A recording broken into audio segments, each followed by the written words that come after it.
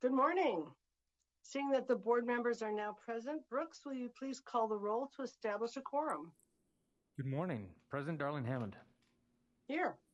Member Escobedo. Here. Vice President Glover Woods. Here. Member Lewis. Here. Member McQuillan. Here. Member Olken. Here. Member Orozco Gonzalez. Here. Member Patillo Brownson. Here. Member Porter. Here. Member Rodriguez. Here. Member Yoshimoto Tauri. Here. Everyone's present. All right. I hereby call the November 2022 meeting of the State Board of Education to order at 8:36 a.m. And I'd like to commence by saluting the flag. Member Orozco Gonzalez, will you please lead us in the Pledge of Allegiance? Sure. Please rise for the pledge. Put your right hand over your heart. Ready, begin. I pledge allegiance to the flag of the United States of America and to the republic for which it stands, one nation, under God, indivisible, with liberty and justice for all. Thank you very much.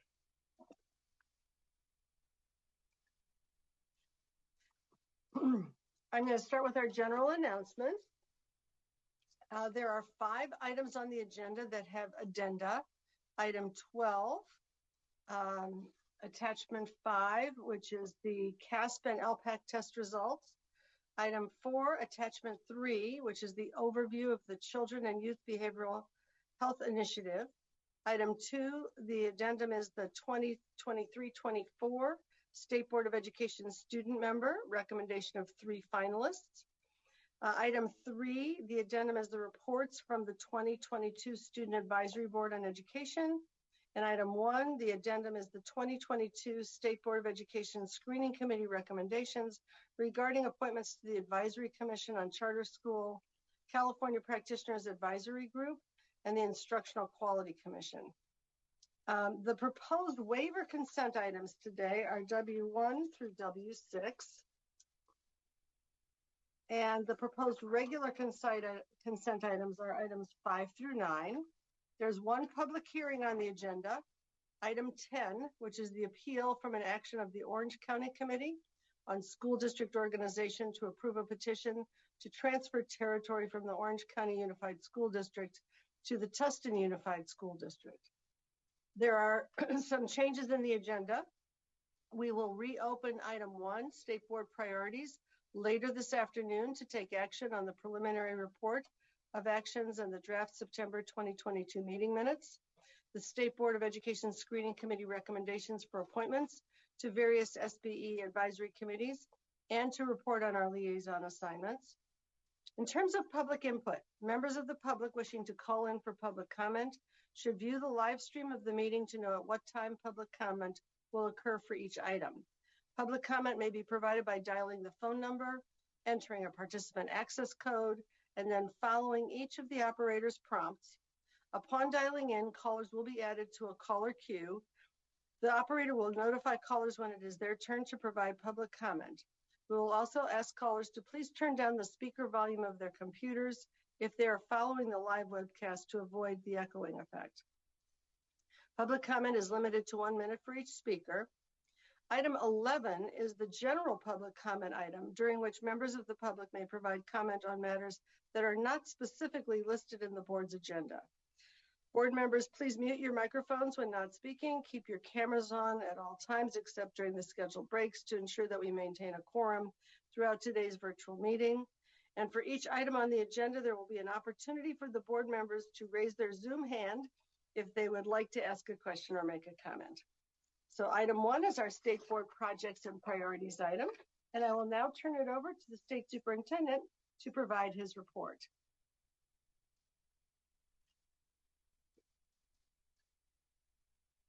State Superintendent? If we want to shift back to the boardroom.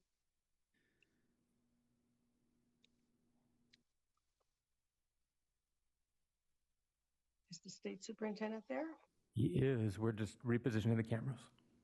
Okay. That was an interesting effect. Felt a little like Star Wars. Good morning, Madam President and members of the board, and to staff and to all who are following today. I'd like to start by congratulating our 29 California Blue Ribbon schools who are being recognized in Washington, D.C. as we speak. These schools have been recognized for their efforts in closing the achievement gap for historically underserved students. I'm pleased to share with you that California has more Blue Ribbon schools than any state in our nation. It was an honor to meet with many representatives from the Blue Ribbon schools this week to talk with them about the efforts that they have implemented to help achieve these great accomplishments, and to partner with them on ways that they can help other schools in our state going forward. As you all know, in the month of October, we released the test scores for California students. And despite some bright spots, we saw that in California and in the nation, many students experienced declines in math and reading. I don't have to put it in context for you what our students have been through all across the country that has contributed to these declines. But we know that we can support our students in overcoming these opportunities. And I'm also pleased to share with you some important resources that have been provided to do so. As we speak, we are allocating some $7.9 billion to California schools in a discretionary block grant that is focused on learning recovery. This means that schools will have resources to promote learning acceleration, to provide counseling and other supports for our students. In addition to this block grant, California is providing our schools with more than $4 billion to support expanded learning opportunities, to lengthen the school day, to lengthen the school year, to provide support to our students during all parts of the day to support their recovery. And I would also point to what's now $4 billion in community schools resources to support health, mental health, and other needs that our students have as they heal and recover and ultimately thrive going forward. You'll hear more about community schools today, and you'll hear about our technical assistance programs. You'll also hear from Dr. Gali from the Department of Health and Human Services, who will talk about our partnership as it relates to the Children's Behavioral Health Initiative. We've started a learning acceleration webinar series to provide best practices and technical assistance to our schools. I want to thank Dr. Darling Hammond for participating in that first webinar, and our partners at CCEE who shared their learning acceleration blueprint, and thank school leaders from Berkeley Unified School District and from Lodi Unified School District who shared the various programs that they are providing to support our students. As we think about learning recovery, I'd like to also remind you that California is making a historic investment to school districts for reading coaches and specialists who will help our educators to strengthen their ability to teach reading to our youngest children. This is an exciting investment of more than $250 million that is paired with an investment in funding for professional development to support educators as it relates to supporting reading. I'm also excited that this grant funding gives us a way to work with a cohort of 125 school districts to support them in reading, but also to engage them in math and other subjects where we can support students. And if we can help those 125 school districts, imagine what we can do for helping to move things in the right direction for California. Our webinar series will continue in just a few weeks. We'll be providing school districts with direct information about how the Learning Recovery Block Grant will work and some of the intended allocations and how they can use those dollars. We're also going to be providing a webinar for school districts on dealing with the opioid crisis. Many of you have followed in the news that sadly we've seen a steep rise in incidents related to fentanyl. Many children ingesting fentanyl, often not knowing that they are and that this has had deadly consequences. We've convened partners in health, in public health, in prevention, in education programs, in law enforcement and others to help translate for school districts what it is that they need to do to prevent loss of life due to fentanyl. We will be putting on a webinar for districts to help them leverage all the resources that exist for education, for prevention, for substance abuse intervention, and of course, intervention for someone who is overdosing from fentanyl. California is making Narcan available to California schools. And just a few days ago, I sent a letter to every single school district in our state, imploring them to take up this very important cause, to work with us and the Department of Public Health in having available Narcan and in utilizing every single resource for education, for prevention, for substance abuse intervention, and to use the federal dollars that are also provided that can be used for substance abuse prevention and education. And finally, I want to highlight a webinar that we will be putting on in just a few weeks that we call Educator Wellness. We recognize how difficult the work of our teachers and classified staff and administrators and school board members and others continues to be. And we will be convening a conversation about wellness for educators throughout the state. We see this as a critical part of our work to help retain our workforce. I'm grateful to Dr. Darling Hammond, to the governor, to the legislature, to the Commission on Teacher Credentialing for work that we did last year, to the state board and others on work that we did last year to find ways to retain teachers, many teachers who are new teachers, teachers who are completing some of their requirements. But we know that we have to take stock in the hard work that educators do every day and have been doing, certainly during the pandemic, and how we can support them. We look forward to being joined by our Surgeon General, who will help us to lift up the ways that school districts can help our educator workforce and support them. This builds on our work that we're doing to support recruitment and retention. And so we hope that you will join us for these webinars and look forward to the publicity of these events, announcing the dates and the content that will be provided. This concludes my formal remarks. I'd like to just take a few minutes to acknowledge some great staff who have provided incredible service to the students of California and who have announced their retirement.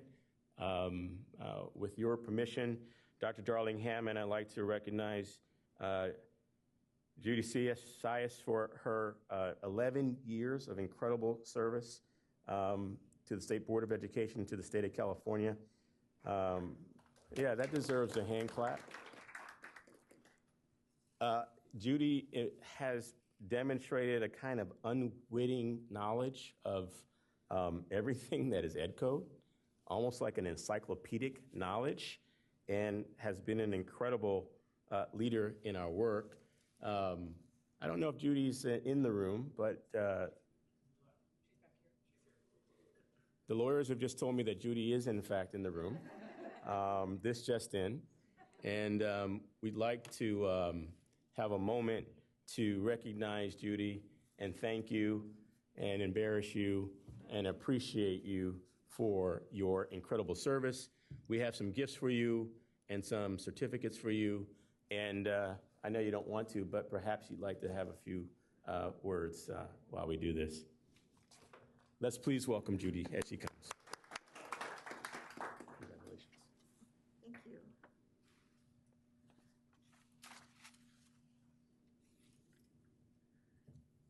Hello. I always said when you hear from a lawyer, that's probably not a good sign as to how the meeting is going, but maybe in this case it's okay. So I wrote down what I wanted to say. So I wanted to thank everyone for your kind wishes. It's been a real honor to be appointed to work for the State Board. And I've been very lucky to be part of a team that's been doing such amazing work over the years for the kids of California. I'd like to thank the SBE executive directors that I've worked with, Super, Karen Staff Walters, and Brooks Allen. They've all been very supportive and amazing colleagues. And I'd also like to thank Superintendents Thurmond and Torlakson, each and every board member, and especially Presidents Linda Darling-Hammond and Mike Hurst for their leadership. It's been a real privilege to work with such titans in the field of education. I'd also like to recognize the small but mighty SBE team, my colleagues at CDE, as well as those at the Department of Finance and the Governor's Office. I've learned a lot from everyone. And I want to say a special thank you to Amy Holloway, who is my partner over at CDE. I could not have done this job without her support and friendship. So those of you who work with us at the State Board, you know that we spend an inordinate amount of time planning these meetings. We study the schedule and we study the agenda and estimate how long each item might take. So even though it's only 9 o'clock, I'm sure we're behind schedule already, or very close to it. So I'm going to, and President Darling-Hammond is looking at the clock, worrying about keeping things on track. I will stop talking and spare you a long speech, and thank you very much for everything.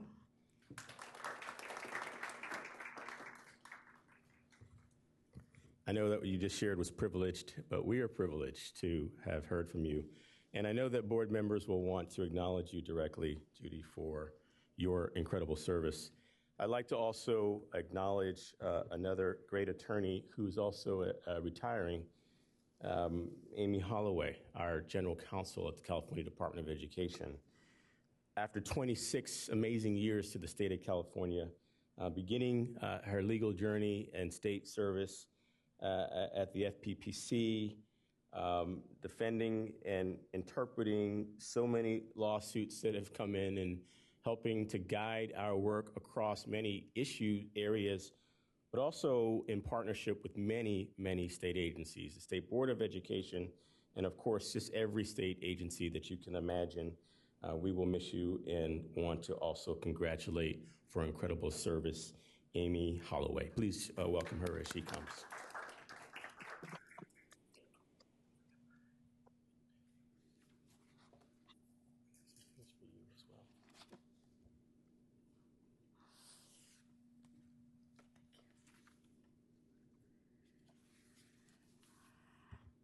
Good morning. I don't know that I'm going to get through this without crying and the echo. Superintendent Thurmond, Chief Deputy Mayor Nicely, Board President Linda Darling-Hammond, and board members. Maybe for the last time, I'm General Counsel Amy Bisson-Holloway with the Department of Education. Lisa, one of my colleagues here in the room has already started crying, so that's going to be hard. But I want to thank all of you for this opportunity. I especially want to thank the superintendent and the chief deputy for the opportunity to serve in this position in your administration. It's been very meaningful and a great way to end my career with the state. I also need to thank my family. They are just such an important part of my life. My mom and dad were both high school math teachers, and I realized in thinking about this morning that they taught my sisters and I that math was about aptitude and hard work, not about gender. We didn't know we were learning that message as we did, but as we were being raised, but we did. All three of us have degrees in science-based fields and have become good thinkers and I think good people because of their compassion and love our whole lives. I have two sisters, Ellen and Trish, who were role models to me my entire life, even when they were torturing me because I was the middle child, and it was fun. My husband, John Holloway, who's a third grade teacher, and he may be watching this with his class, so Thomas Edison Elementary School, Language Institute, go Tigers. He's been my life partner and a support system. It was never my job to do the laundry or to pick up kids.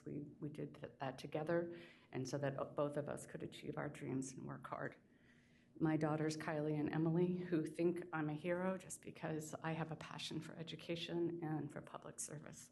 They are just wonderful people, and I'm lucky to have them in my life.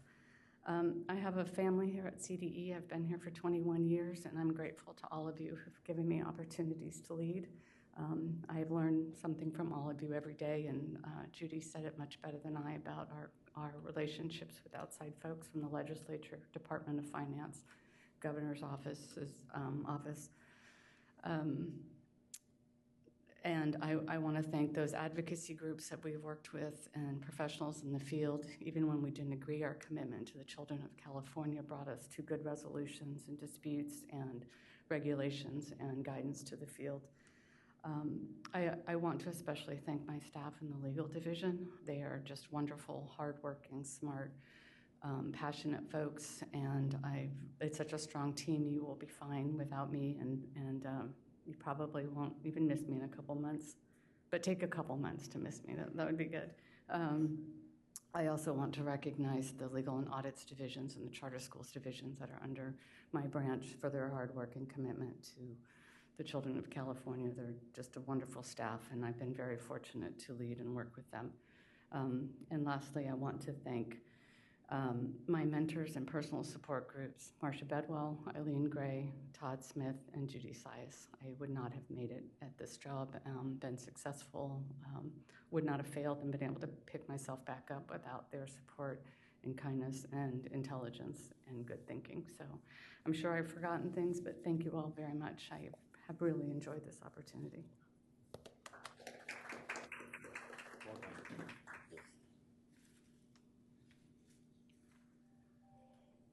Thank you, Amy, and thank you for being a great leader for our department and for legal audits and the charter divisions, and for the plug for mathematics. Thank you.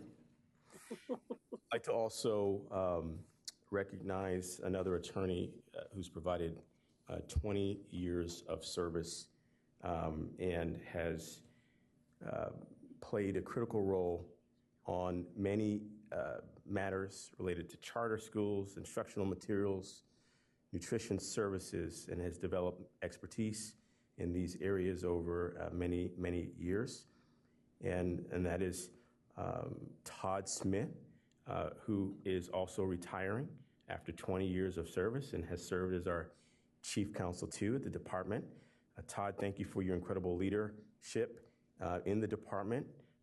Thank you for your sense of humor and your thoughtfulness, and congratulations on your announced retirement. And you will be remiss, and if you'd come forward, we'd like to also recognize you.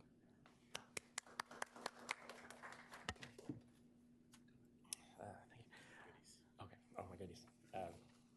Well, good morning, State Superintendent, President Darlingham, and board members. I've been practicing law for about 30 years. The first 10 years I was in the private sector, and I didn't find that all that fulfilling. So I looked around at the people in my life, and the person who had the career that I admired most and the person who I admired most was my mom, who was a long-time public teacher, 30 years, ended her career in Vallejo City Unified after 30 years of teaching there. So, I realized teaching wasn't really a rational decision at that point, watching how hard she worked. So I decided to come here to CDE and to hopefully help teachers like her and students in the state of California. That was a great decision, and working here has been just a wonderful experience, especially working with amazing attorneys like Amy and Judy and another attorney who's retiring, who I'm sure will be mentioned soon, Liz Stein. Also, all the attorneys in the legal office. It's been just a great experience. It's been a pleasure representing the state superintendent, the board, the CDE. Thank you so much for acknowledging my service here today. I'm truly honored. Thank you.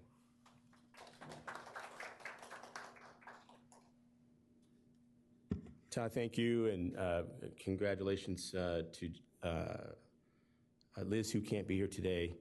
And I'm going to turn this over to you, Madam President, in case you and the board members want to have some remarks for those who are retiring. But if we could have one more round of applause for Judy and Amy and Todd.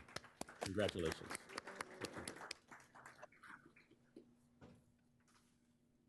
Thank you so much, Superintendent Thurman. And we would also like to thank Amy Holloway and Todd Smith for their service to the state, the department and the board. We've gotten such wise counsel and deep expertise and institutional knowledge. It will be greatly missed. Amy, it'll be more than a couple of months that we will be thinking about missing you, and Todd as well. Brooks, I believe we have certificates of appreciation for Amy and Todd. Would you please present them now?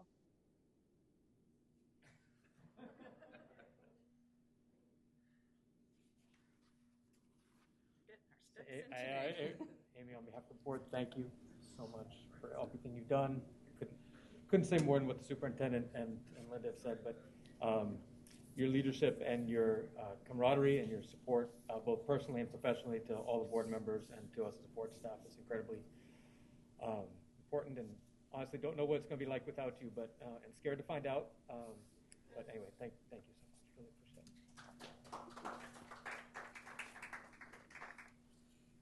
it. And Todd and I know each other even since before I was in this job. Anyway, Todd, likewise, I just echo everything that's been said.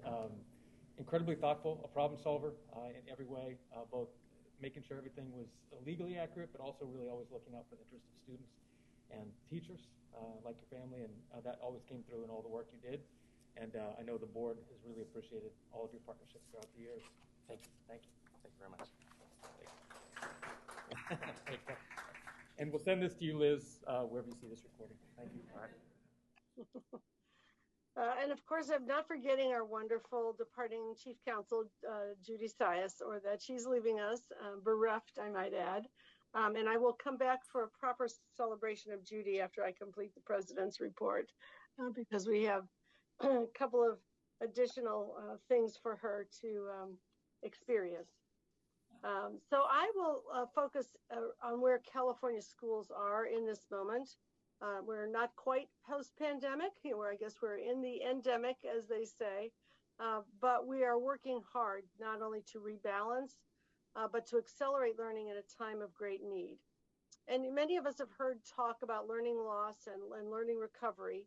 Just want to clarify, because I've heard some misunderstandings of the term, that students individually have not gone backwards in their learning. They have not lost learning that they had, but the concern is that they have not been progressing over this period of the pandemic as quickly as they would have had we not had all of the challenges and stress and trauma that children and families and schools have experienced. So it's really about what might be called learning lag, or a slower rate of progress that many people experience, many students have experienced.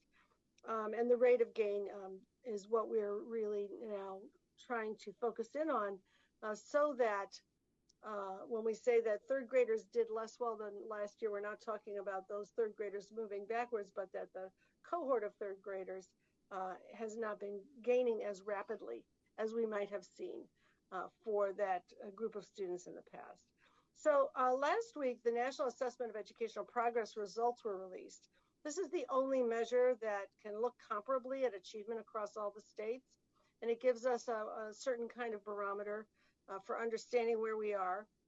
It's called the Nation's Report Card, and it tests a sample of 4th and 8th grade students in every state in math and reading. And typically, NAEP, as it's called, is administered every odd-numbered year, but there was no NAEP in 2020 or 2021 due to the pandemic. So the release marked the first national results since 2019, before the pandemic. And the results pointed both to our challenges and to our opportunities. So the scores, as Superintendent Thurman noted, went downward across the country between 2019 and 2022, again, meaning that, fourth graders in this cohort were not achieving at the same level as fourth graders in a previous cohort, and similarly for 8th graders. But California students lost less ground than most states in every area, and less ground than the national average. And in the key area of 8th grade reading, California students showed no learning loss at all. So we were comparable to where we were in 2019. As a result, California has moved up in the state-by-state rankings across the board. And in 8th grade reading, California has moved from 48th in the country in 2013, about a decade ago, at the very bottom, all the way up to the national average. So we're seeing that the results of the investments that we're making are making a difference, and certainly doing so relative to other states. Among cities, there's a special city part of the NAEP where large cities are able to be tested and reported on. Both Los Angeles and San Diego were in the NAEP urban districts analysis. Not only did both do better than most other cities and the urban average, which dipped several points across the nation, but Los Angeles actually gained slightly in 4th grade reading and significantly in 8th grade reading, while San Diego remained the top scoring urban district in the nation in 8th grade reading, and its scores stayed stable and in the top group of cities in 4th grade. And I just want to note that we've been fortunate to have Allison Yoshimoto-Tauri join the board, and she was the chief academic officer in Los Angeles during this period of time.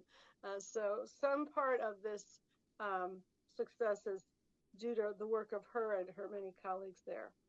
This is not to minimize the extensive work that is still needed both to recover and to continue supporting our students to forge ahead.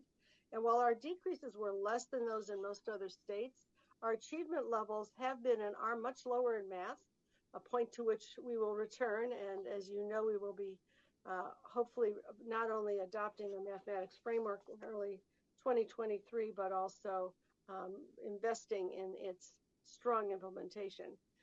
But I do think there are two important takeaways from the NAEP results. One is that California's swift and comprehensive actions, almost from the very minute COVID was discovered in our state, are probably the reason for these relatively better outcomes. Since the earliest days of the pandemic, California has invested nearly $24 billion to both assure the safety of students and teachers and provide intensive supports to keep students learning. And many of those dollars are allocated in ways that will continue into the future. They were not just one-time moments for recovery. This all-hands-on-deck effort has left no aspect of education untouched. From bridging the digital divide, focusing in on learning support from the beginning, Superintendent Thurman and myself and the first partner and the governor all were rolling up our sleeves from the minute the schools physically closed to pull digital devices by the tens of thousands into our schools, and then the legislature added on enormous investments, and we're continuing to add on for connectivity, offering digital integration guidance with extensive professional development for teachers, upgrading HVAC systems, supporting free COVID testing and vaccinations. So we had the fewest school closings per capita in the nation last year, expanding learning into before school, after school, and summertime, intensifying social, emotional, and mental health supports, bringing on tutors and coaches, and investing in teacher recruitment and retention. Los Angeles, for example, did all of these things, using state and federal funds and initially dipping into its own reserves to ensure that students got food, computers, and hotspots immediately upon school closing, offering universal summer school and tutoring for the last 3 years, supporting mental health supports and community schools initiatives. Los Angeles was also able to open school this year with all of its vacancies filled, while many districts were experiencing substantial shortages, in part because it was one of the first districts to offer substantial wage hikes and retention bonuses last year. And we were told because of an aggressive recruitment campaign and its several teacher residency programs, which produced a well-prepared supply of teachers in shortage areas who've been staying in the classroom. Los Angeles also put in place a coherent plan to support reading, both in the lower grades and in the middle schools, with an interdisciplinary approach that infused literacy into every subject area, giving students the opportunity to continue to develop their reading and writing skills throughout the grades. So you'll also hear later in the meeting about evidence from our state tests that learning recovery may have been happening at a steeper rate over this past year than in the years before the pandemic. So most importantly, the scores show us that California's commitment to the academic progress of every student must continue in full force in the days, months, and years to come. We cannot take our foot off the accelerator now. These data serve as a clarion call to push forward the transformation of California schools that's been begun over the last 3 years, when Governor Newsom and the state legislature increased school spending by 30% and began to redesign the system to meet 21st century needs. And these initiatives include the universal preschool for all 4-year-olds with its initial expansion this year, universal free school meals, summer school and after school learning and supports for literacy and STEM, many of which are already underway, with new standards for elementary teachers and educational specialists for their training for teaching, as well as educator preparation programs and others which will follow. It also includes the $4 billion expansion of community schools, which research shows can help increase school attendance, improve learning, and increase graduation rates. And it includes the Children and Youth Behavioral Health Initiative that will connect closely with schools to ensure our students are able to thrive and focus on their learning, free of the toxic stress that accompanies trauma. We have an item on community schools that will include an update on the Behavioral Health Initiative today. I'm very excited for us to all hear about it. The whole child approach is critical to creating the kind of environment that supports high quality learning for every campus and every child across our state. With both local and state leaders focused and ready to do everything possible to help students rebound and thrive, we will redouble our efforts to ensure that every student succeeds.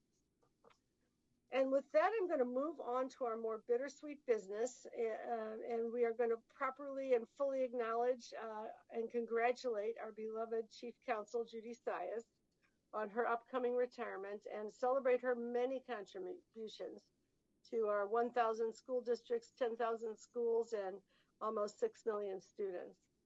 During her 11 years as Chief Counsel, spanning 2 governors, 2 state board presidents, and 3 executive directors, Judy has helped guide California's public education system through major changes, including implementation of the local control funding formula, its new state accountability system, the transition to new online assessments, new charter school policy, new curriculum frameworks and instructional materials, among many other things. Her work includes analyzing complex memoranda and agenda items, reviewing contracts, providing oral and written legal advice to board members, staff, and advisory committees, directing and reviewing the work of litigation counsel to ensure alignment with the policy direction of the board, managing cases, writing and reviewing amicus briefs. But Judy's skills go far beyond those. With her help of her dog, Bindi, Judy is the ultimate problem solver. So whenever we have an issue that arises that requires creative thinking, the staff and often the board members turn to Judy, and Judy leashes up Bindi for a long walk. Typically, the game plan is found by the time they return home or arrive at Chocolate Fish, their favorite coffee shop, whichever comes first. And I have to admit that I've been on a number of those calls with Judy where we do amazing problem solving, which Bindi sometimes chimes in and helps with. Judy is also a foremost expert on California education policy and the education code itself. The superintendent noted that she has an encyclopedic knowledge base that is indeed true. Her remarkable ability to set the context by explaining the history of any issue is an invaluable asset. And more than once, when asked a question, Judy responds with the exact section of the education code in which the answer is found, quoted chapter and verse. That book is usually open on her desk, by the way. Judy is also an adept relationship builder. Before coming to the state board, she was assistant general counsel for the California School Boards Association, somehow managed to not only keep up with the many relationships developed there, but add new ones at the state board. And more than anything, Judy is a great friend who is always there for a colleague in need. Her ability to lighten up the mood with a spirited but often off-key version of a pop song will also be sorely missed. So we want to wish Judy best of luck. We want to continue to learn from you in the days ahead. We do have a certificate for Judy, and Brooks, would you please do the honors? Thank you. Thank you. Thank you again. I really appreciate all this. I realized when Amy and Todd were speaking that their parents were both teachers. My mom was a teacher. My dad worked at community college. So I think there's a theme here. I remember the first thing I did with education was my dad had me put door hangers walking around against Prop 13. So I think I've been working on education issues my whole life. And thank you for the Bindi call out. And I'm sure Chocolate Fish appreciates the advertisement as well. Thank you very much.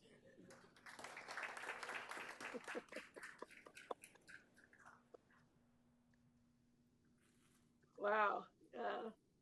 That's an interesting historical reference to Proposition 13, which we've been trying to get over ever since, right? So thanks for your efforts as a child also, Judy, in that regard. Well, we're going to move on to item 2. And item 2 is the 2023-2024 State Board of Education student member recommendation of 3 finalists for submission to the governor for consideration and appointment. And while we have just welcomed Naomi to the board, and we're delighted to see you, Naomi, it's already time to begin the selection process for next year's student member. So the State Board of Education's screening committee recommends that the State Board approve the 3 finalists for the position as identified in the item addendum, and the approved finalists will be forwarded to the governor for his consideration and appointment as the 2023-24 State Board student member. This item will be presented by the screening committee chair, Vice President Glover Woods. Vice President Glover Woods, please begin.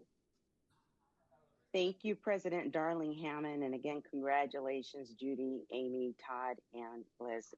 Congratulations on your retirement.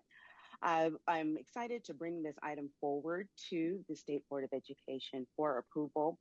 The student member selection process is always one of the highlights of the work of the screening committee. And as it has been in years past, we had a remarkable group of students applicants this year.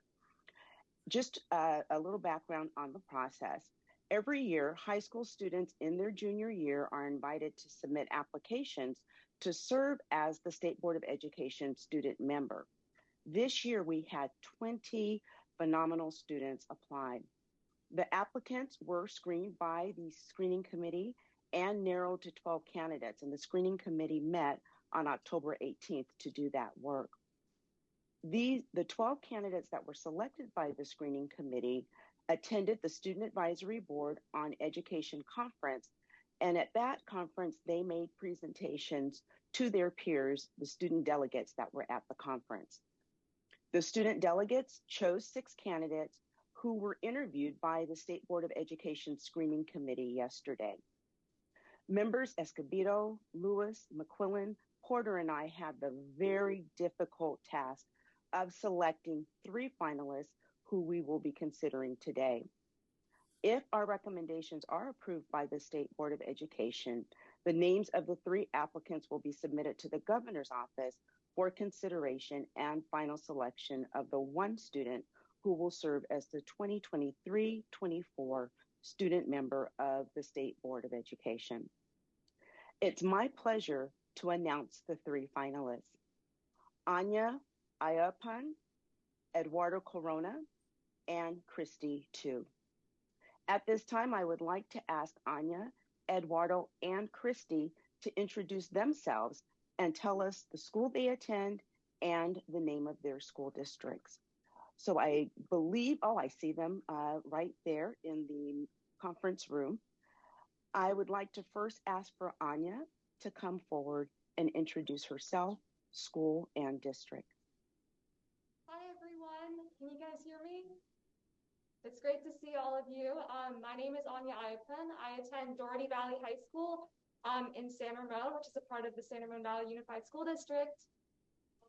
Yeah, I think that's it. It's great to be here. Thank you so much for the opportunity. Thank you, Anya. I'd now like to invite Eduardo to introduce himself, his school, and school district.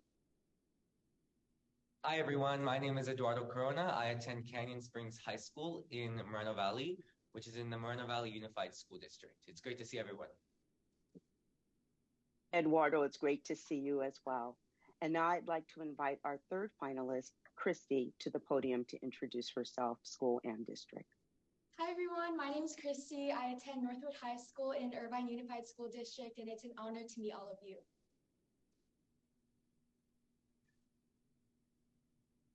Thank you, Christy. I'd also like to acknowledge Sela Han, Sue O, and Katie Sin, who were identified as candidates for the 2023-24 student board member position. I'd like to give them an opportunity to also introduce themselves and tell us where they attend school and the name of their school district. Sela, would you go first, please? Hi, everyone. My name is Sela Han. I attend Torrance High School, which is in Torrance Unified School District, and it was an honor to be here and meet all of you. Thank you, Sela. Now I'd invite Sue to the podium. Hello, my name is Sue. I attend Sunny Hills High School in Fullerton Joint Union High School District, and I'm so honored to be here today. And Katie, if you would come and introduce yourself, school and school district. Good morning, everyone. My name is Katie Shen, and I attend Palm Desert High School at Desert Sands Unified. And thank you for having us here today.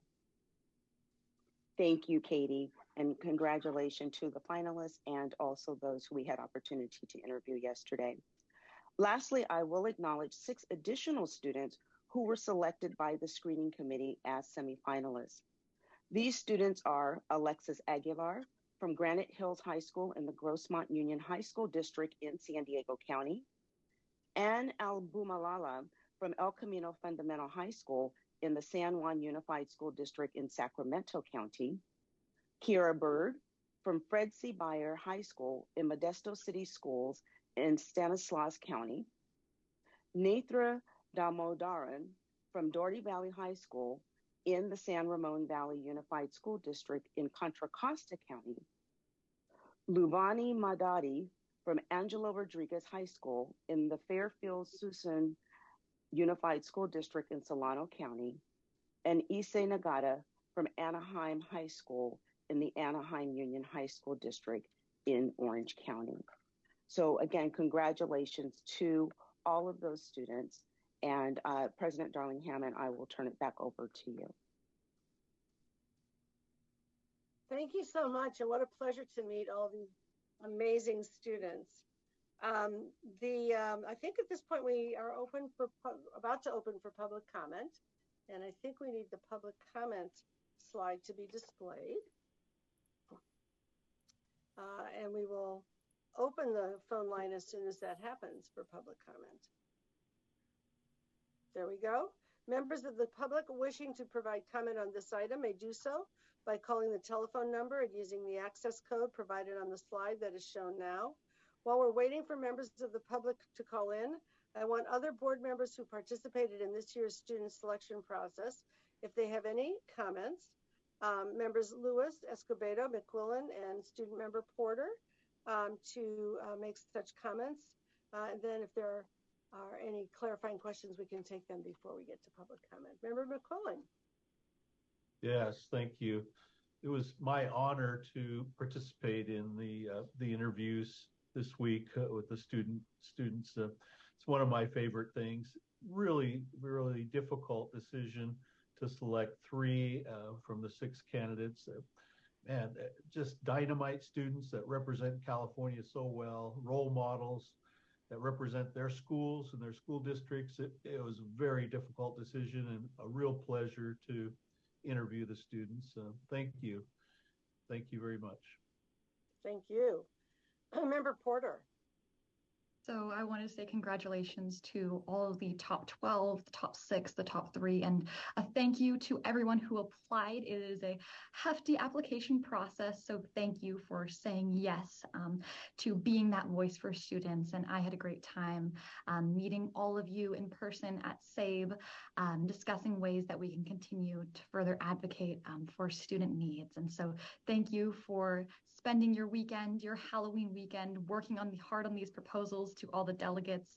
And thank you to all the upperclassmen who you may not be directly affected by these policies, but you really want to create this improved schooling experience for your peers in lower grades. So congratulations to the top 3 and to every student who applied. Thank you so much. Member Lewis. Good morning. I just wanted to add that it was a pleasure just sitting in on the interviews and meeting all of these young people. I just want to say thank you to all of those who applied And it was just encouraging to meet them and just to hear their passion and their desire to make an impact on education for not only for themselves, but for their fellow students. So congratulations to all who applied and to our finalists. Thank you. Member Escobedo, did you want to add anything? Yes, I applaud all those teachers that made an influence in the lives of these young scholars, because they truly were scholars. Their passion, their thoughts, their really care for humanity was a prevalent topic in each one of them. So I thank you for all the amazing educators to mold these young lives into just amazing young adults and future great citizens in our society. Thank you. Thank you. And I want to add my thanks to all the board members who participated in this. It's one of the more pleasurable commitments, but it is an intense commitment to participate and to help us in this process, and add my thanks to all of the young people who applied and had the opportunity to share their ideas in this way. We will now see if there's any public comment. Is there any public comment? We do not have anyone in the queue for this item. All right. And if there's any other further board discussion? Seeing none. Board members, I guess I need a motion now for putting forward these names. Member Glover Woods. Thank you. I move that the State Board of Education approve the 3 finalists for the position of the 2023-2024 Student State Board of Education as identified in the item addendum and as was presented to you today. Thank you. And do I have a second? Member Porter? I second the motion. Thank you. We'll now hold a roll call vote. Brooks, can you please call the roll? President Darlene Hammond. Yes. Member Escobedo. Yes. Vice President Glover Woods. Yes. Member Lewis. Yes. Member McQuillan. Yes. Member Olkin. Yes. Member Orozco Gonzalez.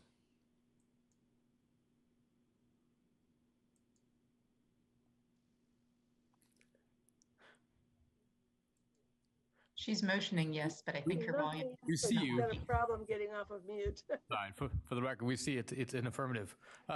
Yes, sorry, I couldn't unmute for some reason. Oh, yeah. Yeah. Member Patillo Brownson. Yes. Member Porter. Yes. Member Rodriguez. Yes. Member Yoshimoto Tauri. Yes. Motion passes unanimously.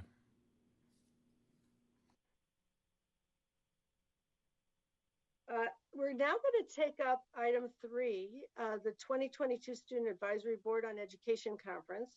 This item will be presented by the student representatives who participated in the 2022 Student Advisory Board of Education Annual Conference. This item has an addendum, which is the 2022 SABE Conference Report. First, I'd like to ask board members McQuillan and student board member Porter as this year's liaisons if they have comments to share. So, Member McQuillan, would you like to cue us up?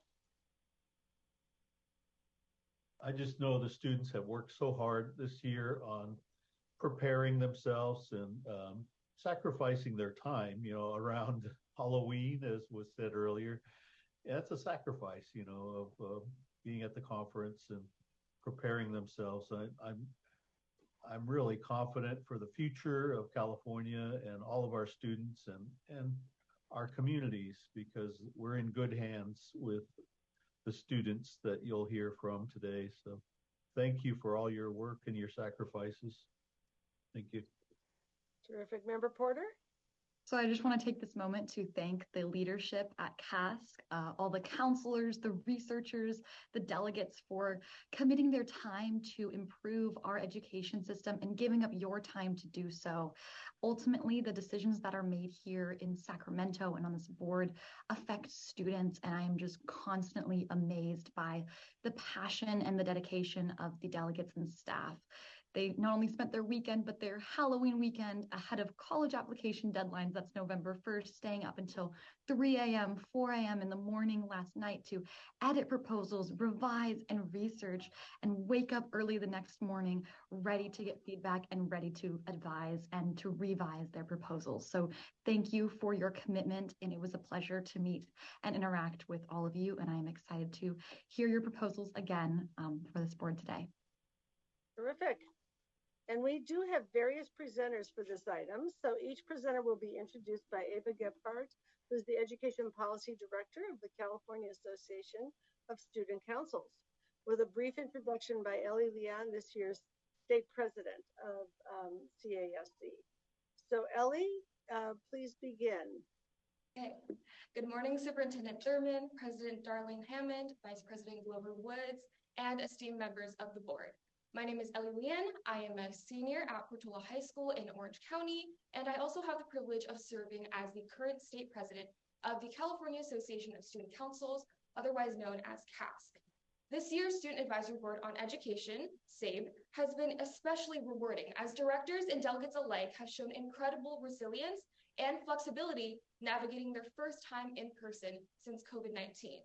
Hearing the unique visions of students from all across California coalesce into a collective movement of change has reaffirmed the power of youth. Of course, this experience could not have been possible with our 12 dedicated student board member candidates, the current student board member Naomi Porter, who oversaw the election process with grace and supported the candidates to her fullest capability, and lastly, our core conference team, who worked tirelessly to make SABE possible. This opportunity to create and share our proposals has been an unparalleled experience for our delegates. And we thank the California Department of Education for dedicating their time to honor our voice. Your recognition of us not only as students, but also as emerging change makers is what propels us forward, and for that, we thank you. Without further ado, I welcome the CASC Education Policy Director, Ava Gephardt, for more on today's presentations.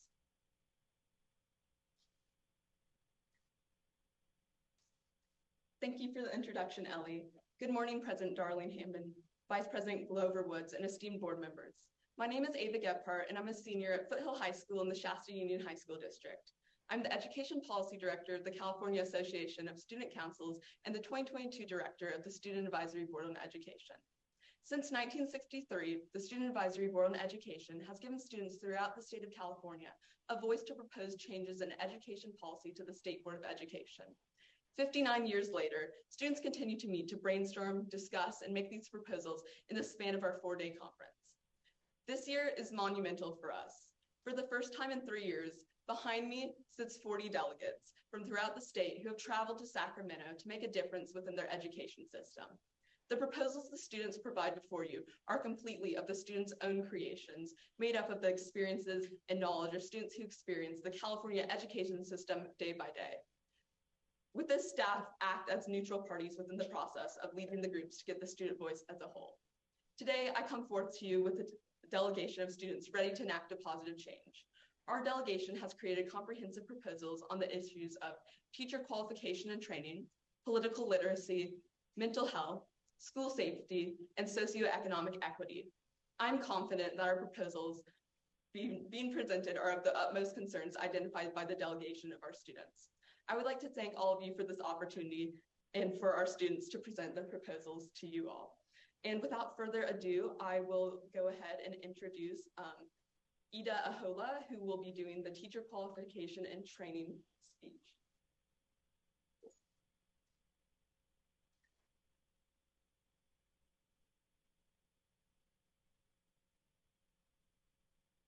A video recently went viral of a Riverside teacher donning a fake headdress and chanting during a lesson.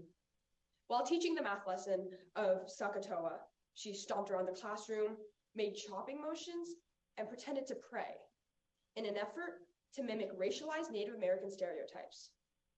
Riverside Unified School District only acted to fire the teacher after the video went viral and the district experienced pressure from Native American advocates. Students should not have to rely on internet virality and community resources in order to hold their own teachers accountable for misconduct. Good morning, Superintendent Thurmond, President Darling Hammond, Vice President Glover Woods, and esteemed board members. My name is Ida Ahola, and I'm a senior from Northwood High School in the Irvine Unified School District. On behalf of the Student Advisory Board of Education, we urge the State Board of Education recommend local education agencies adopt the existing CDE Uniform Complaint Procedure as a universal UCP form instead of using individually LEA-created forms. This universal form would be clearly present online, on district and school platforms, as well as being printed on paper to ensure faculty is held accountable within the state of California.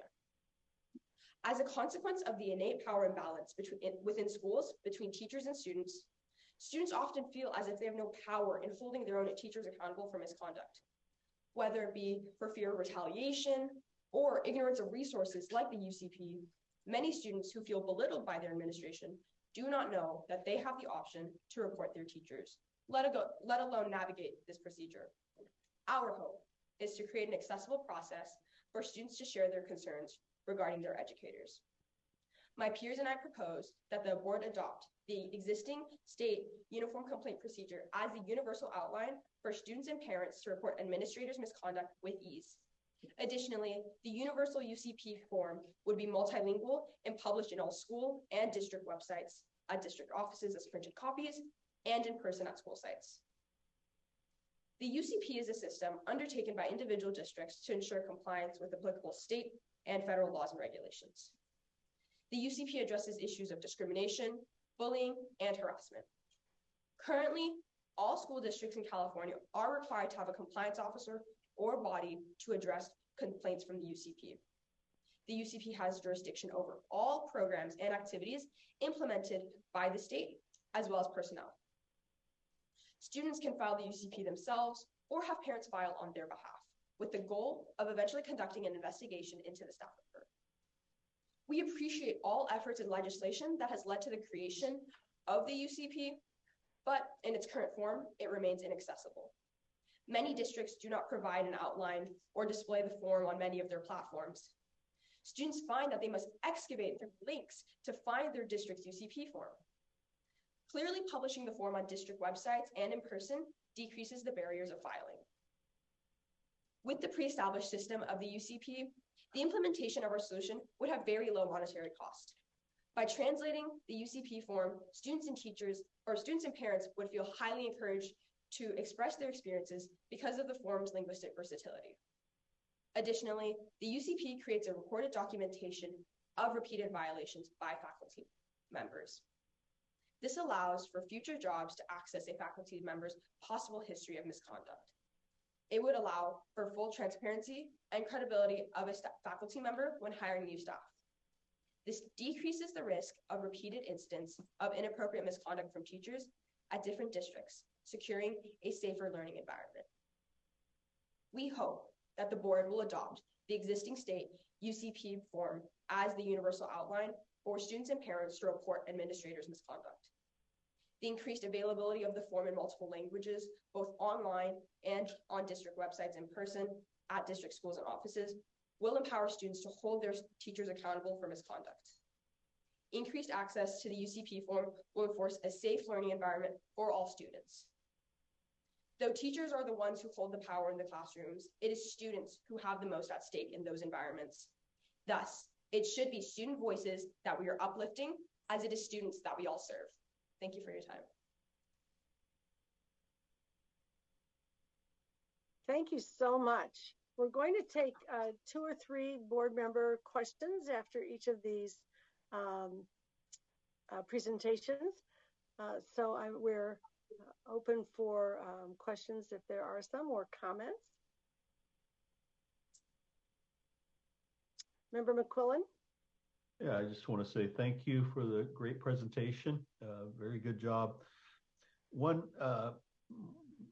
a question or comment is the consideration of restorative practices also in the effort would be really fantastic. As human beings, we do put our feet in it sometimes, and we make errors and we have faults, and every culture has that restorative effort and an avenue where people can make right and get back onto a good pathway by, that act of forgiving and making the situation right. So that's just a consideration in the whole thing. Thank you for your presentation. Thank you. Member Rodriguez.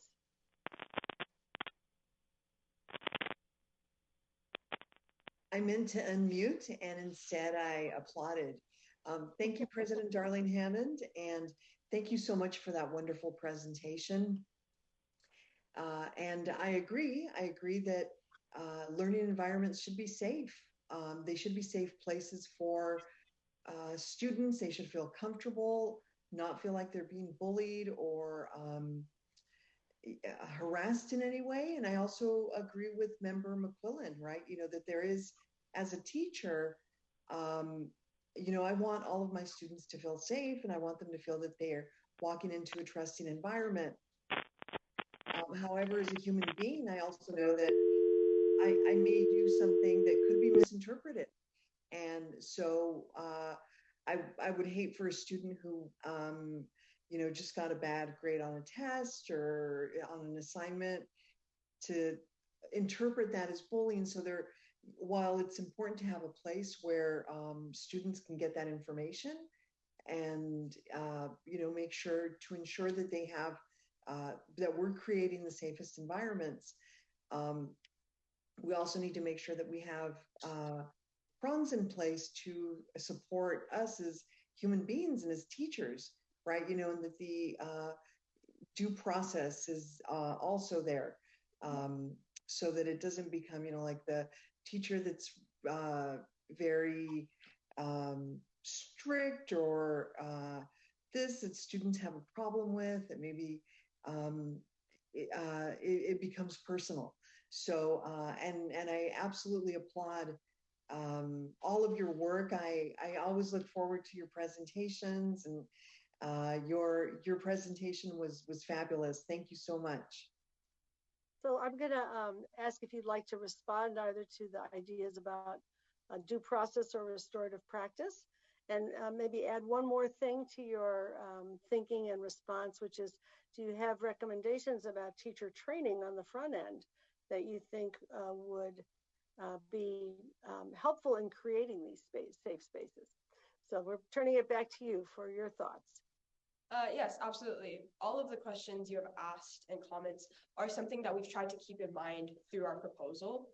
In its current form, the UCP does ensure confidentiality, but it is not anonymous. So students who file do have to state their name and describe the instance that occurred. So we hope that with this link to the individual student, and with it not being an automatic termination per se, instead an investigation into the incident, we hope to also hold students accountable, because we do understand that this form could be misused very easily. So we hope that through the inclusion of a name but ensured confidentiality, that students are deterred from misusing this form purposefully. So I think that answers that, hopefully. And so that's the current system that is already in place for the UCP. Thank you. Thank you for your response. Did you have anything else you wanted to add? No need. I just want to be sure I didn't interrupt you before you were done.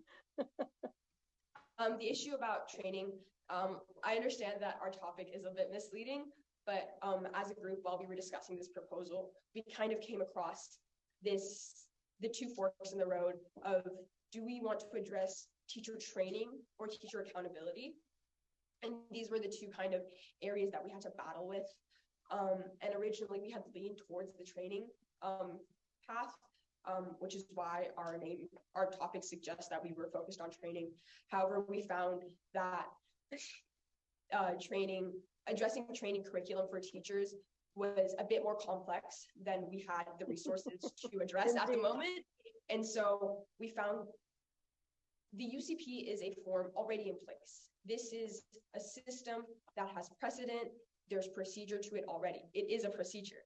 And so our goal is to not is essentially change that, but just to make it more accessible for students. And we found that through this proposal, we were able to make, though more niche changes, we hope more feasible changes with our proposal. Thank you. Thank you. We appreciate so much both the proposal and the presentation, and we'll move on to the next presenter. Thank you so much. Our next presenter will be from the Political Literacy Group. So Gwen Singer will be our presenter.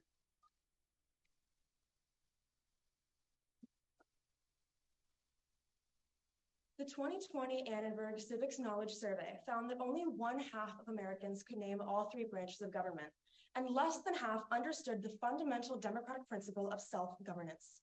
Our current curriculum is simply too little, too late, as students who are reaching voting age are inadequately informed on how to vote or navigate political language within our democratic process. Good morning, Superintendent Thurmond, President Darling Hammond, Vice President Glover Woods, and honorable board members. My name is Gwen Singer, and I'm a senior at Van Nuys High School in Van Nuys, California, part of the Los Angeles Unified School District. My peers and I proposed the modification of existing state standards on civic curriculum in order to promote political literacy. Political literacy is defined as the knowledge, understanding, and navigation of democratic structures and their impacts across local, state, national, and even global levels. It is the seasoned ability to both interpret and apply concepts pertaining to governmental issues. While political literacy encompasses civic engagement, it also equips students with the knowledge and tools to make educated decisions and function as well-informed civic participants. In light of the public over-reliance on media that provides what is often highly partisan political news, schools should carry the responsibility of objectively informing students about political structures and processes of government. The first time I encountered any formal civic curriculum was this year, when I started my senior year AP government class. The California Education Code currently requires 3 years in social studies in order to graduate high school, including a singular semester of government. But from within our proposal group, almost half of our students have observed that government and civics education is restricted solely to seniors in their schools.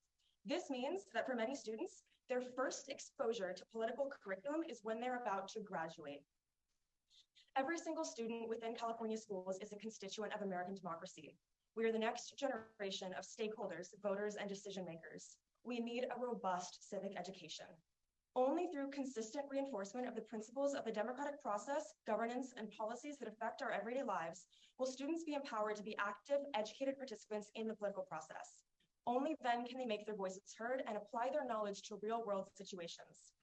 Currently, the state seal of civic engagement exists as an incredible incentive to students that prioritize their civic education and engage as active democratic participants. Using this as a stepping stone, we urge the state board to place a greater focus on the civic frameworks within history and social science standards so that all students across K-12 education are more politically literate and motivated to engage with and understand the politics and policies that affect them. The Student Advisory Board on Education urges the State Board of Education to revisit and expand the existing history and social science standards through the incorporation of a milestone system of successively implemented standards throughout the K-12 progression. This milestone framework can be presided over by appropriate California Department of Education staff who will readdress the existing educational standards and systemically incorporate greater emphasis on a political curriculum framework. This would entail that at certain grade levels, students will be familiar with age-appropriate concepts. We advocate for simulations of election processes and judicial review to be integrated in primary schools, where students can experientially model what these processes look like. We also recommend an expansion to include formal political instruction regarding voting, elections, and key aspects of government in middle schools. We also encourage an interdisciplinary approach in high schools to ensure that students understand the practical applications and the language usage of the political process and policies that exist in the world around them. The appropriate CDE staff to preside over the modification of these curricular standards will expand the existing frameworks within primary and secondary schools, particularly emphasizing political concepts from a fully objective viewpoint. They may reconvene every 5 years to revise and update standards in accordance with the most relevant democratic principles that students should be well versed in, as well as ensure the frameworks maintain a neutral, nonpartisan position. The last time these standards were updated was in October 1998. Students are subject to antiquated standards that are older than they are, so the solution is a more modern education based on modern standards. We implore you to implement these updated standards as soon as possible, as now, more than ever, students are in need of a nonpartisan, credible source of information in schools. This affects the future of state and national civic engagement and innovation. When students are well educated and politically literate, democracy as a whole becomes accessible. The content already exists. We just need to reconsider the standards. Subsequently, students can familiarize themselves with the world of politics through a long-term political education, free from the polarization, contention, and bias that emerges in other sources. By updating these standards in accordance with our proposed milestone model, the earlier, more expansive and consistent implementation of nonpartisan political education standards makes certain that students have a firm understanding of all levels of government. They will be motivated and prepared to take on the world of politics and policy, both prior to and once they reach voting age. It will ensure that students are ready to fulfill what it truly means to be a citizen. Thank you for your time. Thank you so much. And so timely with the elections just a few days away. Let's see if there are comments or questions from any of the board members. Member Porter. Thank you so much, Gwen, for your presentation. Something that I really admire about your proposal is that it isn't just a one-time lesson for our students with this idea of a milestone framework, very similar to the seal of civic engagement. Learning at a young age really the basics of our government and fostering good voting habits and reiterating the importance of being a contributing citizen will really only lead to a more productive and informed society. So as a first-time voter myself voting in this next election, I had to acquire skills about the deliberation of issues and candidates really outside of the classroom through my own research. And so I guess my main comment is also to highlight the importance of an unbiased approach when teaching this political literacy. I think that's something that can oftentimes be tricky to do, but I want to highlight the importance of that in the classroom. So I want to thank you again, Gwen, for your proposal, your presentation, your comprehensive research, and your clear passion that will benefit so many students. So thank you. Awesome. Vice President Glover Woods. Thank you. And thank you so much for a wonderful presentation on political literacy. And again, as President Darling Hammond said, quite timely considering what will be taking place in the next few days. I would definitely like to applaud the emphasis on objectively presenting the information in a nonpartisan way, and also acknowledging that getting information throughout the educational journey, if you will, from elementary school, middle school, and high school is a very positive way to look at how to engage civically and what that does indeed mean. I have a question, and I am perfectly comfortable if this is not something that the team has talked about, so please feel comfortable to say we didn't even talk about that. You mentioned in your presentation simulations, and I was just kind of wondering, what might those simulations look like at the elementary level? What might they look like at the junior high and middle school level? And how might they look different at the high school level? Yeah, so I would actually love to talk about that. That is a really big thing that we focused on. So a lot of our group members talked about how when they were in elementary school, they would model different processes. For example, they talked about modeling the American Revolution. There were a couple examples that I can't recall off the top of my head. But for example, the process of electing a line leader in elementary school education, learning how people can vote for that, learning how people can potentially campaign for that, even placing a greater emphasis on, the maybe 4th, 5th grade class president elections and talking more about what that process looks like in the real world. Because in elementary school, of course, these processes are much more simplified, but introducing them to the formal terminology or the formal descriptions of what this will look like once they reach a voting age. And then in middle school, kind of just expanding these a little bit more, maybe making them a little bit more complicated. I know in my middle school, we had, class president and class boards, more than just a president and vice president. We had the introduction of new positions. We had treasurer, we had secretary. So that expansion into, like I said, the more terminology, the more in-depth of the process. And then in high school, I'd actually love to share an anecdote. In my AP government class about 2 weeks ago, we did a week-long campaign model, election model, voting model. We talked about all of the political candidates and propositions that have been presented. Regardless of our own personal bias or personal beliefs, we were randomly assigned a proposition and a candidate to campaign for, whether it was the mayor, the governor, the senators. And it was a really wonderful chance for all of us to learn what it was like to run a campaign. And that kind of hands-on learning and hands-on research, just having the students directly experience it themselves, was so incredible from my understanding. I didn't know how this worked behind the scene. I didn't know what kind of research went into it. And that experience really allowed me to do that. And my AP government teacher was amazing for that. And that's why I would love to see, or I think our whole group would love to see more simulations like that implemented or encouraged within the state standards. It sounds like you've had some very exciting teaching. Member Patil Brownson. Good morning. I just wanted to thank you for the presentation, and clearly I love that you're bringing such lived experience and positive ways of lifting up both your AP government class and also thinking about how to interweave this type of experiential learning at sort of the elementary and middle school levels. The question I had, I appreciate, and I think that several board members have given voice to the need for this to be a nonpartisan activity, which I absolutely agree with. I have maybe two questions. One is around how you would approach ensuring and promoting the idea that there would not just be sort of a tolerance of differing political viewpoints, but actually a respect and a healthy sort of discourse that could grow. And then the second is about how you think about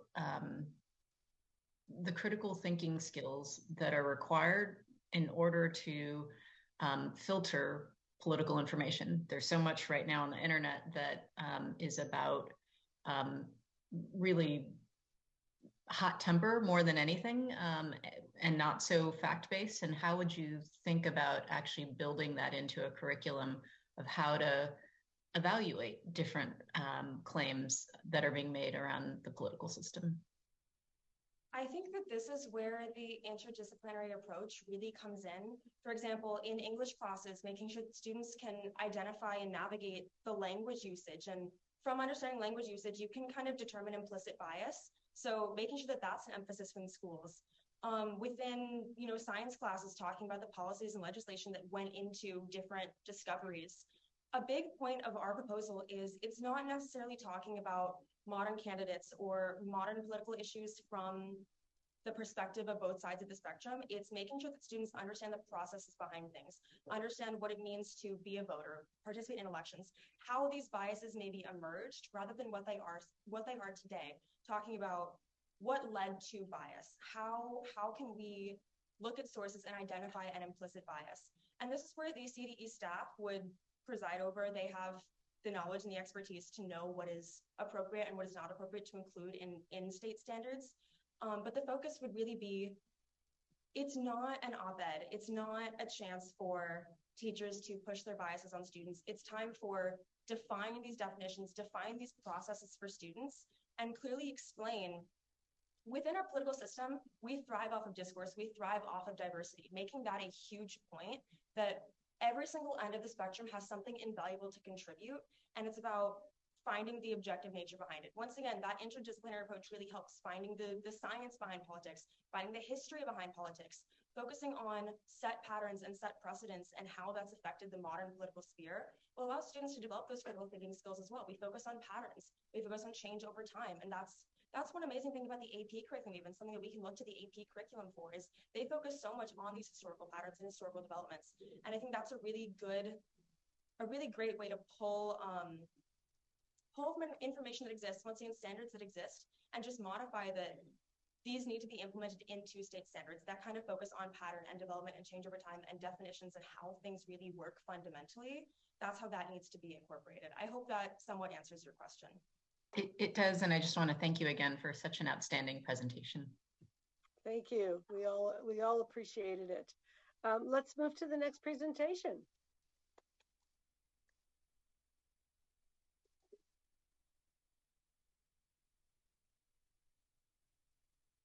Thank you so much. Our next presenter will be from the mental health group, and I now introduce Helios Lung.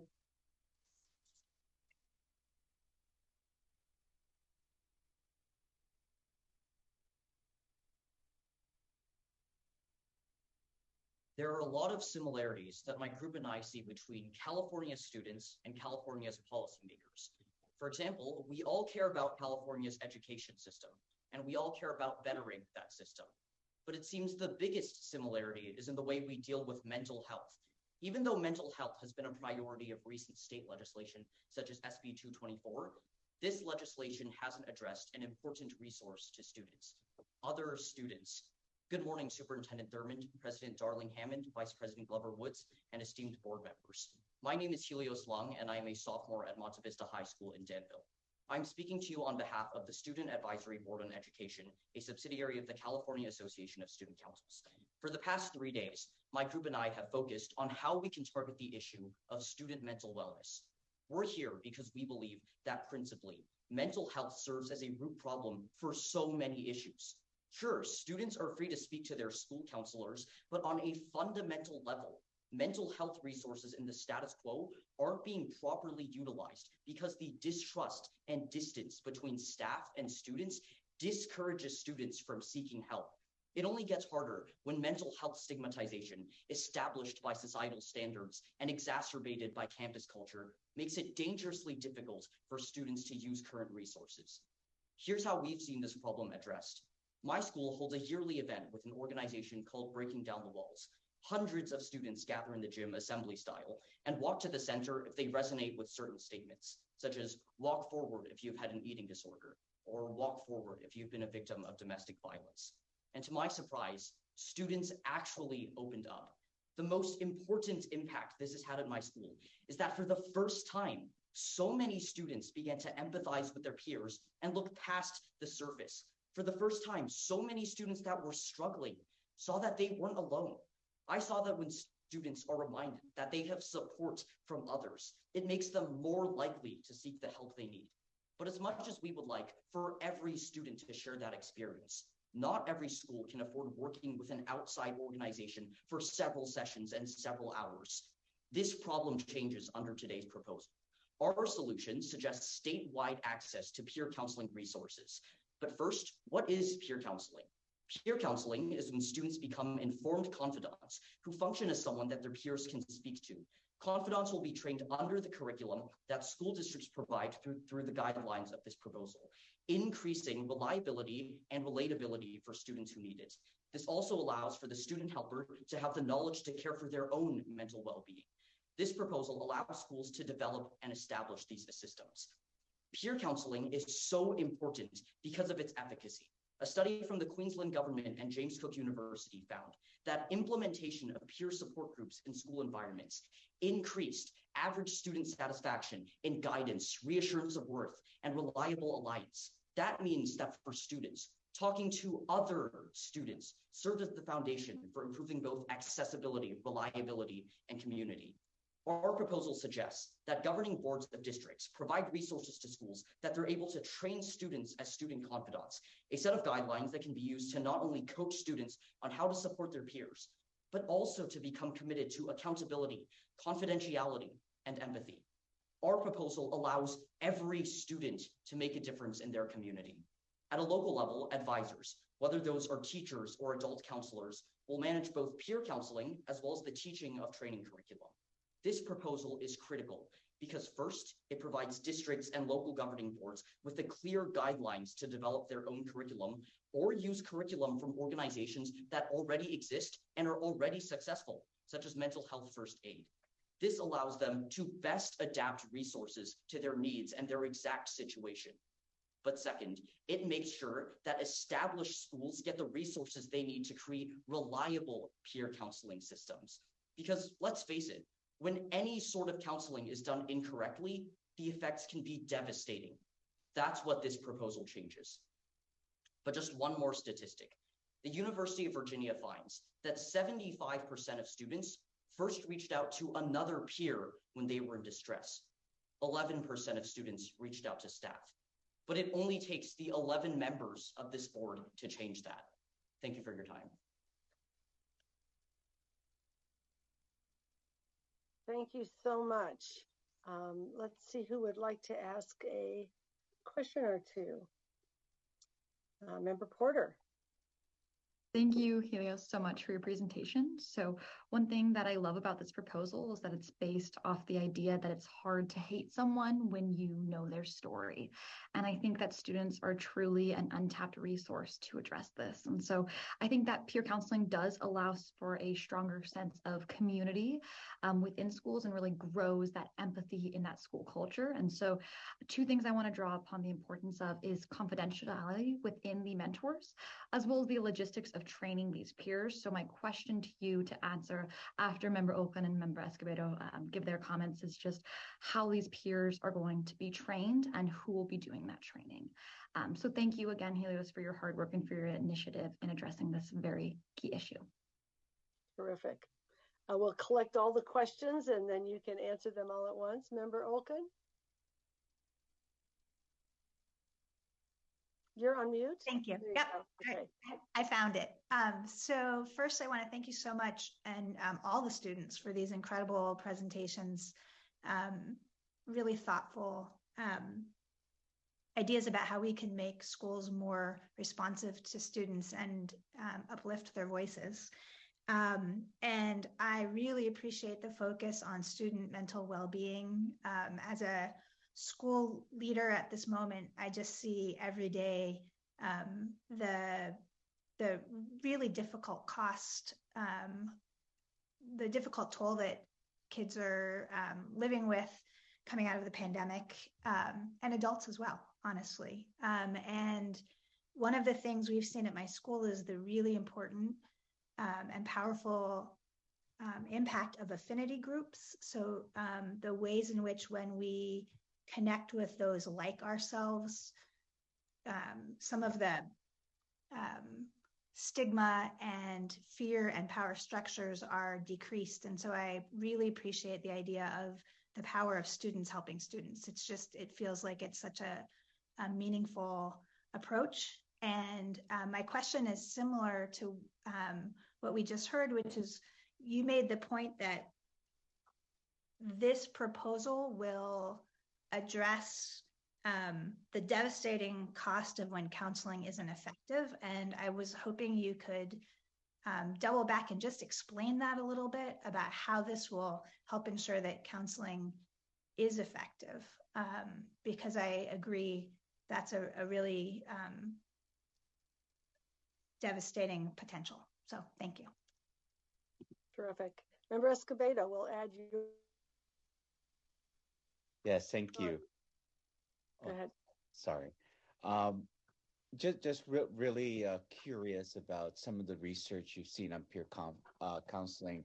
I know it definitely has some positive effects, such as creating that connectiveness with the student body, students not being as apprehensive. However, have you studied the negative effects of peer counseling, especially for the person that's doing the counseling? If not well prepared, if you don't have even an avenue to help you process what you heard, sometimes these type of sessions or these constructs can have negative consequences as well. So just wondered if you also looked at some of the drawbacks of peer counseling, especially in the adolescent years. Thank you. That's a lot of questions to deal with. We do have one more. Member Orozco Gonzalez, go ahead and add your comment, and then we'll ask for a response. Thank you. I just have a comment, actually. I want to let you know that I was a peer counselor over 30 years ago in my high school, and it was just so important for me and for my school. I joined when I was a sophomore, and I got some of the training that you mentioned, which we called mental health first aid. And I thought that that was really important that you said that, because it's so important to have reliable counselors and advisors to guide students. I remember as a young, teenager going through extensive training to really not only understand, but to be empathetic and to find ways to ask for help when I couldn't and when I didn't have the answers, because as a teenager, I didn't have a lot of answers, but what I did have was a good ear to listen and to want to help and to want to participate in the success of the mental health of a student who was maybe struggling. And I remember many times having think tanks and just sessions with group sessions just to break down walls. And I know you mentioned something about breaking down the walls. And I remember doing that exercise in the gym and just finding that that was a calling for me. And my calling ended up being in education and guiding students. And I remember that training being so important when I was a first year teacher and when I was even a middle school teacher, because I felt that I could, some of the issues that students had resonated with me. So I want to just commend this work. And so it's not a question. I want to let you know that this work is important and it's a way to just engage all the entire community, including students, on how to support each other and guide each other through these process of difficulties that we have, especially coming out of a pandemic. So thank you. Thank you for your report. A wonderful unintended positive consequence of the work. So you have a set of questions. We'll let you respond. Okay, thank you so much for the comments and everything. Those were really insightful, and we'll definitely take those into consideration. So I'll just move on to answering some of the questions given to me. So first, I'll address Member Porter's question about who's going to oversee all of this. So addressing my speech and also my proposal, the advisors will primarily be adult counselors or teachers. But the reason we still think that works is because under peer counseling, students can speak to a larger number of students because fundamentally it increases access and reliability. So student counselors now have access to more information on the general consensus or general issues that the student body suffers from. And then moving on to Member Olkin's question, sorry, if you don't mind restating that, I might have forgotten it. Absolutely. You said in your speech that there were two things you were hoping to address, and the second one was the sort of the reliability of good counseling. And I was wondering if you could explain that piece just a little bit more. Okay, sure. So a lot of the students in our group talked about how at their school, there's like a general distrust for counselors. And that makes sense, right? There's always rumors about counselors telling your parents and everything. So we thought that increasing access to peer counseling is something good. Though we saw the obvious concern that like, you can't always ensure the quality of peer counseling, which is what we're trying to target with this proposal. So we can establish reliable curriculum for every district to properly implement this, because bad implementation, we believe, is worse than no implementation at all. And then moving on to, I believe, Member Escobedo's question is, how will these students, these peer counselors themselves address their own mental well-being? So for our research, we actually found that teaching students how to deal with or how to counsel other students taught them to deal with their own mental well-being in a healthy manner. And a lot of students saw benefits to both those being counseled and the counselors themselves. And then I think that is all the questions. It is. Nice job. Thank you so much. Very thoughtful and very, very constructive. Appreciate it. Thank you. We're going to move on to the next presentation. Thank you so much. Our next presentation will be from the School Safety Group, and Ashley Castillo will be your presenter.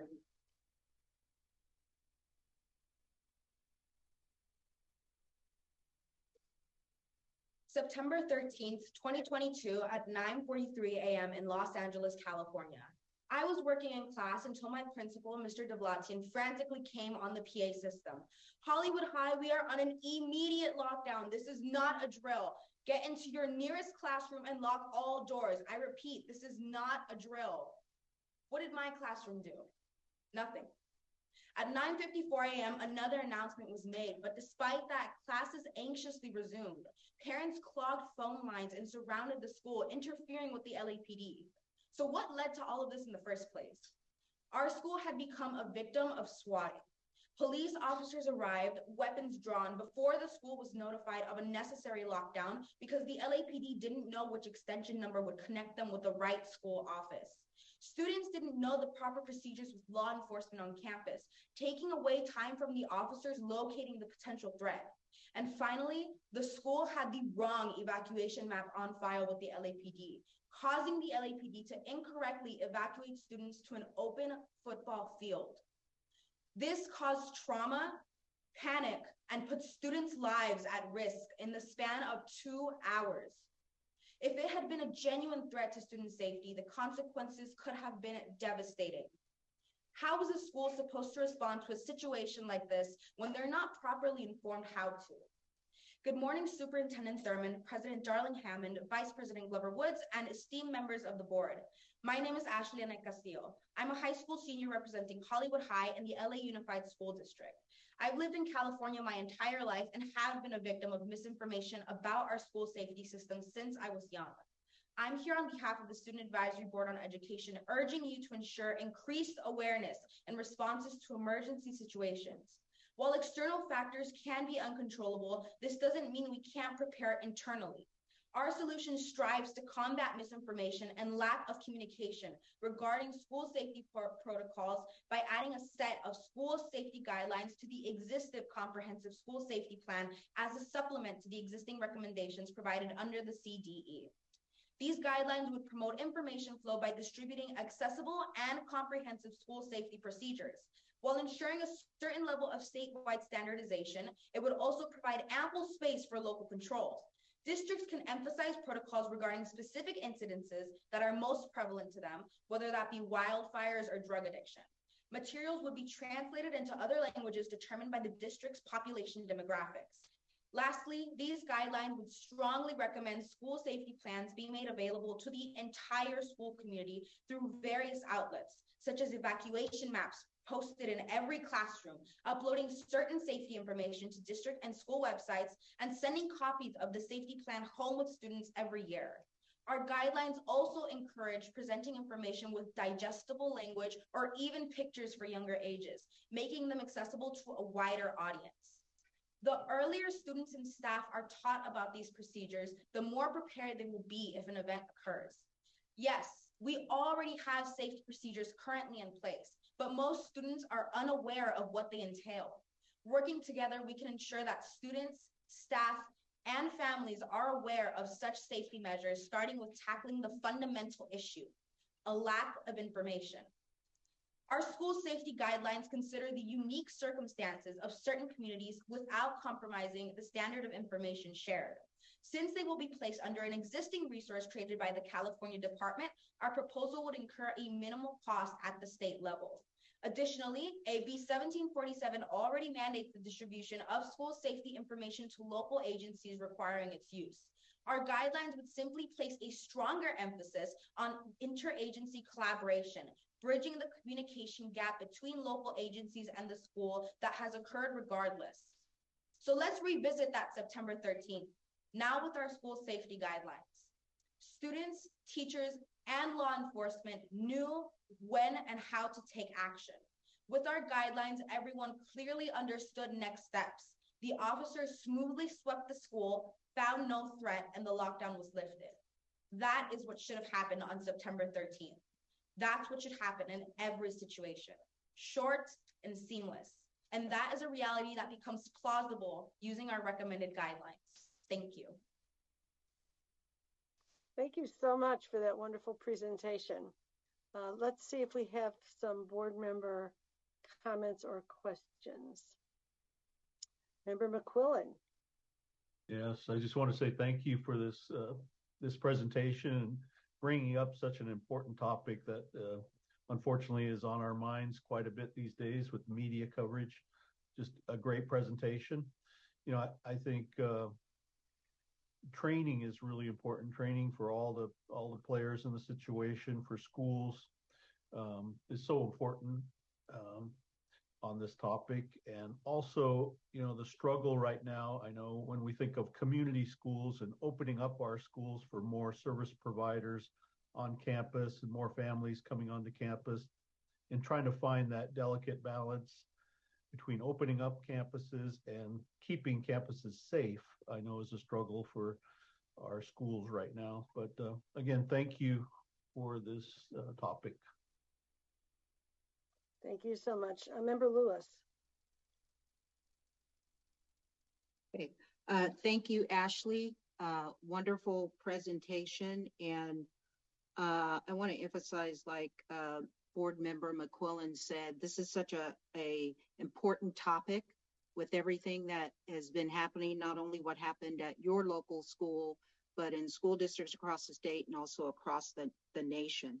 I think all of the points that you brought up are very important points. And I was sitting here reflecting on things of this nature in the district that I was just associated with before retirement. And one of the most important things that you can do is make sure that information isn't disseminated to the individuals that really need it the most, just like you emphasized. The training is so important.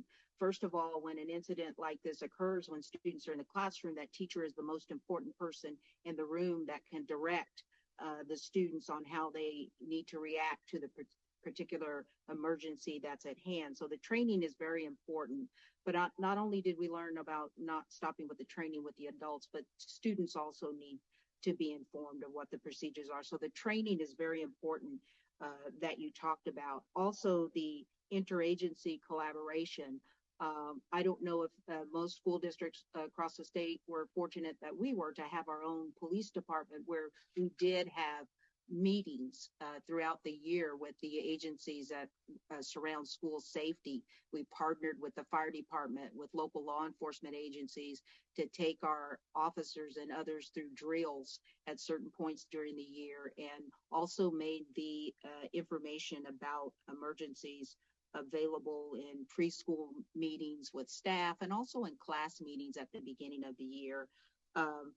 One of my questions, so I just think you brought up a lot of important parts in your presentation. And one of my questions is, have you thought about what that training for staff and students should look like statewide and what it should entail? You mentioned a lot of important things, so I know that was included in your conversations, but just kind of the scenario that you brought up after all that training, the safety guidelines and everything was in place, sounded perfect. So how do you envision that we make that standardized across the state? Great. Thank you, Member Lewis. We'll hold that question and wrap it up with the others if there are more questions. Member Orozco Gonzalez. Thank you, Ashley Castillo, for such a wonderful presentation, and I think urgent presentation to really have a conversation around clear communication.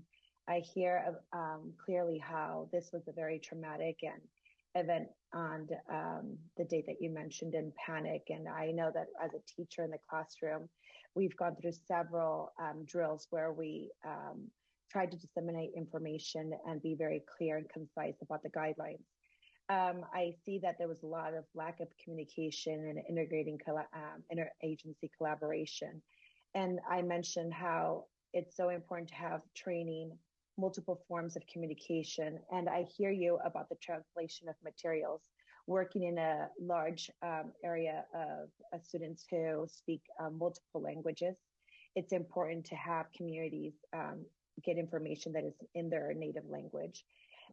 Also sending information home on paper.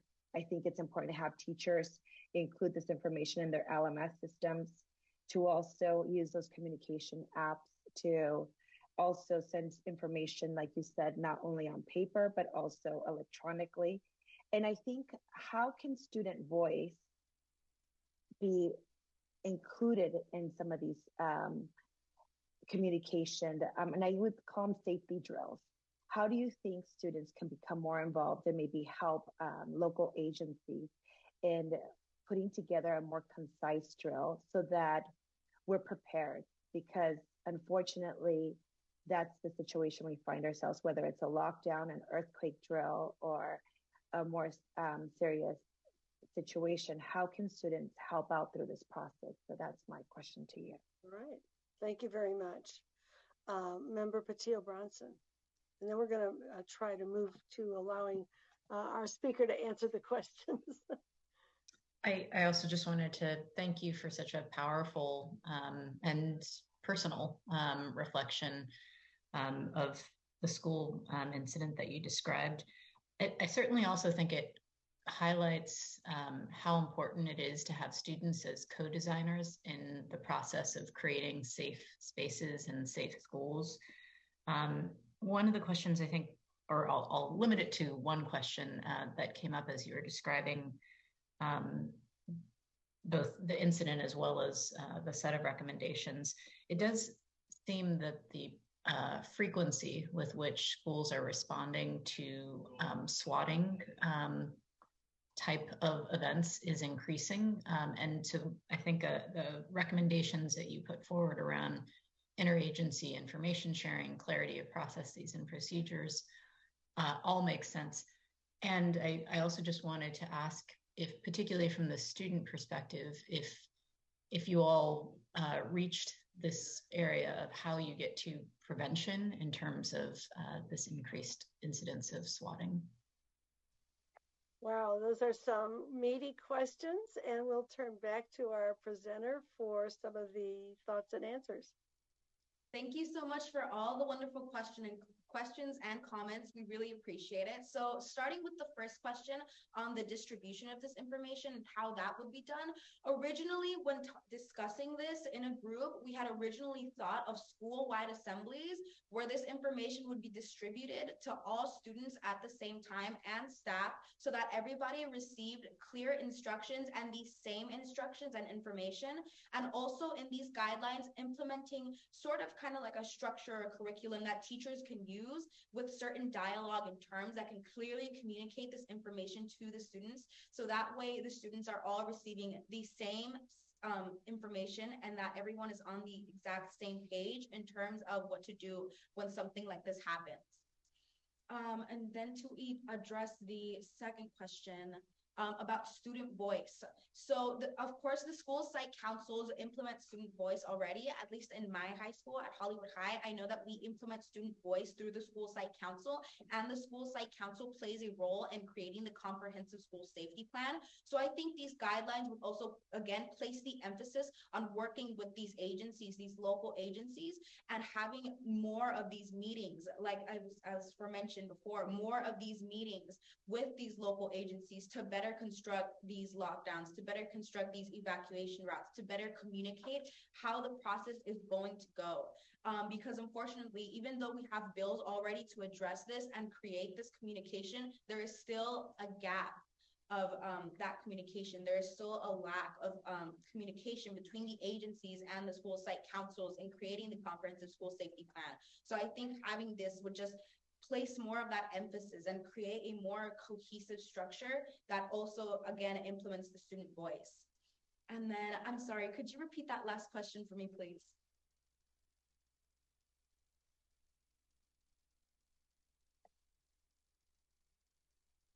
I think the last one came from member from member Patil Bronson. Just any recommendations as to how to decrease the likelihood or incidence really of these sort of false flags and swatting reports? So, what was found was that a lot of these swatting reports were actually found to be outside calls. For the investigation that regarded Hollywood High, it was deemed that this was an outside call, and it was actually made to a classroom that didn't even exist, classroom 106, but our school doesn't have a classroom 106. So this was deemed to be an outside call. And what we wanted to do with this proposal was, unfortunately, we can't prevent those external forces and those outside forces from interfering with our school safety. But what we can do is prepare and to have better preparation, just having these guidelines in place to place the emphasis on the things that would make a more structured plan for the entirety of the school to know how to deal with these incidences. So that way it is done in a swift and concise manner, as mentioned at the end. Excellent. Thank you so much for all of the thoughtful responses as well as the presentation. And we're going to move to our last presentation.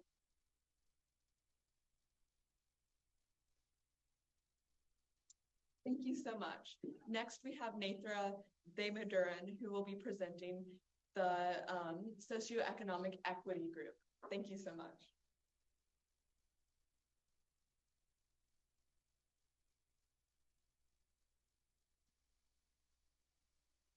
Stuck with the label of underachieving, immigrant and refugee students of lower socioeconomic status were pushed out of their school, Davis High in Modesto City Schools, by school administrators in 2015. It was only after public pressure, newspaper articles, and federal civil rights complaints that these students were given A's just so that they could graduate. This is just one example of painfully affected California students, one example of a lack of representation in administration for a group that truly needed it. Good morning, President Darling Hammond, Vice President Glover Woods, and esteemed members of the board. My name is Neeta Damodaran, and I am a junior attending Dorothy Valley High School in the San Ramon Valley Unified School District. I am here to speak about the lack of diverse socioeconomic representation in school districts, specifically in the Local Control and Accountability Plan, also known as the LCAP. In California, 20% of all net worth is concentrated in the home of 2% of Californians, otherwise known as just 30 area zip codes. This apparent socioeconomic disparity is reflected in our state education system as well. Those who are socioeconomically disadvantaged tend to statistically achieve lower test results, have access to fewer resources, and overall have fewer opportunities to be represented and heard. Therefore, equitable representation by the public must improve in local school districts. Specifically, among underserved students, our team identified a lack of community involvement throughout the LCAP process, leading to a lack of representation in educational planning. Therefore, we suggest that under the Engaging Educational Partners section of the current LCAP template, a new subsection is added that addresses collaboration between the community and the LCAP Advisory Board and Committee. This will make strides towards increasing diversity and educational planning power for low-income students. Depending on the district's technology access, committee meeting summaries will be mailed or emailed to community members, translation services can be provided during meetings, and community leaders can emphasize active community outreach events and programs to overall increase diversity. The local LCAP committees would allocate funds for the addition of translation services based on the district's demographics. Though the LCAP advocates for diverse students and households, more can still be done. The LCAP process at districts was identified as not friendly to the community by district and county leaders interviewed by the California School Boards Association. Getting essential community input was noted as a significant difficulty as well. This includes feedback from parents, students, and overall adult figures that don't have official roles in the committee. Additionally, a lack of participation from parents and guardians of financially disadvantaged students may stem from a lack of knowledge about the committee meetings and proposals. Issues such as these are important in the context of overall educational socioeconomic inequity existing in our state. In 2014, for example, the high school dropout rate among people 16 to 24 years old was highest in low-income families compared to high-income ones. More parental involvement and increased funding of resources have been shown to improve lower socioeconomic status in schools. This can only occur with increased access to knowledge among these communities. We envision an environment where underserved students aren't at a higher risk of dropping out of school. We envision an environment where people of all backgrounds, races, classes, and incomes can voice their ideas in planning the education system that they are a part of. We envision an environment where the exacerbating cycle of inequality finally has a chance to come to a halt. This potential adjustment of the LCAP template could revolutionize educational equity. By reforming LCAP guidelines to allow for increased diverse community participation, underrepresented educational partners can voice their valuable experiences in the LCAP process. Representation becomes an actual reality as long as solutions address and recognize language barriers, transportation access, and childcare. At Davis High School, the lack of representation meant a lack of equity, but our proposal could change that. Including all socioeconomic groups will empower students to take charge of their education, both locally and statewide. As a result, they will succeed in an improved environment that prioritizes not only their well-being, but prioritizes the equitable education that every single student deserves. Thank you for your time. Thank you so much. And I will turn to board members. Member Yoshimoto Tari.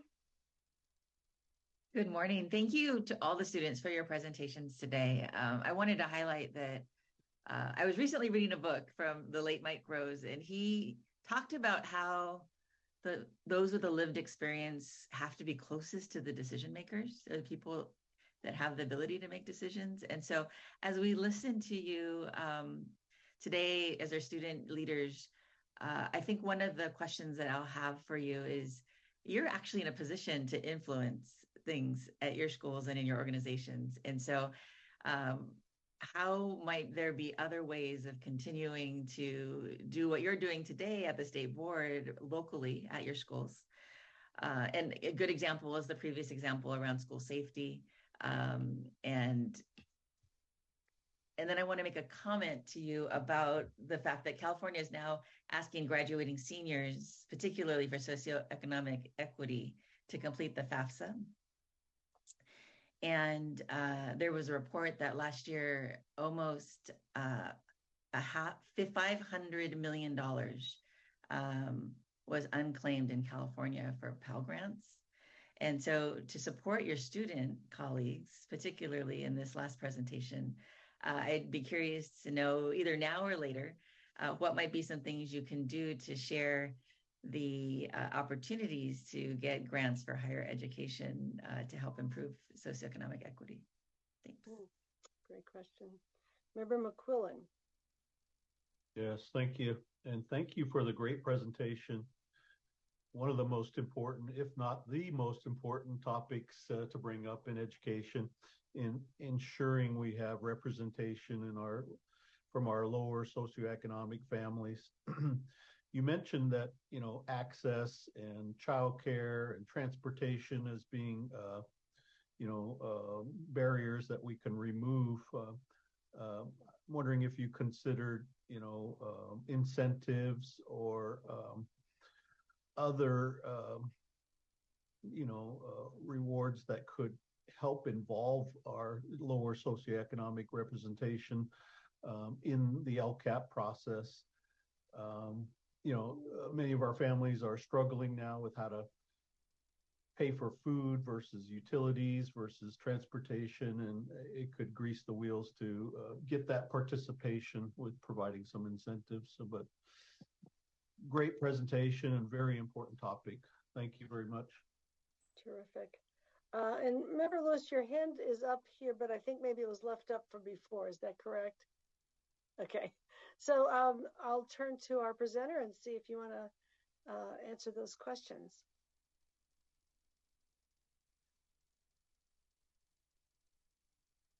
So for the first question, I'll say thank you so much for all the questions and comments. We'll definitely take that into consideration, and they're really helpful.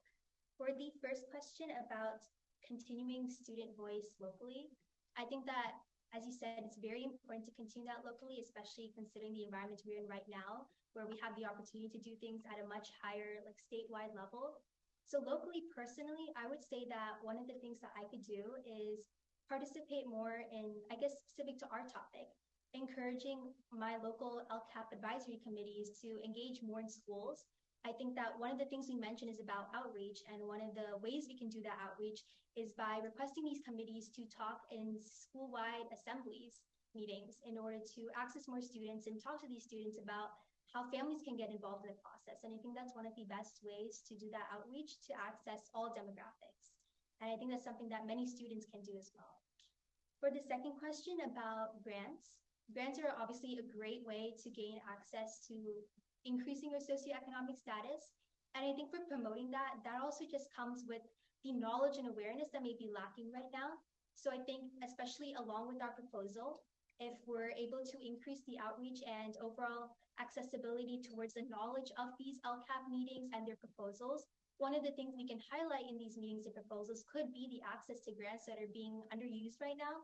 And I think that as soon as we're able to have more public participation, there'll overall just be more public knowledge about these grants and therefore better socioeconomic statuses for everybody.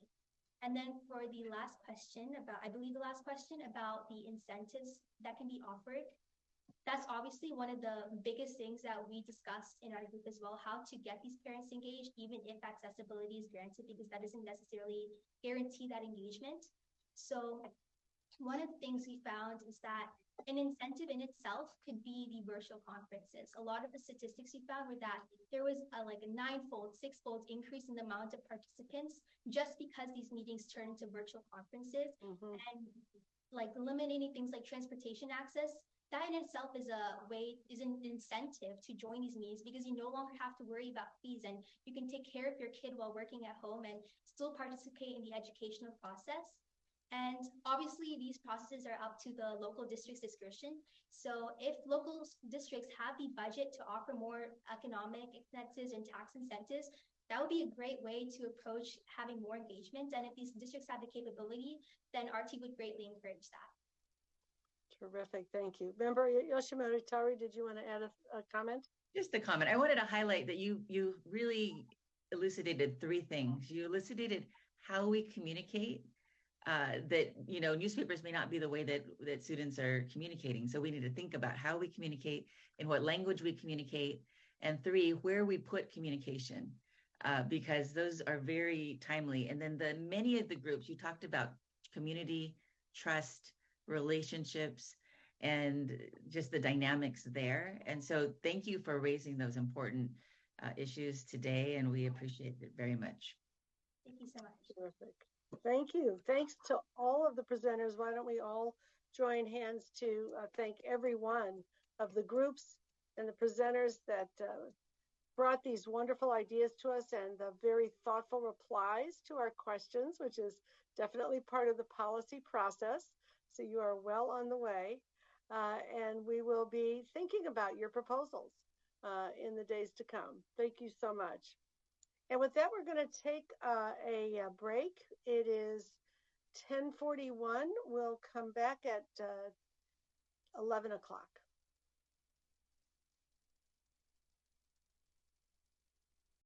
Back. Board members, we need to reestablish a quorum, so Brooks is going to call the roll. President Darlene Hammond. Here. Member Escobedo. Here. Vice President Glover Woods. Here. Member Lewis. Here. Member McQuillan.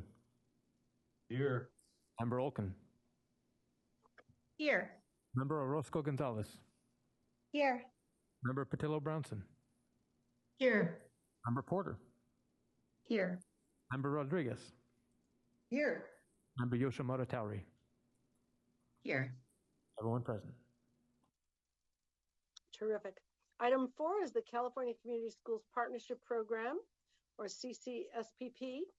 This item is containing 3 external presentations, a CDE presentation, and 2 action items for the board. For action, the CDE recommends that the board approve the CCSPP RTAC awards, which are the Regional Technical Assistance Centers, and that the state board approve the 2022-23 administrative plan for CCSPP.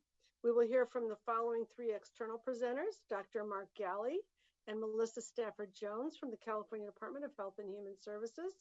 And then after lunch, we will hear from CCSPP State Transformational Assistance Center, the Anaheim Union High School District. And that item will be presented by Steve Zimmer and Pete Callis of the CDE with an introduction by Superintendent Thurmond. Superintendent Thurmond, please begin.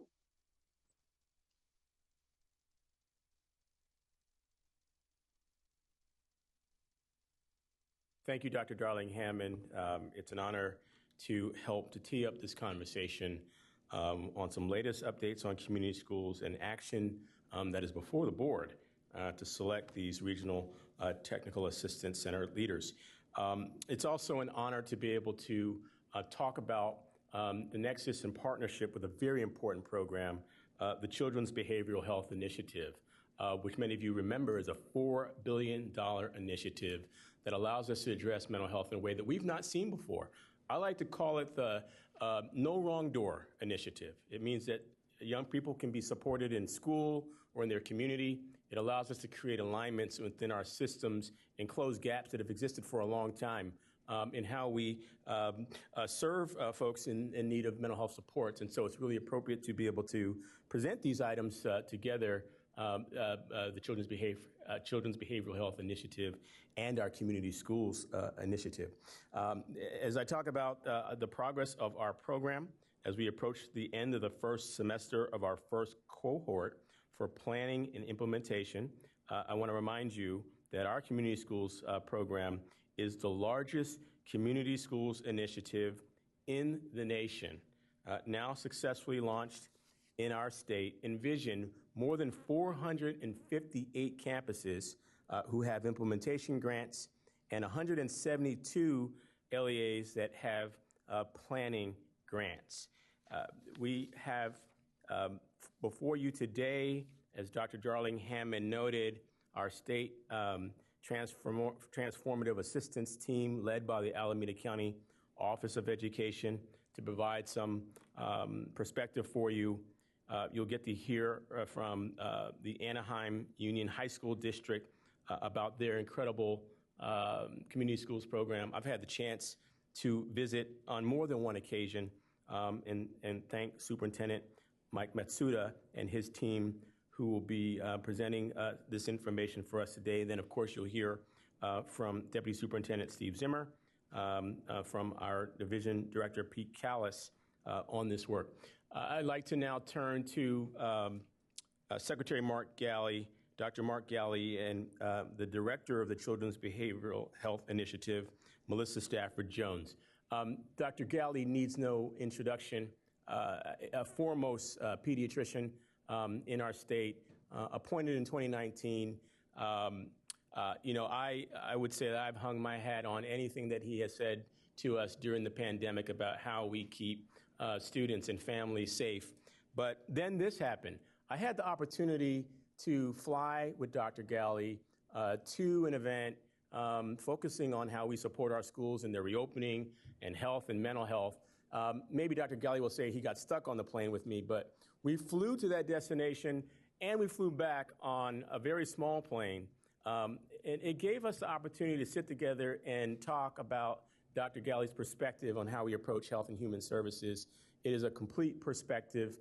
We talked about the importance of strengthening the work that we do around mental health and supports.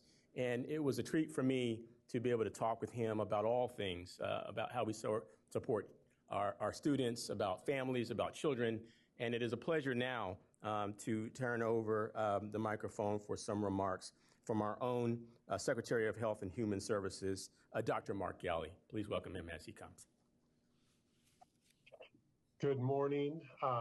Superintendent Thurman, thank you so much for the warm introduction. And I remember that back and forth trip to Monterey. We actually ended up meeting up with President Darling Hammond at a wonderful event at a elementary school where we saw so many important programs reignited, reinstituted in the wake of closures and the pandemic, and just a tremendous chance to see what I think are the elements of community schools in action, and touring with the governor and the two leaders here. Just really a treat to have a chance to be there. To the board, thank you for taking some time, inviting me and Melissa Stafford Jones to make a brief presentation and hopefully leave a lot of time for dialogue and questions and the conversation. I'm going to do what I normally don't do very well, which is share a screen. Let me get that set up first and then see if we can, okay. One moment.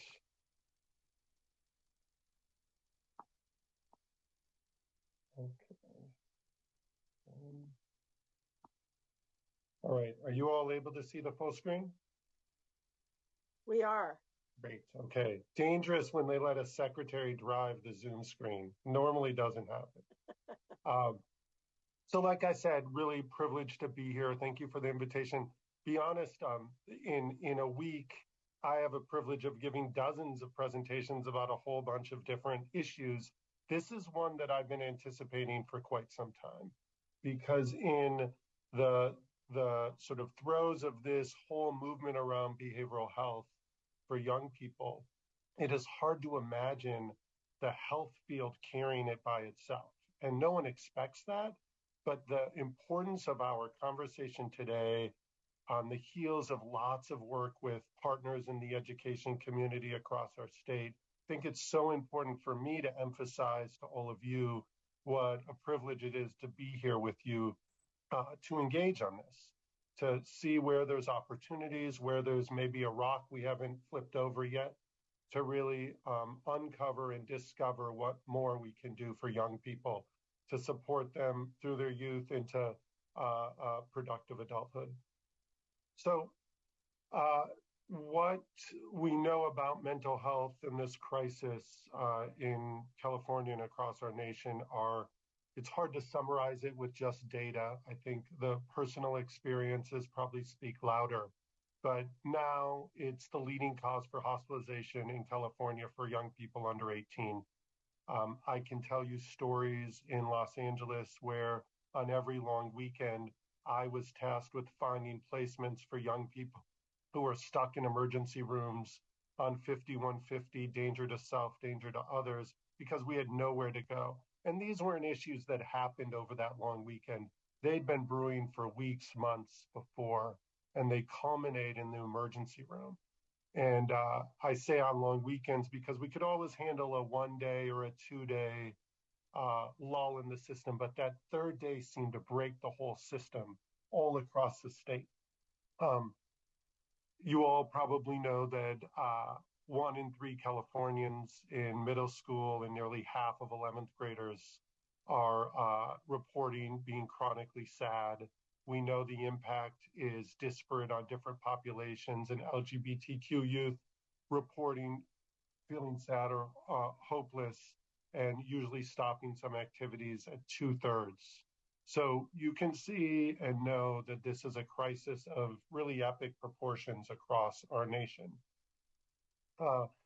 We also know that it's important to think about prevention and early intervention. Half of diagnosable mental illness begins by the time kids are 14, and 75% by the age of 24. Sure, we see some of the most extreme manifestations of severe mental health in adulthood, but really their evidence, their initial symptoms can be traced to childhood. 50% of young people in our juvenile justice systems have mental health needs. I can tell you this from firsthand experience as a pediatrician in LA. I primarily worked in our foster care system in South Los Angeles, as well as the various holes and camps as part of the juvenile justice system, and had a chance to see hundreds, thousands of youth over my time who were struggling with diagnosed and undiagnosed behavioral health conditions rooted in the circumstances in their community and lives, and others that were manifestations of that first psychotic break that happened to just about any family that you could imagine. So seeing this and really pinpointing this as a big, important issue in the juvenile justice system is important. We know that the detection and intervention on mental health and behavioral health conditions, and I say behavioral health to acknowledge the crisis we have with substance use disorders, and especially among our adolescent students, whether it's the issues with fentanyl and opiates or other drugs and alcohol that we know wreak havoc on the lives of young people and their academic and life success all the time. And then this point, which I think is a milestone for us on the primary healthcare side, which is this real recognition over the last many years that in order for us to more effectively address the children's behavioral health crisis, we need to ensure that we're continuing to build our roots in bringing together the behavioral health systems and the primary care systems to address early issues of depression, anxiety, and other behavioral health issues in childhood. So Superintendent Thurman referenced already that we in the administration have had a very fine, important point of focus on children and youth behavioral health. It culminated in some very important actions, but these are not things that came up in a week or a month. They were really efforts that have a long tail and areas where we've been long concerned about how we can do a better job. So in August, the governor doubled down with the first partner in the Central Valley, the announcement of the master plan for kids' mental health. This is probably more than $4.7 billion if you add all the threads, but certainly at least $4.7 billion that is looking to support the mental health and substance use services for young people under the age of 25. So there's an early childhood learning component here. There's obviously a K through 12 component, and then there's a higher ed component, each getting their special attention and focus, but all taken as equal high priorities. They lead with a whole child approach. I appreciate the point that the superintendent makes about the no wrong door, every door works approach, which is really what we want to make sure is available. This is multi-year. It's not 1 year or a few years of funding. And there's about nearly $500 million that is ongoing through the various health systems that serve young people. And it really represents a fundamental overhaul in the infrastructure available to young people, building on what we have today, but certainly filling a whole host of gaps. And the Children Youth Behavioral Health Initiative, which I will focus on in a moment, is a core to this master plan. It's not the only piece, as you see below, community schools, the Medi-Cal CalAIM initiative, which begins to, for Medicaid families, integrate health and behavioral health, really pays attention to those who are system involved young people, whether it's the child welfare system or the juvenile justice system, allowing you to sort of essentially immediately be eligible for behavioral health services, for which in the past you needed to be screened and deemed eligible through a medical provider. So CalAIM, I'm sure many of you have heard about portions of it, but it does fundamentally reform how behavioral health is managed, not just for kids, but adults as well. But it had some very important aspects for children. And then we can't have a conversation about anything in health today, especially on the heels of the pandemic, without focusing on the workforce. The explosion of need and demand on behavioral health has really squarely put the gaps of capacity and workforce capacity in specific in California front and center. And the governor and the legislature made $1.4 billion of explicit investments in the healthcare workforce, but there are many, many more dollars that are intended to help beef up and build up, fill gaps, the behavioral health workforce across our state. So what is the Children Youth Behavioral Health Initiative? We call it CYBHI. It's a mouthful as an acronym or as a name, but it is, as I said, a historic 5-year investment, initially of $4.4 billion. And at the very basic, it's meant to transform all the ways that we support young people. It focuses on promoting mental, emotional, and behavioral health. It has a serious focus on prevention. We want to get upstream. The initial conversations that went into the CYBHI were really about how we, like in so many areas of health, wait too long to start serving people, that we know the data that I shared with you on the first slide, that half of behavioral health conditions manifest by the age of 14, that full 75% in adolescence and young adulthood, and that we, knowing that, need to do more to be further upstream and be where young people are, be where their families are, be in their communities. That this is not just about the point where we have a diagnosis, but this is really about supporting and providing screening or assessments to all young people. This is a big task. I remember when I was speaking to the governor about it, he said, "Are you sure you want to go after all young people?"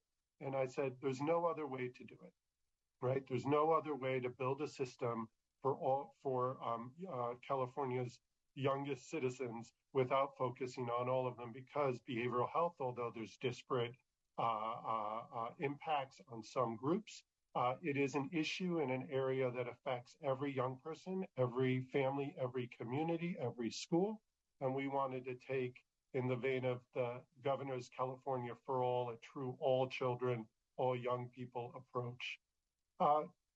And then, although this is about lifting all boats, we know that some boats will need more lifting than others. So addressing the inequities for groups disproportionately impacted is an important issue, focusing on the systemic barriers to well-being, what those are, whether it's issues around the digital divide or the attributes of community health systems, or what we hope to have a conversation about what schools might need to address those inequities in behavioral health. Broadly speaking, we're all interested in CYBHI to focus there. Anchored in equity, I think we are most concerned about ensuring that we take down the silos that have for so long existed between health, schools, and other systems that impact young people so that we can deliver on this promise that the governor laid out just about a year and a half ago. So, as I said, I was super excited about this presentation, in part because, and Linda knows this, and I even maybe shared some of these stories with Tony. When I first exited residency and worked in the Bayview Hunters Point community, I spent a lot of time in the lives of my patients, didn't live far away from Bayview, but certainly the experiences of that community, any of you who know it, were radically different than those in the rest of the city. And I spent a lot of time with the families and the young people that I had the privilege of taking care of, and in fact, spent a lot of time in their schools. I remember being on the small blue chairs in first, kinder, second grade classrooms talking about primarily young boys of color, primarily Black boys in Bayview, who were being kicked out of class because of, quote, behavioral issues. And I appreciated the challenges of the school and the teacher, and always came with sort of brain and heart of how do we help support not just this young person, but the school and these dedicated educators on serving the needs, not just of the patient I have, but frankly, the whole classroom. And sitting through whether it was IEP meetings or other brainstorms with that school and the educators and the leaders in that school, quickly and for a long time discovered how important the alignment of our efforts to support young people are. And that didn't change for me in Los Angeles. I shared a little bit about my experience in the juvenile detention centers, but that also had a great opportunity to work with our county Office of Education, who were delivering the education services in the juvenile halls and camps, and having a chance to talk about both the behavioral health, the mental health, the other health challenges, and found that those relationships and those opportunities often led to the shared goals being sort of manifest and discussed between education and health. And for far too long, I think the health system has seen this opportunity to, and I'm going to use a word, leverage the education system and the schools where kids are to get our work done, whether it was health screenings or actually having health services delivered in schools. When it comes to behavioral health, though, I think there is a real opportunity to talk about how schools and the education community can better leverage us on health to help meet the needs that are more and more evident in the classroom. And one of the parts of this conversation that I'm most interested in is hearing all of your ideas for how that leverage becomes manifest, where there's opportunities for deeper partnership and conversation, so that we both take our approach with whole child in mind, the opportunity around community schools, this epic opportunity with the Children Youth Behavioral Health Initiative, the focus by elected leaders, including the governor and the fourth partner, on investing in behavioral health, and really, frankly, drive a truck through this opportunity together so that we can better focus on the young people's needs that we know, frankly, are we're failing to meet, at least as it comes to behavioral health. So I'm going to just quickly fly through a few more slides to get us to the conversation component here. But over the next 5 years, these are the sort of bullets that explain what we're focused on. Like I said, really reimagining the entire ecosystem, focusing on prevention and early intervention, talking about reducing stigma, focusing on awareness, catalyzing that alignment and coordination between the health systems that often take care of young people towards the sort of the more severe end of the spectrum of disorders and needs, but also coordinating with communities and schools and other entities where young people are, focusing on the workforce, can't say enough, and making sure that we pay attention to the lack of diversity and the need to increase not just the ethnic diversity of the workforce, but ensuring that all young people, no matter what they're facing and dealing with, have somebody in the workforce that can relate to them, benefiting from some of the important innovations that we saw scaled during the pandemic on virtual care and telehealth, and using all of these to put together a system that I hope really does meet the needs of young people in the years to come. There's 4 areas of focus here. We talk about the behavioral health ecosystem and the infrastructure. We talk about ensuring that coverage architecture makes sense. And it's so easy for the state to focus just on Medi-Cal and Medicaid and the opportunities there. But if we're really going to have an all children, all young people approach, we can't ignore the need to align with the commercial health systems and to ensure that those with private or employer-sponsored insurance have the same access to and ability to receive the benefits of some of these programs. Workforce again, and then public awareness. I like to think that one day soon, just as young students have no shame, no issue, no concern to raise their hand to say, you know, I need to go to my doctor or dentist appointment. Similarly, a young person has the courage, the security, the understanding to be able to be in an environment where standing up and saying, I'm going to seek support and help for a behavioral health issue or participate in wellness activities, that it's seen in the same light as a routine, regular part of how we ensure young people are well taken care of in our state. So I'm not going to spend a lot of time here. I'm going to skip to the next slide pretty quickly because this is dizzying in some ways. Melissa is on. She can help fill in some of the gaps, but this slide really just shows the 14 general areas of focus. We have 14 work streams. Each one is connected but independent. They focus and fall under these 4 header areas that I shared on the previous slide.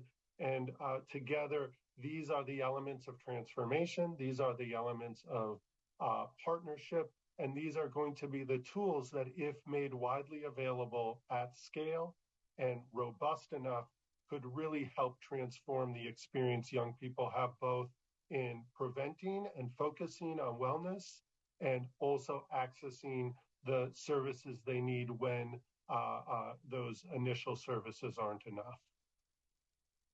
So partnering with schools to support well-being, I think CYBHI, I just want to highlight a few things. I mentioned the behavioral health workforce investments. I'm going to spend the last couple of slides talking about the new behavioral health coach role that some of you may have heard about, but I'm excited to share a little bit more. Building infrastructure through school-linked partnerships. I use the word school-linked very deliberately. Often people want to focus on school-based, but having shared a little bit of my experience in schools, I know that it's challenging to find the space, to find the time, to find the resources to be able to do everything on a school campus. And some schools maybe have that capability today, others maybe not. So if we're trying to create an equitable system across the state, we can't depend on everything done for a young person. Maybe it's appropriately done at a school, but we don't have the capacity to do so. So how do we make sure that they're at least school linked and ensure that this linkage is robust, that it doesn't mean that it's harder or less likely to happen, that a young person can access those services. So this piece is really critical, I think, to understanding CYBHI's intent to work with schools. Yes, we want to figure out what might be where there's opportunities when it's appropriate to have resources on site. But if that's not possible, it doesn't mean that there's not a strong opportunity for partnership. Scaling evidence-based and community-defined practices with an emphasis on equity. This is key. California, more than any other state, has the opportunity to not just have emerging practices embedded in our systems, but really create and develop the evidence to scale things that are working in one place and bringing them to others. So this learning community, their opportunities, I think, are, I want to say, endless. I think there's a lot that we have yet to do that really is an opportunity for us moving forward. Supporting partnerships between Medi-Cal. So much of what we do in Cal HHS, even though we think broadly about health and human services and those social services, because of the way the federal government has set up Medi-Cal or Medicaid, there's a lot of opportunity to use it as one of our primary equity tools for low-income communities. So this year, through some programs through the Department of Healthcare Services, supporting these partnerships through the Medi-Cal managed care plans, 23 of them across the state, working with LEAs and districts across the states and county offices of education to really come up with collaborative approaches, real programs that could further the mission of Medi-Cal by engaging and partnering with our school partners. This, to me, is a real manifestation of what we can do together using the resources that are made available through Medi-Cal. Cal Hope Student Services, I hope many of you have benefited from this. Cal Hope was something that we created in the throes of the pandemic for all Californians, primarily focused on adults, but the urgency of the needs for young people created Cal Hope for kids and youth, and now has really become something where there's more of a learning community, a coalescence of, I think, hundreds of educators and education leaders talking and thinking about how we develop the tools to support schools for social emotional learning, something that we're excited to continue to build on. The funding alluded to in the next bullet around wellness, mindfulness, and resilience of students, really imagining that those dollars are made available to LEAs through sort of the Cal Hope model, if you will, to make sure those dollars are well mobilized across our state to support districts in implementing those wellness and mindfulness programs. There's, of course, a focus on training, trauma-informed care, training done by the Office of the Surgeon General to educators, schools, and childcare providers. And then this last point, probably dull, probably easy to overlook, but really one of the key secret weapons of the entire Children Youth Behavioral Health Initiative. As I said, super natural, more frankly, easier to just focus on Medicaid. But part of what we worked with the plans in the commercial space with the legislature was to make sure that what we could provide in schools, linked to schools for young people on Medicaid was promised to also be provided by the commercial health plan. So we are actively working on creating a statewide fee schedule so that the different services, the different programs that could be school linked actually come with a reimbursement rate that all plans agree to reimburse moving forward. This does not happen overnight. It will take a couple of years, frankly, to get it up and running and implemented. But moving forward, this is exactly the kind of tool that we need to make sure that we don't just create something that lasts a few years, but that we have a sort of pathway to continue having the resources to support these important programs. This is just to show a slide that, yes, we're focusing on outcomes and goals. This is a draft set. I don't expect anyone to sort of really ingest this now, but Melissa and her team are engaging lots of stakeholders, including educators, on what these outcomes and goals should be. How do we make sure we have access to the data and the information to track towards them? Because an initiative like this doesn't come about very often, and the ability to demonstrate its value in the transformation of the lives of young people, families, and communities is going to be key to maintaining this moving forward. Before I go any further, we have been very deliberate to list the various departments in Cal HHS who work on this initiative: the Department of Healthcare Services, Healthcare Access and Information Department, formerly known as OSHPD. They do a lot of our workforce work. The Department of Managed Healthcare, who oversees the commercial and Medicaid managed care plans, helping us specifically in the areas of the fee schedule. The Department of Public Health, focused primarily on awareness and stigma engagement. And then the Office of the Surgeon General, their work on ACEs and the focus on ACEs screening has really set themselves up well to help us focus on the trauma-informed educator tools and building out that whole suite of services. So unlike most of the things that we do at the state where it's one agency, one department within that agency, this is really starting out cross-cutting across our agency. And if you put the tentacles to so many other partners, including you at the state board, the Department of Education, we see this as really an incredible collaborative opportunity.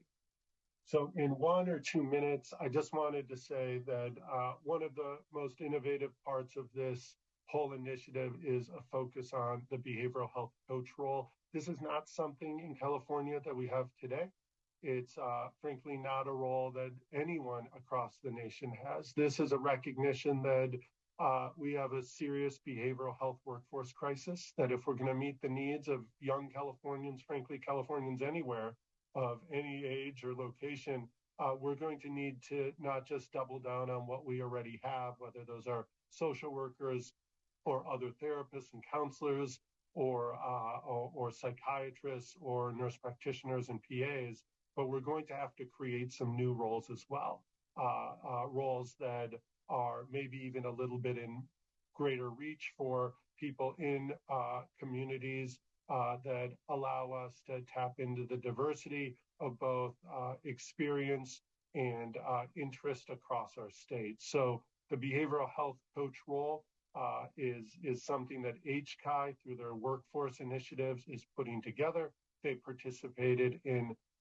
dozens, I think somewhere between 50 and 100 stakeholder meetings, getting input on what this role can look like, how it fits into the community continuum that we already have, including with schools, how it fits into the school infrastructure and staffing approaches.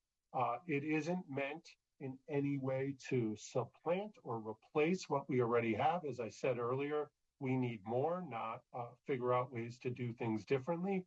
But this is a really important opportunity, I think, to bring in folks who we often talk about peers, that sort of notion of near peers with some strong education and support and supervision to do the work that I think I know, and I expect many of you know, our young people need. Here are some of the services that they will provide: wellness, promotion, and education. They'll participate in screening, care coordination, extension of services, individual supports, imagining that the behavioral health coaches may be able to do a virtual group and support a group of young people who maybe aren't even at the same school or in the same community, but share some common experience. And then, of course, crisis referral, which will require a good bit of training, but also something that we need more of, more antennas up. And then some additional competencies that will be built in to the education approach for these behavioral health coaches. So I'm going to stop sharing and turn it back to you. I know that was quite a bit of information. I never say it as fast as I wish I could because I really do want to engage in the dialogue. And both Melissa and I are available for additional clarification, answer any questions, but really hope to have some back and forth with you to understand how this might better fit in to the plans and opportunities that you see as we all work together on that whole child, every child counts approach. So Linda, I don't know if I'm turning it back to you, but thanks again for the privilege of presenting to you. We're so pleased to have you, and I just want to start by thanking you for your leadership in this, both in the comprehensiveness of this approach and the fact that it is being designed to be so integrated and coherent, with schools where children spend so much of their lives and where we want, both to be better informed about trauma-informed and healing-oriented care, which is part of the plan, and where we want schools, of course, to produce less trauma, as well as to be able to respond to it. So I would love to start off with one question, then I'll turn it to my board colleagues as well. One of the things that I think is there's so much potential here for that we have not always been able to have before is a cross communication between mental health professionals who have a body of knowledge about trauma-informed care and many other things, and education professionals who have a body of knowledge increasingly about social and emotional learning programs, about restorative practices, which we've got a new study at LPI coming up, shows the more restorative practices kids experience, the better their mental health outcomes, the less depression, the less suicidal ideation, and so on. So we want to be able to share those with the connective tissue to the mental health, so that we have professionals talking with each other with a common understanding of what each of them can do to reinforce the efforts of the other. And I just wonder if you've been thinking about or have some beginning ideas for how we could structure this in a way that communication and shared practice could be developed. So I think a couple of thoughts, and then open it up to the group and Melissa as well. Two things come to mind. One thing I glossed over that is a core component is this virtual platform that is going to be the anchor of everything we do. It's slated to receive hundreds of millions of dollars to create. It's meant to be the front door to the entire initiative. And it's meant to be used by young people, by caregivers and guardians and parents, and by educators to really engage with real tools that allow us to begin serving the needs that maybe are under-addressed for a young person that you have in the classroom or in the community or family. And we hope that it's a widely used tool. We're creating it and tailoring it so that it's sort of created by youth for youth in as many ways as we possibly can. But that becomes a very real-time place where I think we'll have a lot of cross-exchange of ideas and opportunities to learn from one another. I mentioned the work that we have launched with the managed care plans and really creating partnerships between those entities. And you might say, well, why the managed care plans? Because frankly, they're the ones who drive Medicaid. They're the ones who start with the funding for Medicaid, and they have the resources. So providers in the community where that plan works or overseas, they're going to really respond to the wishes of the plan and engage. So I think that becomes a table, those tables that are actively being created between plans and providers on the one hand, and LEAs and districts and schools on the other hand, become a place where I think we can have that communication angle. We had one tool that will be created as part of the initiative as well is what we called an e-consult system. And as I mentioned before, as a primary care pediatrician, I could engage with specialists across the state or across my community through a collaborative, what they call asynchronous approach to getting information to how to serve the patient in front of me or the student in front of you. And I think that this became a really two-way communication opportunity, focused on a real life situation that had immediate impact. And so I think we have opportunities at the very high level to continue to bring each other together, but I'm really excited about how we create more tools to have sharing of information around specific, I call them patients, you might call them students, but young people, wherever that we're seeing them. So I think CYBHI creates those two opportunities at that level. Yeah.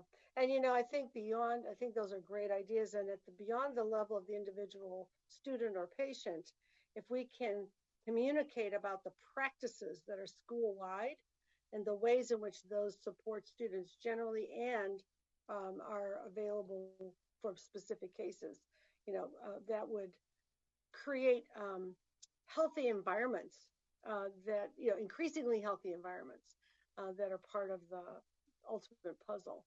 I see that Member Escobedo, Member Orozco Gonzalez both have questions or comments, and Member Olkins, so let's get them on the table. I know, Mark, I'm told that you have a hard stop at noon. Is that right? I'm just texting to move and get another 10 minutes. If you all have it, I'm willing to stay till about 10 after. Yeah. By virtue of the number of hands that are up, I think we could use that extra time.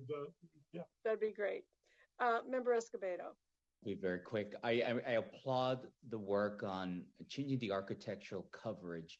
Any thoughts about changing the architecture of a clinic or the hospital, namely having mental health services within the area of care? For example, in the San Ysidro Health Clinic, where my students used to go for dental health, the therapist was right next door. And even it was a subtle yet powerful message that, you know, mental health is part of taking care of the whole child. So just any thoughts about that? Well, I mean, first off, I think your illustration is key, right? We want behavioral health to sort of be seamless and around students. Just like you mentioned dental care, I think about the primary pediatric experience, making sure it's there. We have some work to do in making sure that clinics like San Ysidro and other FQHCs have the ability to, bill or receive payment for those services. So that's a whole different conversation, and that we're active with federally qualified health centers and others. But I think, as we've seen in other areas of medicine, if the funding and the billing becomes more seamless and straightforward, suddenly the models and services exist. So that's one thing. The other thing that I think is really important, and we're in this struggle right now, is that I often say, especially with behavioral health, we have to get out of the clinics. We have to get out of the hospital, because so much of what we seek to do is really anchored in communities and, you know, schools as communities. I know we talk a lot about community schools, but schools as communities, I think really understanding where there's an opportunity. So as we transform what it looks like within the four walls of clinics and hospitals and other places, I'm also, and frankly, even more excited about thinking about what it looks like to get the show on the road. Thank you. Awesome. Member Orozco Gonzalez. And then I have Member Olkin, Patil Bronson, Glover Woods, and I know it's quite a bit, and it just seems like two very different worlds are colliding in terms of preschool to 12th grade education and health and human services. There is a prime opportunity for deeper levels of coordination and engagement between the Community Schools Initiative and the Children and Youth Behavioral Health Initiative. So my question to you is, what needs to happen to ensure we take advantage of this opportunity to leverage the resources and expertise to the benefit of our students, educators, and communities? Well, I think that conversations like the one we're having today, and really making it a priority, so that I know for me, and Melissa can vouch for this, it's a leadership priority. There is a lot of, I'm going to say, missed opportunity, things we've left on the table in the past because the partnerships haven't been as deep and candid as they need to be. And When the superintendent talks about our plane ride back and forth, some of the plane conversation was about where there's real opportunities and where we haven't capitalized on it. So I think one thing is making sure that the board, that I, as the governor has, the superintendent, others, that we continue to prioritize. Let's not figure this out on our own, because we can't. I don't think we can.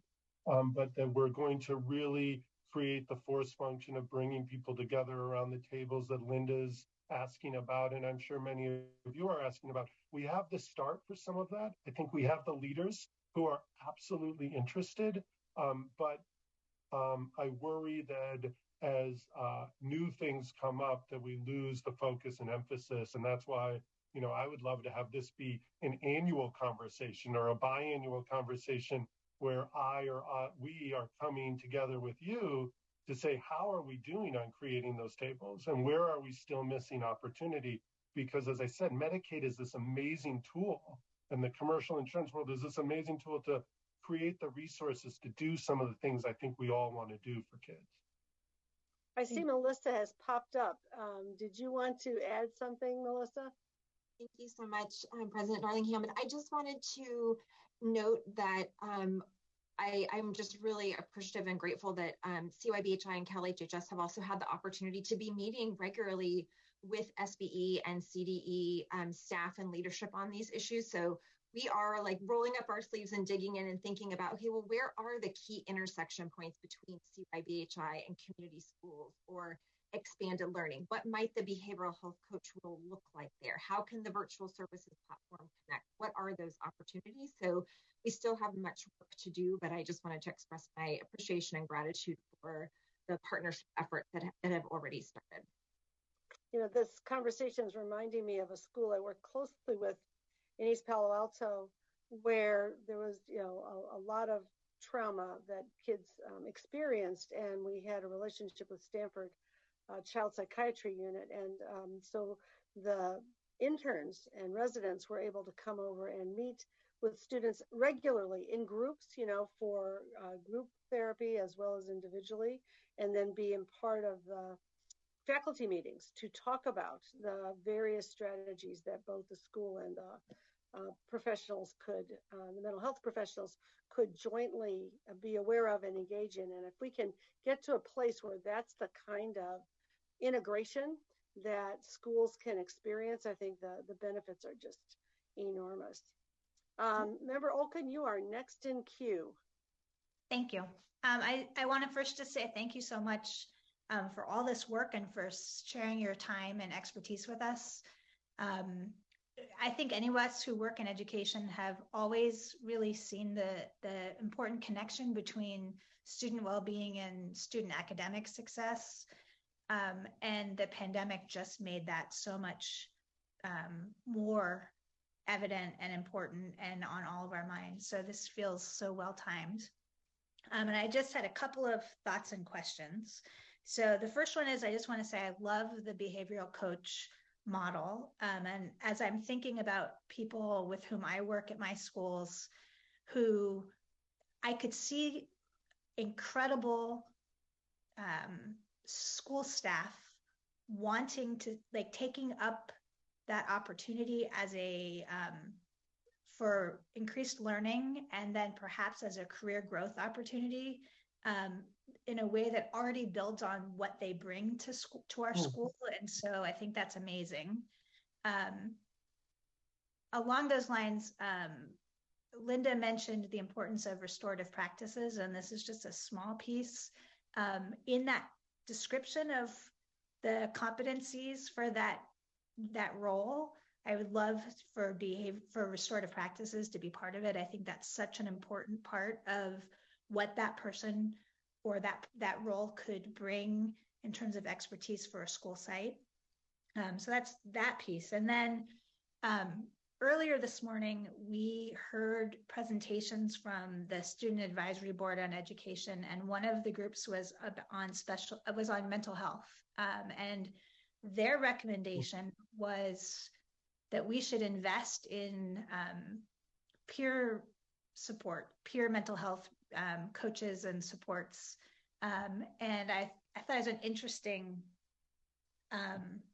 1-2, first what they brought to us and then what you brought to us. And I just wondered about the ways in which we could think about supporting students to become supports to each other as a way to perhaps focus on, that might be a bridge for public awareness and the stigmatization. That's one of those 4 principles. And then another one is even workforce training and capacity.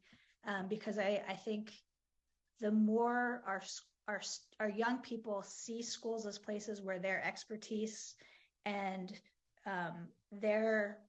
what they bring to the table as being important, the more likely they are to want to pursue a career in education or in mental health or and so I think there's a real link there. We could start getting young people on the path early, and that would, based on the diversity of our schools, perhaps help us diversify the field as well, which is really important. So just some thoughts, and I'm so excited. Thank you.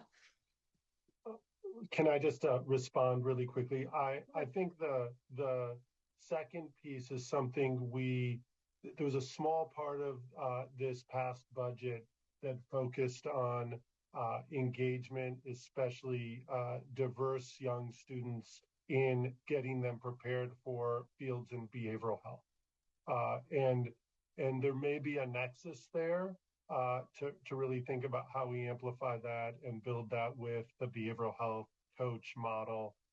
Melissa, I'm sure, has some ideas there as well. We've been talking about the peer versus near peer difference and how does that look and feel. So I think this is ripe for conversation where we'd love to get your feedback about what would best work in a school environment. Where is it a good idea? Maybe where is it not as good as an idea? That's where your expertise certainly could influence how we look at this moving forward. So appreciate the point and see that as another place of opportunity and collaboration. Terrific. Vice President Glover Woods, and then I have Member McQuillan, Patillo Bronson, and Rodriguez. Thank you. And thank you so much for the presentation. I think anytime we see true and authentic collaboration and integration amongst all of our different agencies for the support of students, it's absolutely wonderful. And I'm quite encouraged that the community schools program is actually a great model of what that can possibly look like. I was also very encouraged around the idea of diversifying the behavioral health workforce, just as we're looking at how to better diversify the teaching workforce that interacts with our children every day. A thought that I had, and it may be something that's already being explored, is perhaps finding an integration point with our CTE programs as well. We do have, as many of you are already aware, that health services sector, and there is a specific pathway related to behavioral, and I'm looking at it right now, mental and behavioral health. And as we're thinking about the behavioral health coaches, and again, just diversifying the workforce as a whole in multiple positions, integrating and connecting with the CTE programs in the schools might be a wonderful way to bring more students into the fold from more diverse backgrounds. So that's a great thought. And just to deconstruct our acronyms, that's our career technical education program. I was just going to ask, but that's terrific. You have your acronyms and we have ours. I'm terrible at defining ours. One important point that I don't think people hear enough, but this was recently surveyed again, but 4 out of 5 Americans believe that behavioral health is a bigger and bigger and more important and a grave issue in our state, in our country. And 4 out of 5 surveyed individuals believe that it's not just the responsibility of the health system to focus on it. They see a role for community, they see a role for family members, they see a role for neighbors. So how do we take that idea and really amplify it in a community school model or any other model that you all think might make sense. And I think that concept is at the belly of the Children Youth Behavioral Health Initiative, and I think amplifies this idea of diversity in the workforce. I think I'm going to get it not entirely right, but 75% of the need is among people of color, and 70% of the workforce is white in California in the behavioral health space. So we have a real gap. We have a real need to focus on diversity if we're going to really pay attention to some of these equity issues that we're talking about. And this notion of starting to think about these various pathways and on-ramps is really exciting. Melissa, did you want to add something? Yes, thanks so much, President Darling Hammond. I just wanted to note that actually Deputy Superintendent Zimmer raised this issue with me and with our colleagues at the Department of Healthcare Access and Information. I think it was this summer. And actually, they've started some meetings and conversations about the intersection of CTE with the career pathways programs that we have that HCI is leading under the Children Youth Behavioral Health Initiative and beyond, because we also have career pathways programs that reach into high schools as well as colleges. So there is some conversation that's been started about where those connection points might be. So appreciate that being raised. Terrific. Member McQuillan. Thank you. And thank you for this very rich conversation. Dr. Mark, there was a lot in your presentation there to unwrap. Thank you for that. There's so much we need to do in terms of breaking down the silos between our systems and in education itself. We often run into, that it's not my responsibility to touch on mental health or social emotional. That's the health class that deals with that. We still have some of that work to be done to bringing down those silos. But I wanted to, and I appreciate all of it in terms of recruitment and definitely the CTE. I sit on that subcommittee with the members of the California Chancellor's Board. And we need to raise that up in terms of helping to make sure that's a louder message out there, that the health pathways are a part of CTE and it can be funded and supported there for that recruitment. But I wanted to go back to, I appreciated the linked services, not school-based services, and that distinction you made there. In terms of funding and accessing those school link services to zero in on continuing funding for the support services. And do you see any other hurdles that we can focus in on for that, whether it be Medicaid or the third-party billing to keep the services going? Thank you. Yeah, and I'll ask Melissa to jump in on this as well, because she's working on it day in and day out. But it's, you want to create an environment where the services are, quote, reimbursable in a way without turning the whole operation focused on billing, right? And we have a real chance to do that. This whole rate schedule for the commercial plans, which will be mirrored and built on what we're doing in Medicaid, will theoretically create an opportunity for bread and butter services that might happen in a school or might be linked to a school to be reimbursed. And even though I know that's focused on payment, but that is exactly what's going to allow us to keep these services going, not just for the 5 years of, the Children Youth Behavioral Health Initiative, but way beyond that. And we are adding more services that you'll probably recognize as useful to what is reimbursed under Medicaid and soon under the commercial plans, right? So there's family-based services where it's not just about the student, but it's about what happens to the family. There's some population-based services that might help cover, a classroom or a school. There are some opportunities around virtual care and virtual services. So I think there's a real, collaboration that could bring together exactly what the school communities believe they can do and need to do and want to do to allow us to use the health lane and leverage it for those resources when possible. So this is a part of it that I'm really excited about. So I'm grateful that you amplify it. And I know Melissa's spending time thinking through how we're going to actually get this right. Melissa, I don't know if you want to jump in on anything more on this. Nothing to add, but happy at a further time when it's appropriate to dig in more to how the fee schedule is going to work. It's really being developed as we speak. There's a new working group that's been established that just had its first meeting in October. So we're in that stage of really rolling up our sleeves to design and develop how this ongoing reimbursement mechanism is going to work over time. Terrific. Member Patil Bronson. I was going to say good morning, but good afternoon. And I actually just want to first start and say, not related to the immediate conversation, but thank you for your service during all of the pandemic. You were a voice of science and calm, and I was just personally proud to be a Californian as so much of the last couple of years have transpired. So thank you. I wanted to actually ask about the early side of the age continuum. So delighted to see that it's a 0 to 25 space, and certainly recognizes that our children go through all of those spaces, depending on sort of where they are. But would love to hear you comment a little bit more about how you're envisioning the early childhood components.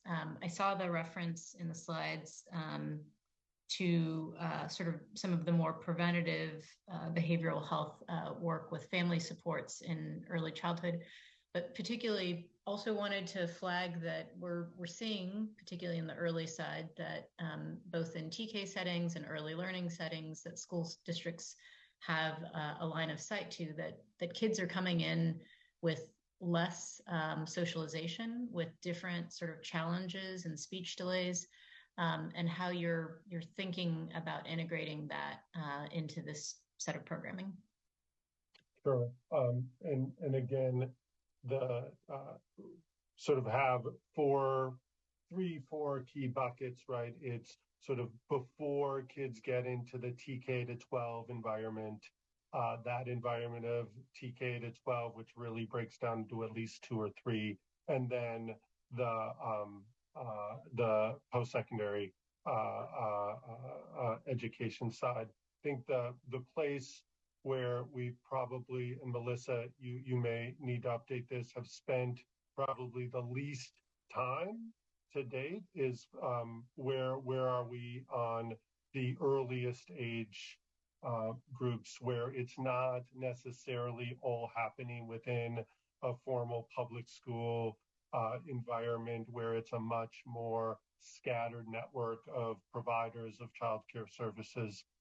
So there we're leaning more heavy on things like our platform and some of these tools as the entry point to some of those services.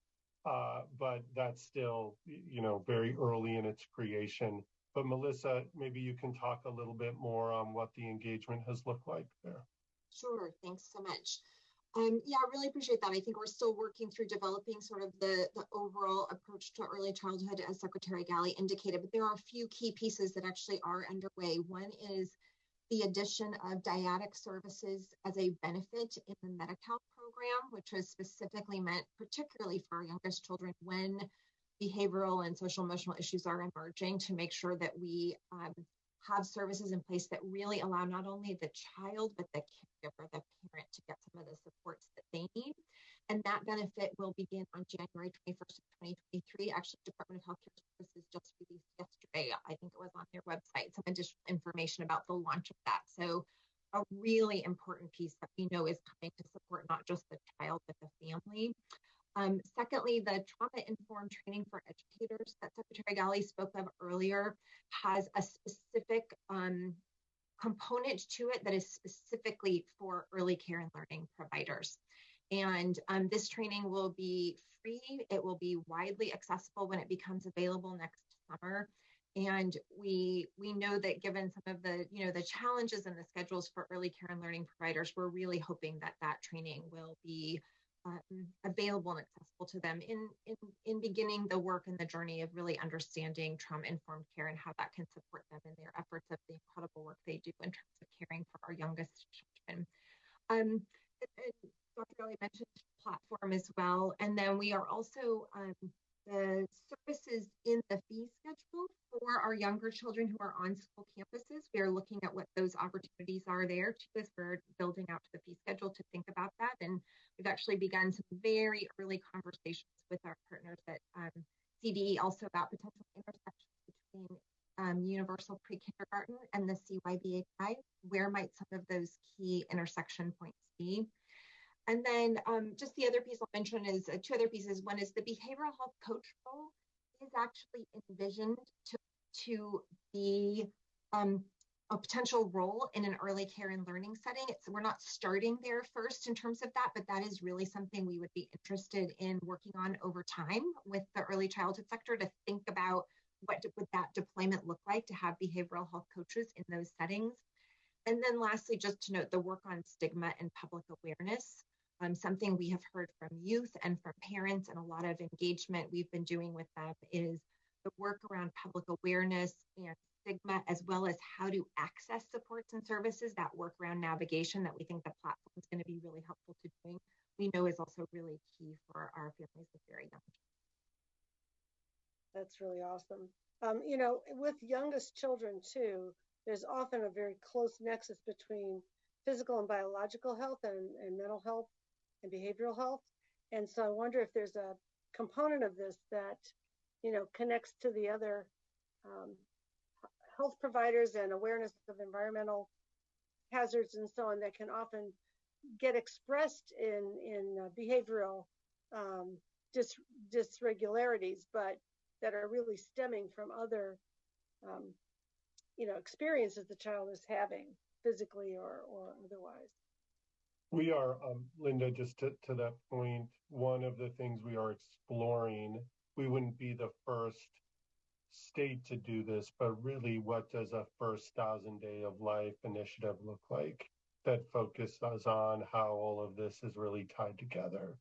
And that's another place where, as we talk about it, could use your expertise and advice of the board on what that looks like. So you know, I think about things like, you know, autism is now 1 in 44 kids, right? And there are a lot of behavioral manifestations that, you know, people might pick up on, but then there's a whole biological and environmental component and so on. So there's that integrated approach that you're championing is just incredibly important in so many ways.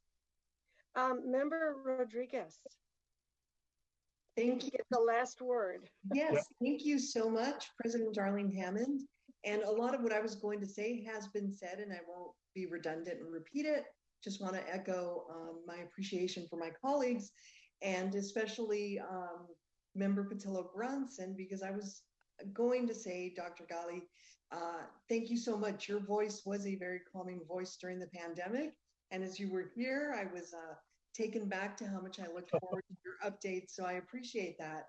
And also, Melissa just talked about the stigma, and that's what I wanted to share a little bit about. In my community, which is largely Mexican, right? We live next to the Mexican border. There is a stigma with mental health, you know, like, oh, it's all in your head. And the stigma exists in other cultures, but, you know, just suck it up and deal with it. And so that's something that our community's been working hard, and especially the support, you know, the behavioral health at our school. You know, we don't quite have the EPA model of, you know, having psychologists working on our campus, but right next to us, we do have a behavioral health specialist and a great relationship. And I've seen how much my students appreciate having a therapist, a licensed therapist to talk to. When we have our school assemblies and they introduce her, she gets the most applause. And so it's, you know, we're making some great strides, and it wouldn't be possible without the commitment from our governor, from your department, from, you know, the CDE, Superintendent Thurman. And this is what it takes, because I see a lot of desperation, and this is the hope, right? You know, when people are desperate, especially a lot of our foster youth, is when they feel like they have nothing to lose. And these services bringing that light of hope. So thank you so much. Well, if I could just wrap by saying, the last two members brought up the pandemic, and I will tell you, Linda, we haven't had the privilege of connecting since it's been calmer. But as we reflect back at some of the important efforts in California as it relates to pandemic response, the more time I spend doing it, the more I realize we were playing catch up from the very beginning. We have not invested enough in the community infrastructure that we need to really carry forward and be prepared for the next public health emergency. And as much as the Children Youth Behavioral Health Initiative, our partnerships with you as educators of schools becomes about really anchoring and building resilient, thriving communities for young people and their families. I think we are better set up to deal with whatever comes across our plate, whether it's the next variants or the huge number or increase in behavioral health needs across our state. So if anything that we do builds that community sense, I think we're really doing more from this whole child approach for kids and their families. So this partnership is not just something that we hope to talk about for an hour today, but something that we invite all of your input on and critique us. Tell us, hey, it doesn't seem like you're holding up your end of the bargain. Couldn't you do more? Can't you think a little bit more flexibly? And we'll do the same to you. We each have our rigid ways of thinking about things. And frankly, that rigidity is what probably gets in the way of our collaboration the most. So I don't mean to take the final word in any way, but more an invitation to continue this conversation in meaningful ways down the road. Well, we appreciate it so much. It's a hugely important initiative. And Mark, I know we've been talking about this for many months, how to bring the systems together. I think it's wonderful to see the step being taken. And we really appreciate you and Melissa joining us.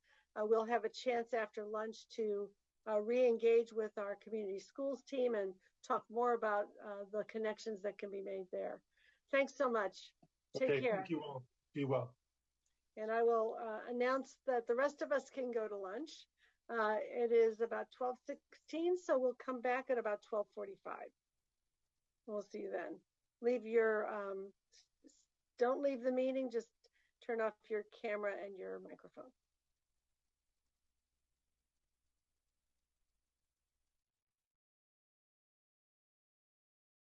Welcome back. Board members, we need to reestablish a quorum, so Brooks is going to call the roll. President Darlene Hammond. Here. Member Escobedo. Here. Vice President Glover Woods. Here. Member Lewis. Here. Member McQuillan. Here. Member Olken. Here. Member Orozco Gonzalez. Here. Member Patillo Brownson. Here. Member Porter. Here. Member Rodriguez. Here. Member Yoshimoto Tauri. Here. Everyone is present. Terrific. We are now going to continue with the community schools item with a presentation by the Community Schools State Transformational Assistance Center. We're going to hear from Dr. Navdeep Purewal of Alameda County Office of Education and Dr. Karen Hunter-Quartz of the UCLA Center for Community Schooling. Dr. Purewal, please proceed. Good afternoon, President Darlene Hammond and board members.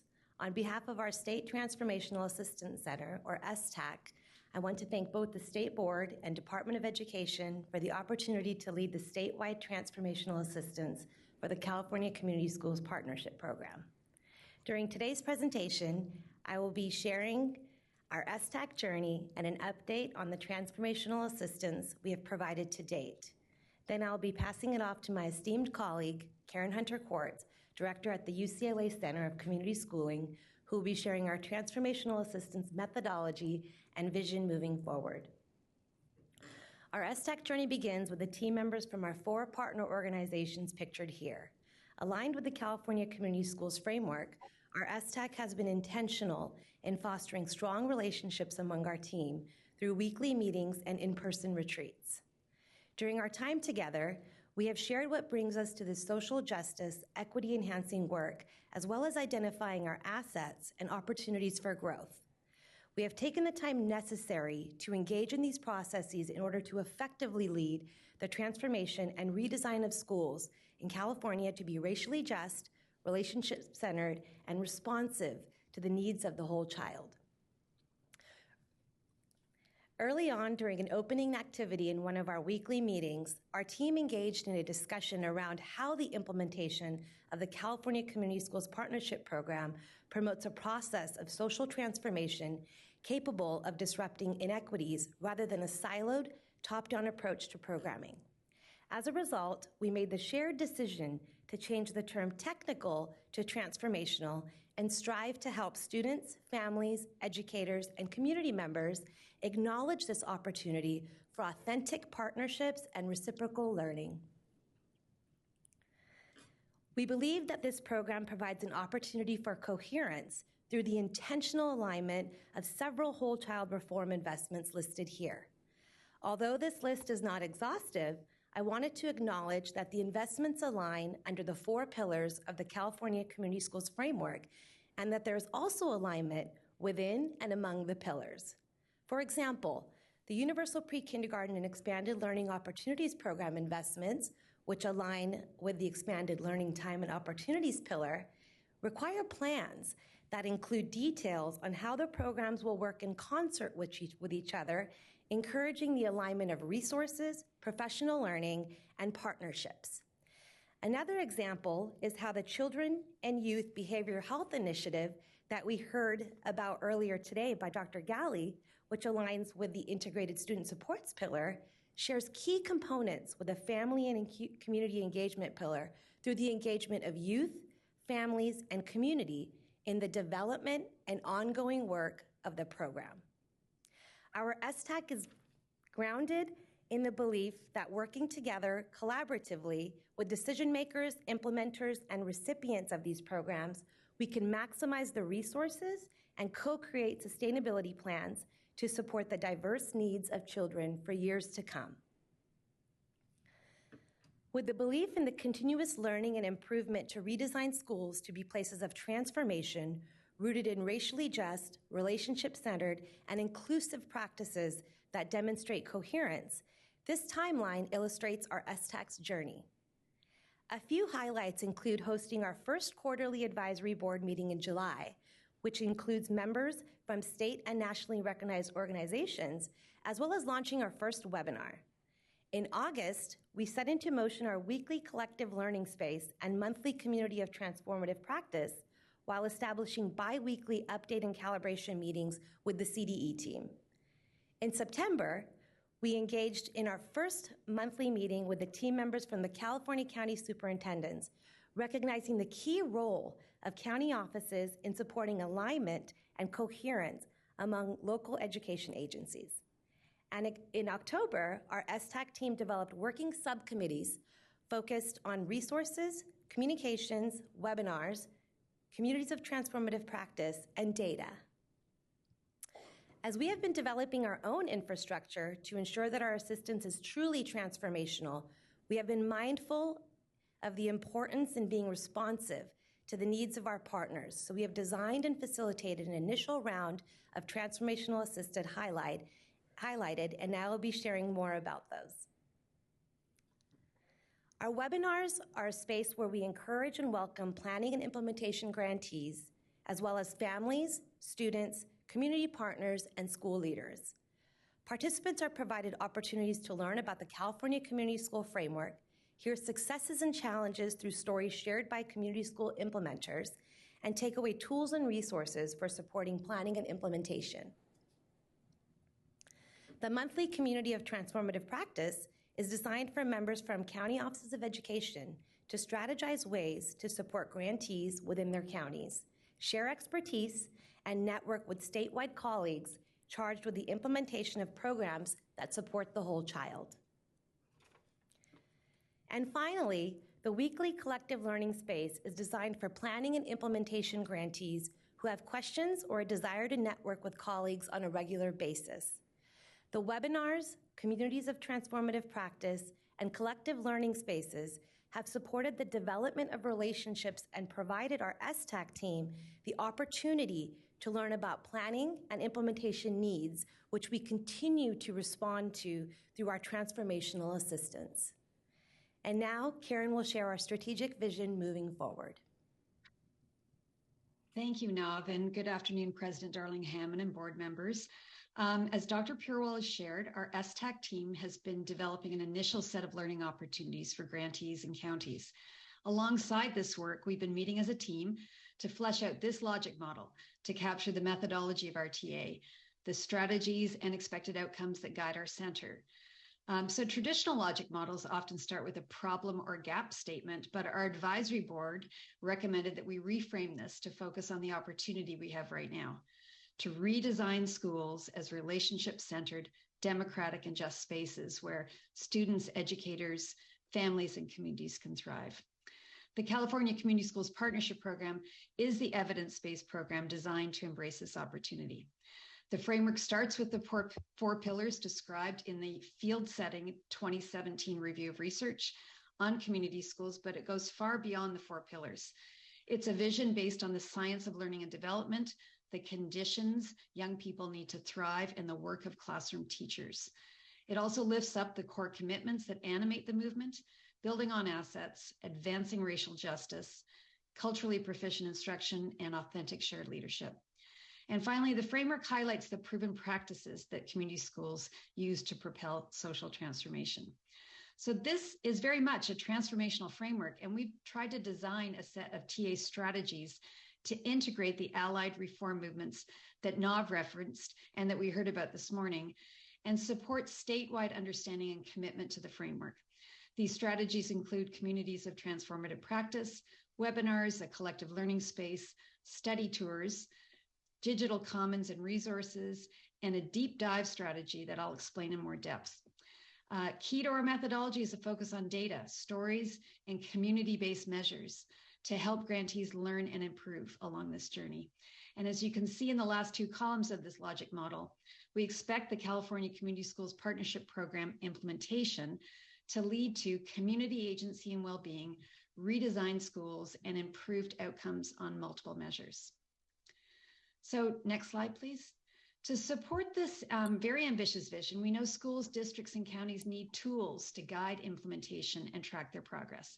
So this slide maps out our process to operationalize the state's framework in what we're calling an implementation growth chart. Our STAC team made the shared decision to use this language instead of implementation rubric to emphasize continuous learning and development. We have been reviewing and synthesizing implementation science resources, as well as frameworks and rubrics developed by local, state, and national organizations.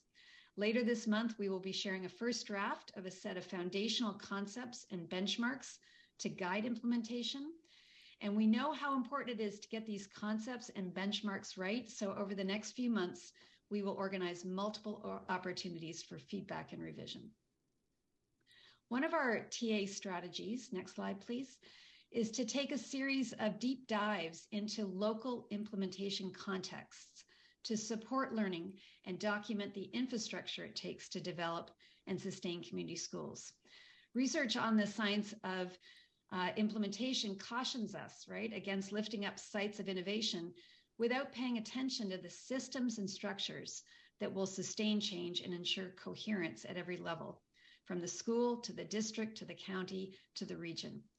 For this reason, we are planning to partner with 3 deep dive implementation teams each year of the program.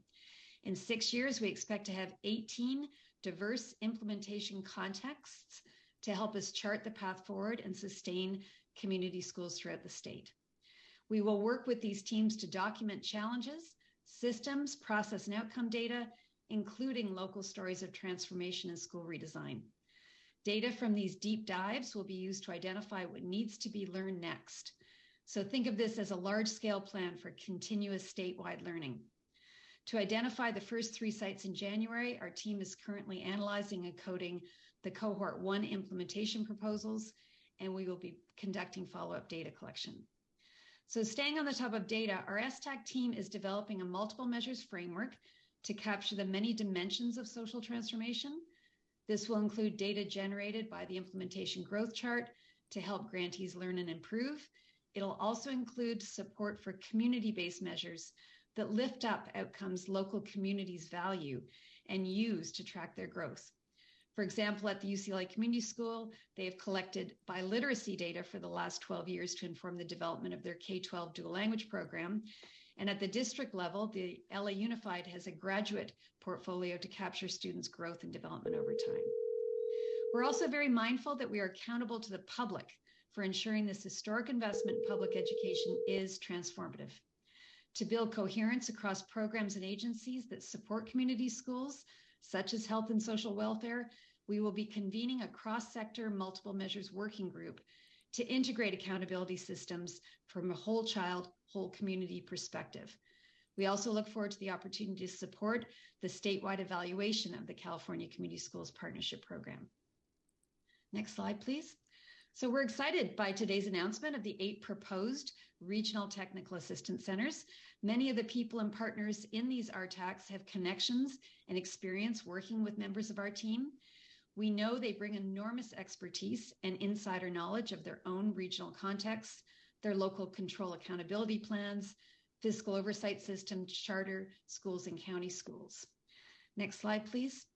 So as this timeline maps out, we're going to be reaching out to each RTAC team right away to further develop our relationships and start planning together, including a 2023 statewide summer institute. We're also preparing to release a set of resources, including the implementation growth chart and a set of guides and tools to be housed on a digital commons and widely shared in different learning spaces. In January, we'll launch our deep dive strategy to learn with and from 3 local implementation teams, which we're calling our first cohort of community school fellows. And in the new year, we'll also convene our cross-sector multiple measures working group to begin to integrate process and outcome measures. So I hope this presentation has given you a helpful overview of our STAC journey to date. I'd like to end by sharing a little bit about why we're doing this work.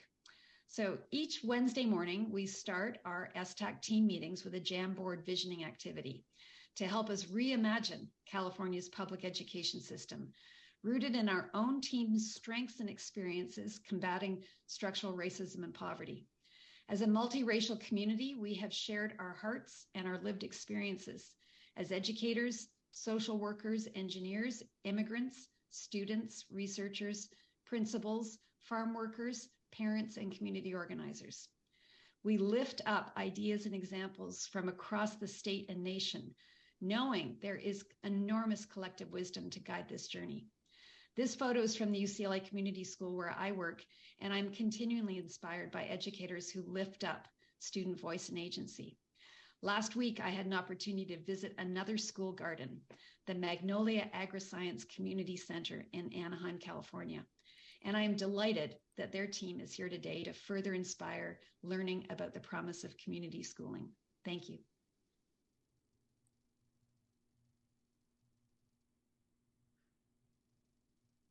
Thank you so much. Is that the conclusion of your presentation, Dr. Quartz? Yes, it is. Okay. So I want to move us along then to the Anaheim Union High School District. Superintendent Matsuda and his team are here. So please begin. Thank you so much, Chair Darling Hammond, and the State Board of Education. It's really an honor to be presenting. Jaron, are you ready to go? Yes, I just need to unshare so I can share. There we go. So now I'm going to share mine. Okay. Give me 1 second. We pull it up. I want to also thank Superintendent Tony Thurman and Steve Zimmer. They've been to our district twice in the last couple months to see what's going on. And I really appreciate our thought partners at UCLA really putting theory to practice and really being great thought partners on challenging our own thinking. But it's also nice to be affirmed in terms of seeing theory in action in the AUHSD. And finally, I wanted to really start this presentation about the importance of the LCAP. Can you go to the next one, please? And put a shout out to Governor Brown and Mike Kurtz and Linda Darling-Hammond and all those who were involved in creating the LCAP. The L, as everybody knows, is local control. And I think that's really an important concept here because in terms of shared governance and bringing in all the stakeholders, including the parents and teachers, and especially the student voices early on, I think that was huge because we all know that we have, those of us who are fortunate to have the part of the $4.1 billion investment by the governor of the state of California for community schools, we know that that money is limited 5 years. And it's really going to be up to us to ensure that we have agency with our community. And our goal is to institutionalize this through the LCAP process in the general fund in 5 years. So it's really going to be up to us and the community school recipients to ensure that we have our community support to make sure that that happens. Next slide, please. And I want to put a shout out to Dr. Goley too, who really informed us on the challenges of mental health, which on the ground certainly the schools are dealing with. And the challenge really is about teaching with the whole child in mind. As Linda Darling-Hammond and others have long really tried to promote, the role of the teacher and the role of instruction and bringing the challenges of community schools into the classroom. I think that's what we're attempting to do here. And I think you're going to see that we have made progress here. One of the, I think, logistical challenges of dealing with mental health is just the amount of bandwidth that schools have and communities have. We're grateful for our 25 social workers that we funded through the LCAP mostly prior to the pandemic, as well as our 85 counselors, and our social workers generally are working on the back end of this. But let's not forget we have 1,300 teachers, and in the state of California, that's 250,000 teachers who could be on the front end. If we can really connect deeper learning, the issues of deeper learning, we call it the 5 C's, to the community, to give teachers the opportunity to give students and challenge them with the applied learning and problem solving in our communities. Because there's no question that this generation of kids has the most severe challenges. We developed 3 drivers. We call it the Career Preparedness Systems Framework. That's what all of it led to. And it's really the 3 drivers are the soft skills. We call it the 5 C's, which I think the state board knows that 4 of those C's are already integrated and approved in the state frameworks: communication, creativity, collaboration, critical thinking. We added the 5th C, which is compassion, building a sense of empathy. The other driver is technical skills, which are the partnerships with dual credit with our community colleges, our CTE pathways, and to provide those pathways, meaningful pathways to jobs. The 3rd driver, which is probably the most important that people talk about, is the sense of agency, purpose, and voice. And a lot of this on the right side you see has led to these cutting edge pathways in AUHSD, from AI to biotech, cybersecurity. We even have an incubator lab. So what the CPSF is developing a new North Star for education based on flat governance and shared leadership. And all of this led to the development of the Magnolia Agri-Science Community Center, and led by a group of teachers across the district and across content areas. So at this point, I'd like to introduce our lead teacher, Dr. Sabina Jacomus. Thank you, Superintendent Matsuda. Good afternoon, everyone. I've been teaching science in the Anaheim Union High School District for 16 years, and I'm currently a teacher on special assignment, overseeing the build of the Magnolia Agri-Science Community Center and also the curriculum opportunities there. So we call it the MAC Farm, and our farm is a 2.5 acre urban farm built on AUHSD property. So I'm going to address how we have authentically engaged our communities through this specific project. As we all know, the pandemic opened our eyes to the inequities of in our low-income communities. And our district saw a need not only for access to fresh fruits and vegetables, but also a need for education around nutrition, how local food systems work, and urban agriculture and climate justice. So like so many of our school campuses, we had some vacant land that was not being utilized, and we saw a potential for its use. So in July 2021, our AUHSD board approved COVID relief funds to be used in an innovative way to build the farm and also to fund the salaries of 2 full-time farmers. So I think the MAC farm has a model of instruction that's pretty different than what you would see at most traditional school gardens. It was decided early on that we would not have a standalone class where students could sign up for a traditional course during the day, the school day. And instead, we utilized our educational partners at UC Irvine to help us create curriculum for students to experience a field trip setting at curriculum, and then also curriculum for traditional classrooms.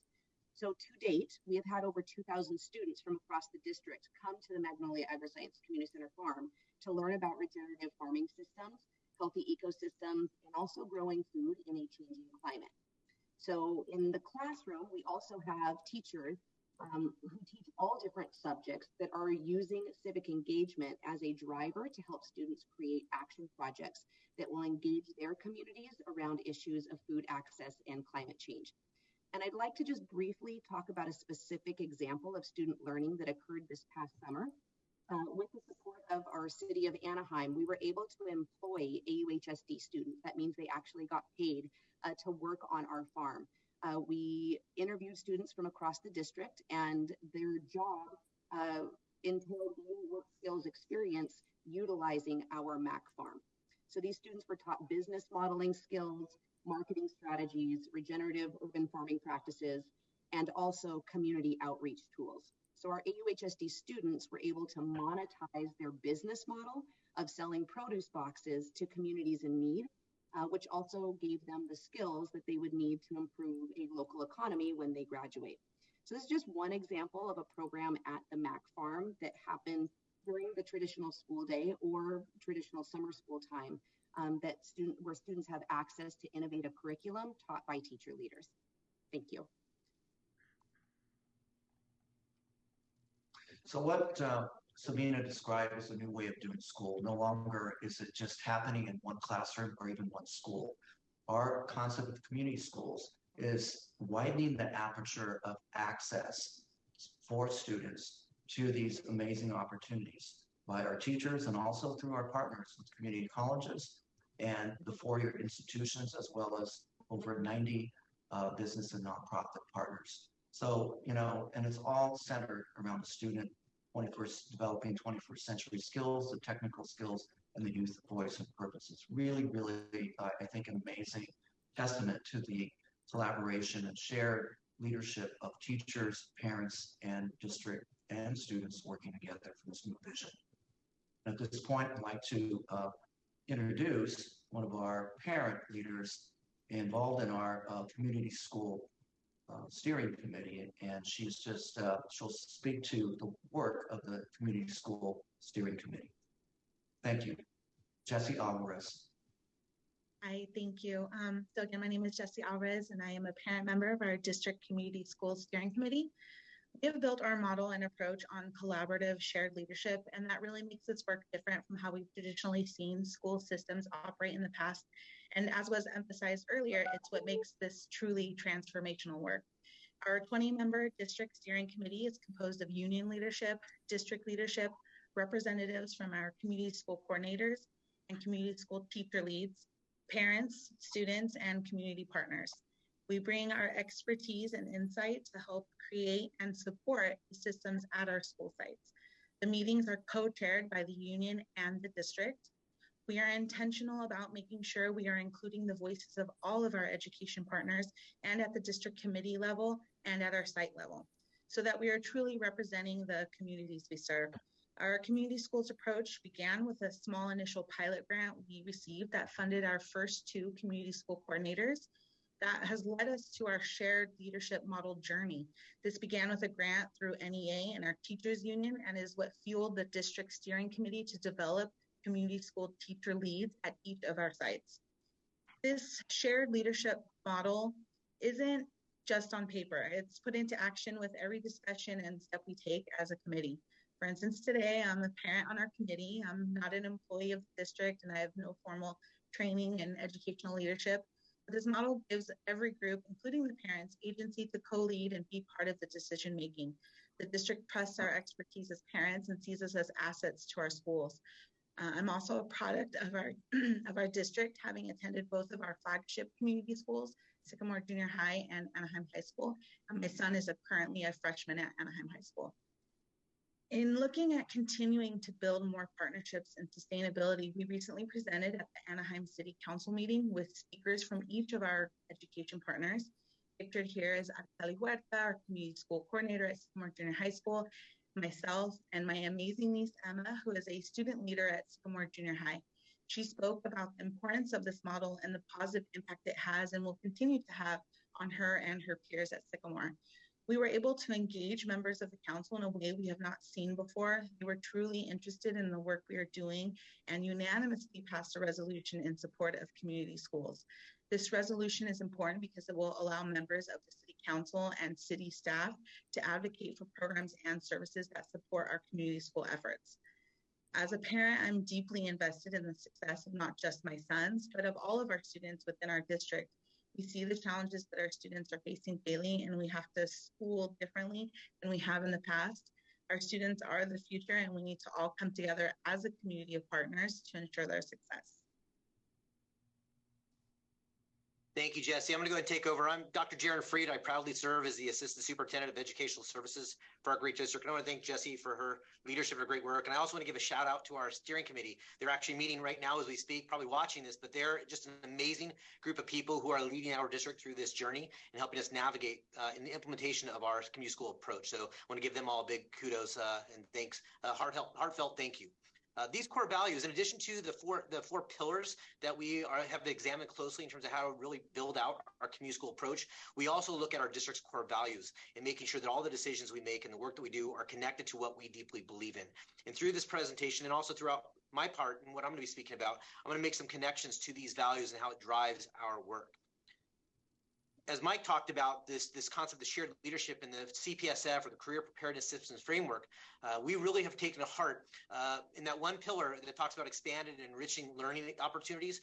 We really do believe that for the sustainability of this grant, if and when the money should dry up, that it's going to be the work that we've done to build capacity in our teachers and integrate these concepts in our classroom. And Dr. Darling Hammond, you mentioned this earlier when our earlier presentation took place. That's really where the transformation takes place. We couldn't agree more. So we have invested monies. It was part of our LCAP, but also part of the community school efforts to really build capacity in our teacher leaders. So we're looking at the way that we approach teaching and learning to integrate local, statewide, and national issues into the classroom while connecting it back to the content. So we're not sacrificing the traditional content, all the while building these skill sets in our students and in our families so that this work is sustained when this grant is over, or if it isn't over, we're just going to continue to grow out this model and continue to meet the needs and celebrate the assets of our community. So this is an example of how that might look. Now, also, I know that you may not see this perfectly, but this is just an example of the systems, not silos approach. We really do believe in creating structures and systems. So again, this work isn't dependent upon one person or two people. If someone leaves, the work can continue. And so baked into our learning organization and the systems and structures are our community school structures. So you can see in this model, we have our district steering committee. We have our community school coordinator structures. We have the structures for our community school teacher leads in the work that we're doing across our system. So this is really essential for us. So again, it's that shared practice, shared leadership model where we're all working together and not in silos. Now, how do we know that this is working? Because as Mike said earlier, we've been doing some of this work prior to this grant opportunity, and now we're being able to take that and really strengthen the work that we've begun. This is just some data that just shares the work that we're doing we know is making an impact on our students and our families. Without going over all the data specifically, because I know you can see it, I do want to highlight the State Seal of Civic Engagement, because that's what we're looking to bring into our classrooms each and every day that allow our students to engage in the content, develop those skills, but also look at the applied learning and problem solving that we want to develop in them. And the first year that the State Seal was given, we had 2,400 plus students earn the State Seal. That's 45% of all the State Seals that were given across the state.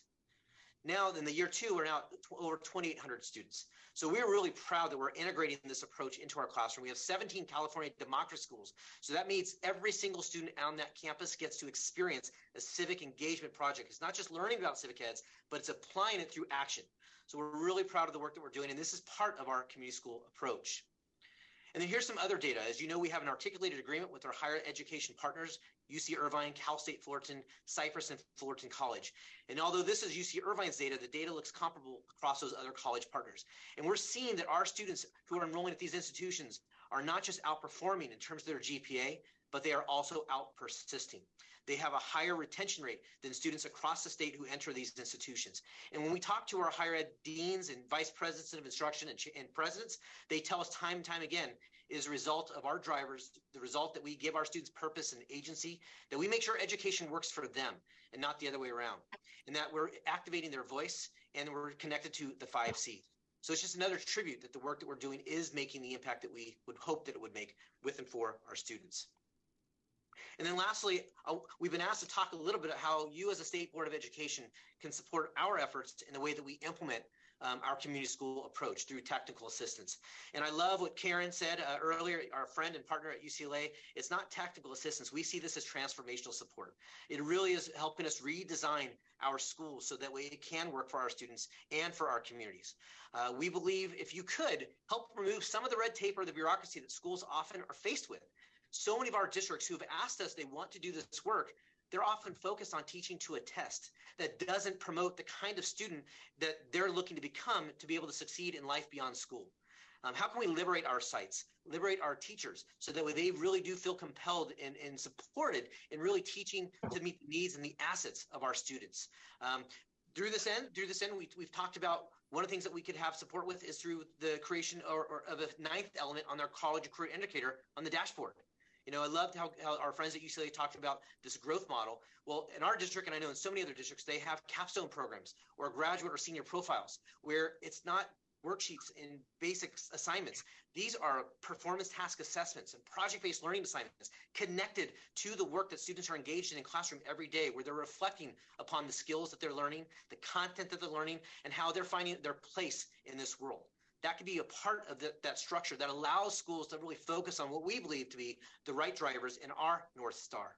This is applied learning and problem solving at its best, which you saw an example of what's happening at our Mac farm. We also would love the opportunity, as our friends at UCLA also talked about, to create these innovation zones or these innovation spaces where through those leadership partners, we can connect with other districts who are engaging in this work, where we can learn from each other and share our best practices, but we can also be vulnerable together and share some of the challenges and use as thought partners to help grow and strengthen the gaps that we might have within our system.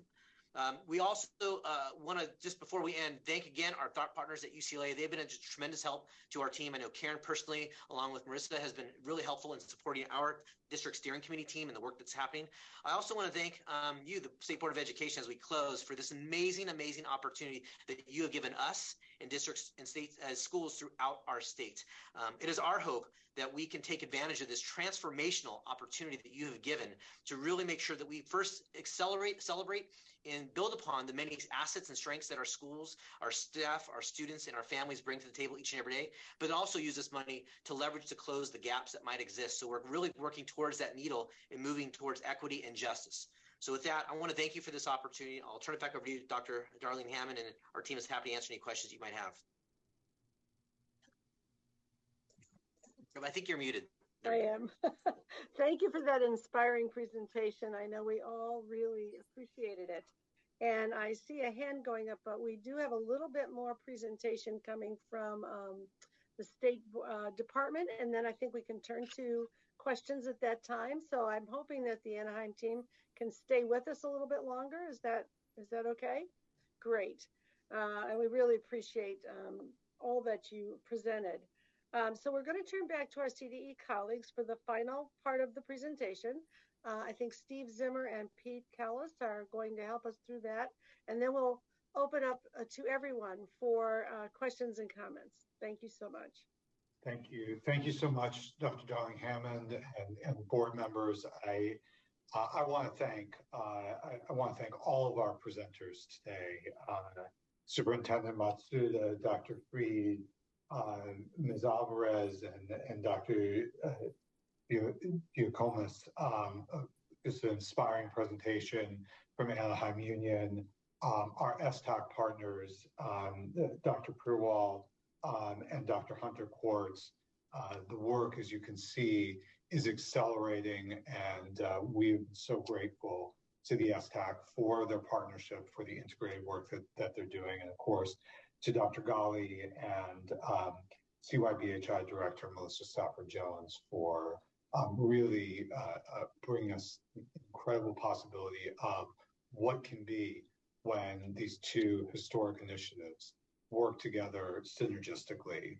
I'm joined today by our Division Director, Pete Callis, our Senior Advisor to the Superintendent, Brooklyn Williams. And the message, I apologize, there's a little bit of a shadow on my screen. There's something, the camera's malfunctioning a little bit, but I don't want you to think that there's anything ominous.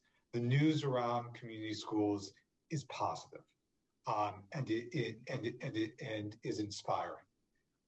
You saw an incredible example here today with Anaheim Union that Superintendent Thurman and I have had the chance to visit twice this year. We visited, Dr. Escobedo and I and the superintendent visited the school in Vista Unified just a couple of weeks ago. And we are hearing from schools and LEAs throughout the state. I want you to know that the vision is happening. It is being implemented. We have all throughout our states teams of families, of staff members, of students doing assets and strength assessments and gap analysis.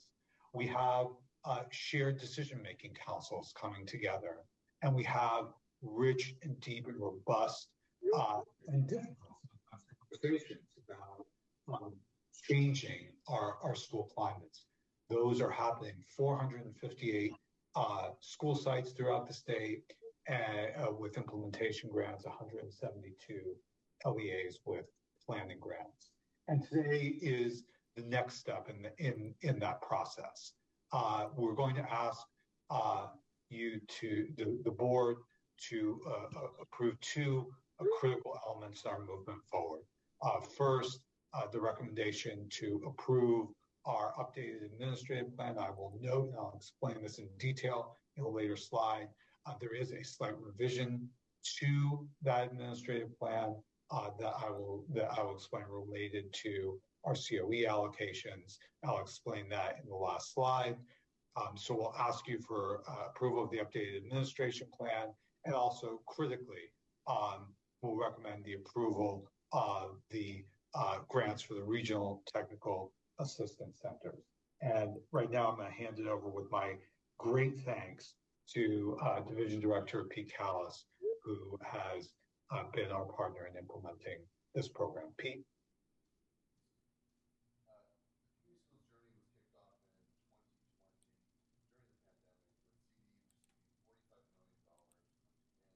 Federal funding to administer the California Community Schools Partnership Program for existing California community schools. This was expanded, the program for community schools was expanded and continued with CDE receiving over $3.1 million in 2021-22 state budget to expand the California Community Schools Partnership Program for new schools and for existing community schools through planning grants and implementation grants. Moving into 2022-23, the legislature allocated additional funding for the CCSPP, which includes an additional $1.1+ billion to be used beginning in 2023-24 for additional implementation grants and extension grants.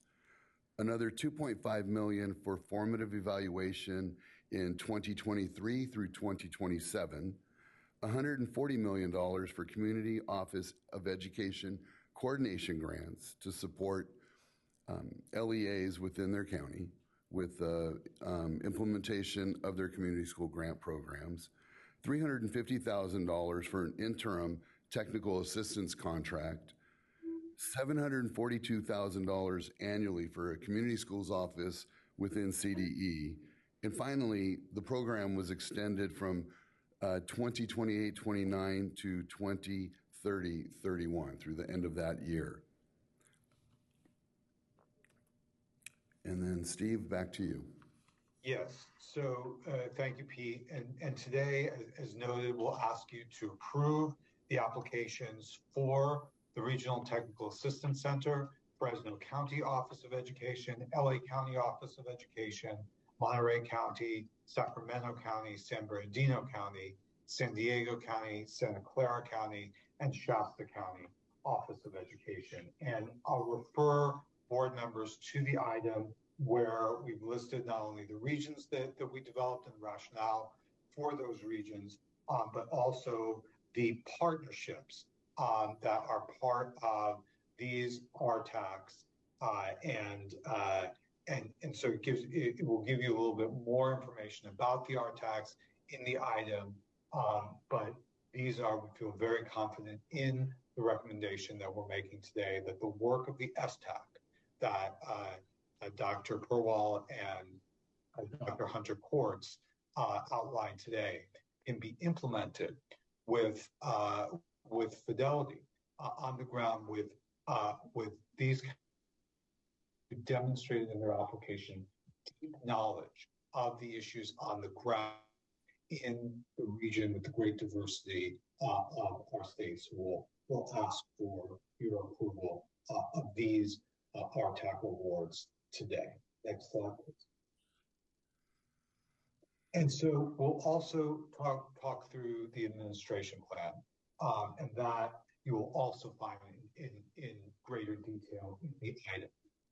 This plan includes an interim technical assistance plan through the STAC, extending our contract with WestEd and our team at CDE. I'll talk about this in a little bit more detail. The way that the calendar has aligned, and we are extremely grateful to the STAC for jumping in and being immediately just accelerating that on-ramp to their involvement. We anticipate the same will happen with our RTACs, but we understand for this first cohort, it was essential to have an interim technical assistance plan. I'll talk to you about the County Office of Education Coordination Grants. And again, as I mentioned, we're going to make a slight adjustment to our ask because we need to re-examine a few fine points of the data on our figures there. But I'll talk to you about the importance of this grant. And then we have two RFAs that are coming up.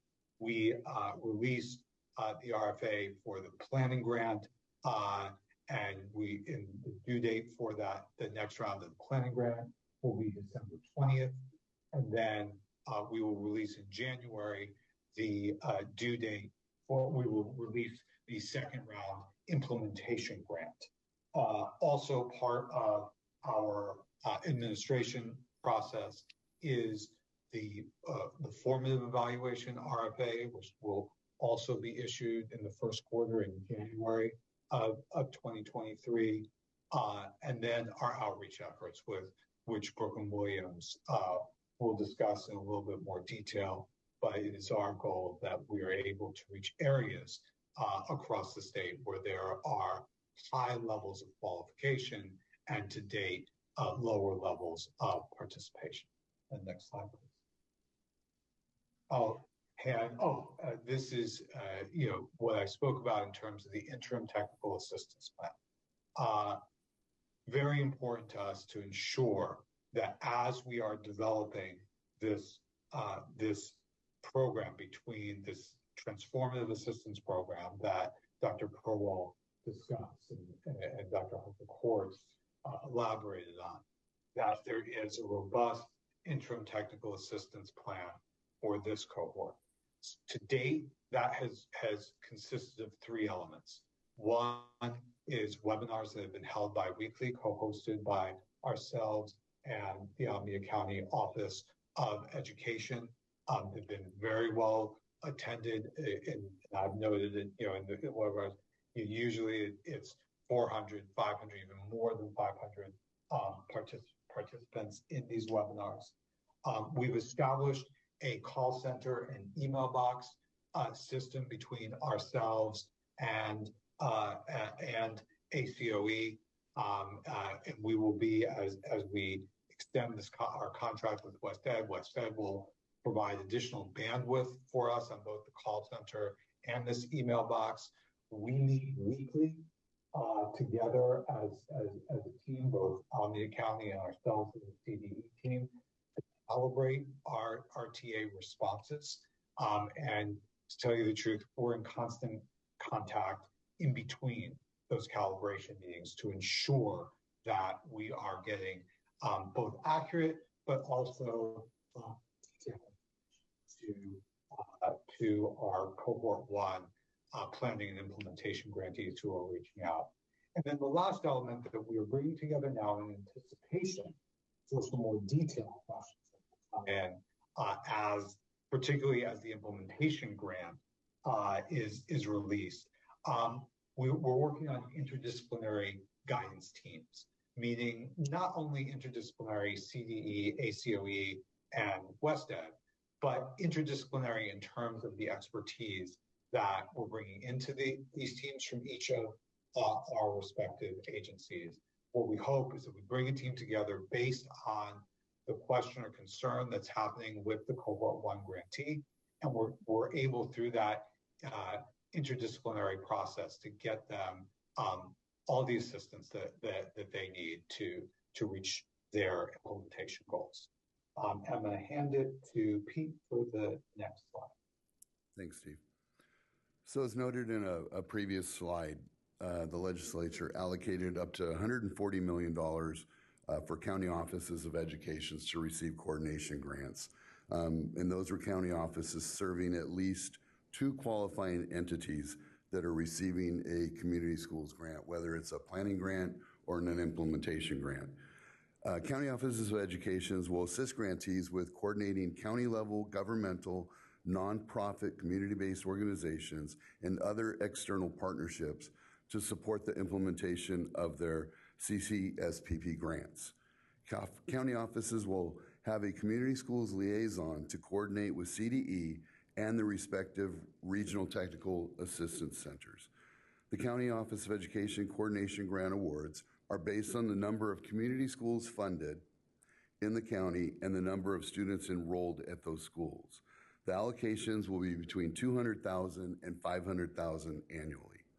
Additional allocations will happen after Cohort 2 planning and implementation grantees are determined. So on the coordination grant model, we built the allocation model based on the spread of enrollment at school sites and the spread of school sites within each county. In the future, we will need to revisit this based on how many additional county offices of education will come online with their additional community school grantees within their county. So the initial allocations that will be going out were based on this model that we put together. It could change in the future just depending on how many county offices come on and their enrollments and the number of schools within their county. Okay. Brooklyn. I'll pass this over to Brooklyn Williams. All right, thank you so much, Pete. Good afternoon, board members and community. As stated, my name is Brooklyn Williams and I serve as Senior Advisor to Superintendent Thurman. It has been an honor to be a part of the team supporting the California Community Schools Partnership Program. And I'm very happy to be with you all this afternoon to review grant making information. As you can see, the RFA for round 2 of the planning grant was released yesterday with the plan of the State Board of Education approving grantees in March of 2023, and the funding released in the winter of 22 and the spring of 23. The RFA for round 2 for the implementation grants will be released January 23rd of next year with State Board approval in May, and those funds going out in the spring of 23. Our outreach plan is both top-down and ground-up. CDE will host a series of webinars on Monday, November 7th and Wednesday, November 9th, as well as an early childhood education specific webinar on November 14th and another general webinar on December 6th. We are engaging with our community partners to support with outreach on the ground to help increase interest from families, communities, and local districts, and also awareness of the webinar CDE will be hosting. And with that, I will turn it back to Deputy Superintendent Zimmer. Thank you so much, Brooklyn. The final piece of the implementation plan involves the formative evaluation. And this is also an RFA that we will be releasing in January. And as you know, as community schools is transformative. We need, we are taking great care, and the legislature is taking great care. I know the board has taken great care in ensuring that our evaluation process reflects the transformative nature of what we of the ambition and the goal of CCSPP.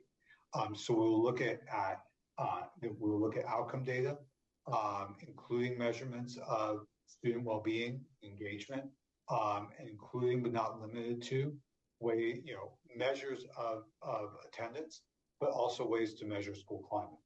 Analysis of the services being provided and changes that are taking place in schools, areas of progress and challenges to be addressed to meet the goals of the CCSP framework, including but not limited to the effective integration of instructional and student support services, support for authentic student and educator and family engagement. We're also looking for evidence and best practices and successful strategies for integrating multiple funding sources to meet the LEA's school improvement goals identified in their LCAP. The first date for a formative assessment and the annual formative assessment will be the end of the next calendar year, December 31st. And I want you to know this is a conversation that we've begun to engage with the STAC and several of our university and thought partners on this. We look forward to reporting back to the board about our progress in this area. And as promised, we'll get to our final slide where I just want to go over what we are asking on the board today. First, the approval of the selection and recommendation of the regional technical assistance centers. And then I want to read to you directly what we're asking for in terms of our updated administrative plan. We're asking for the board's approval of the updated administrative plan. We are also asking to delegate to CDE in consultation with and subject to the approval of the Executive Director of the State Board of Education, our ability to develop a final list of the 22-23 County Office of Ed Coordination Grant allocations consistent with this administrative plan. These awards shall be posted for public review and comment prior to the posting of a final list. The final list shall be posted on November 18th. And I will just say we had an unexpected technical problem with our data set that may have caused a few errors both in allocation amounts and determining whether a COE had the necessary two grantee threshold. Apologies about that, and we believe that we can reconcile this with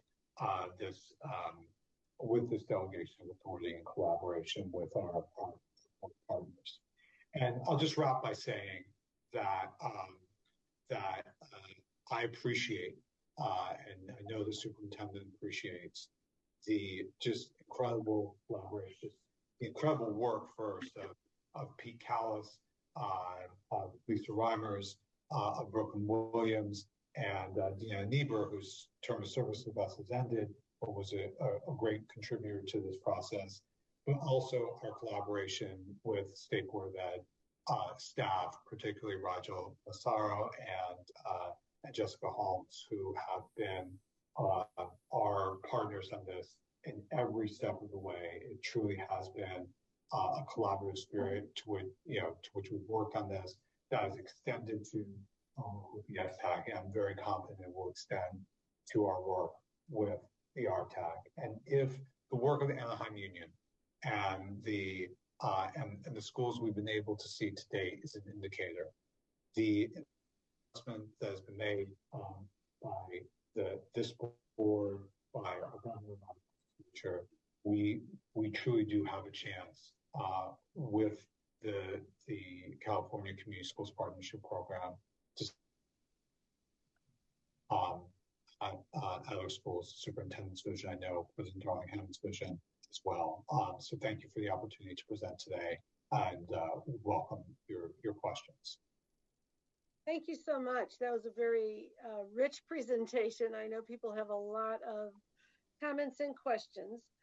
We do want to open the public comment line.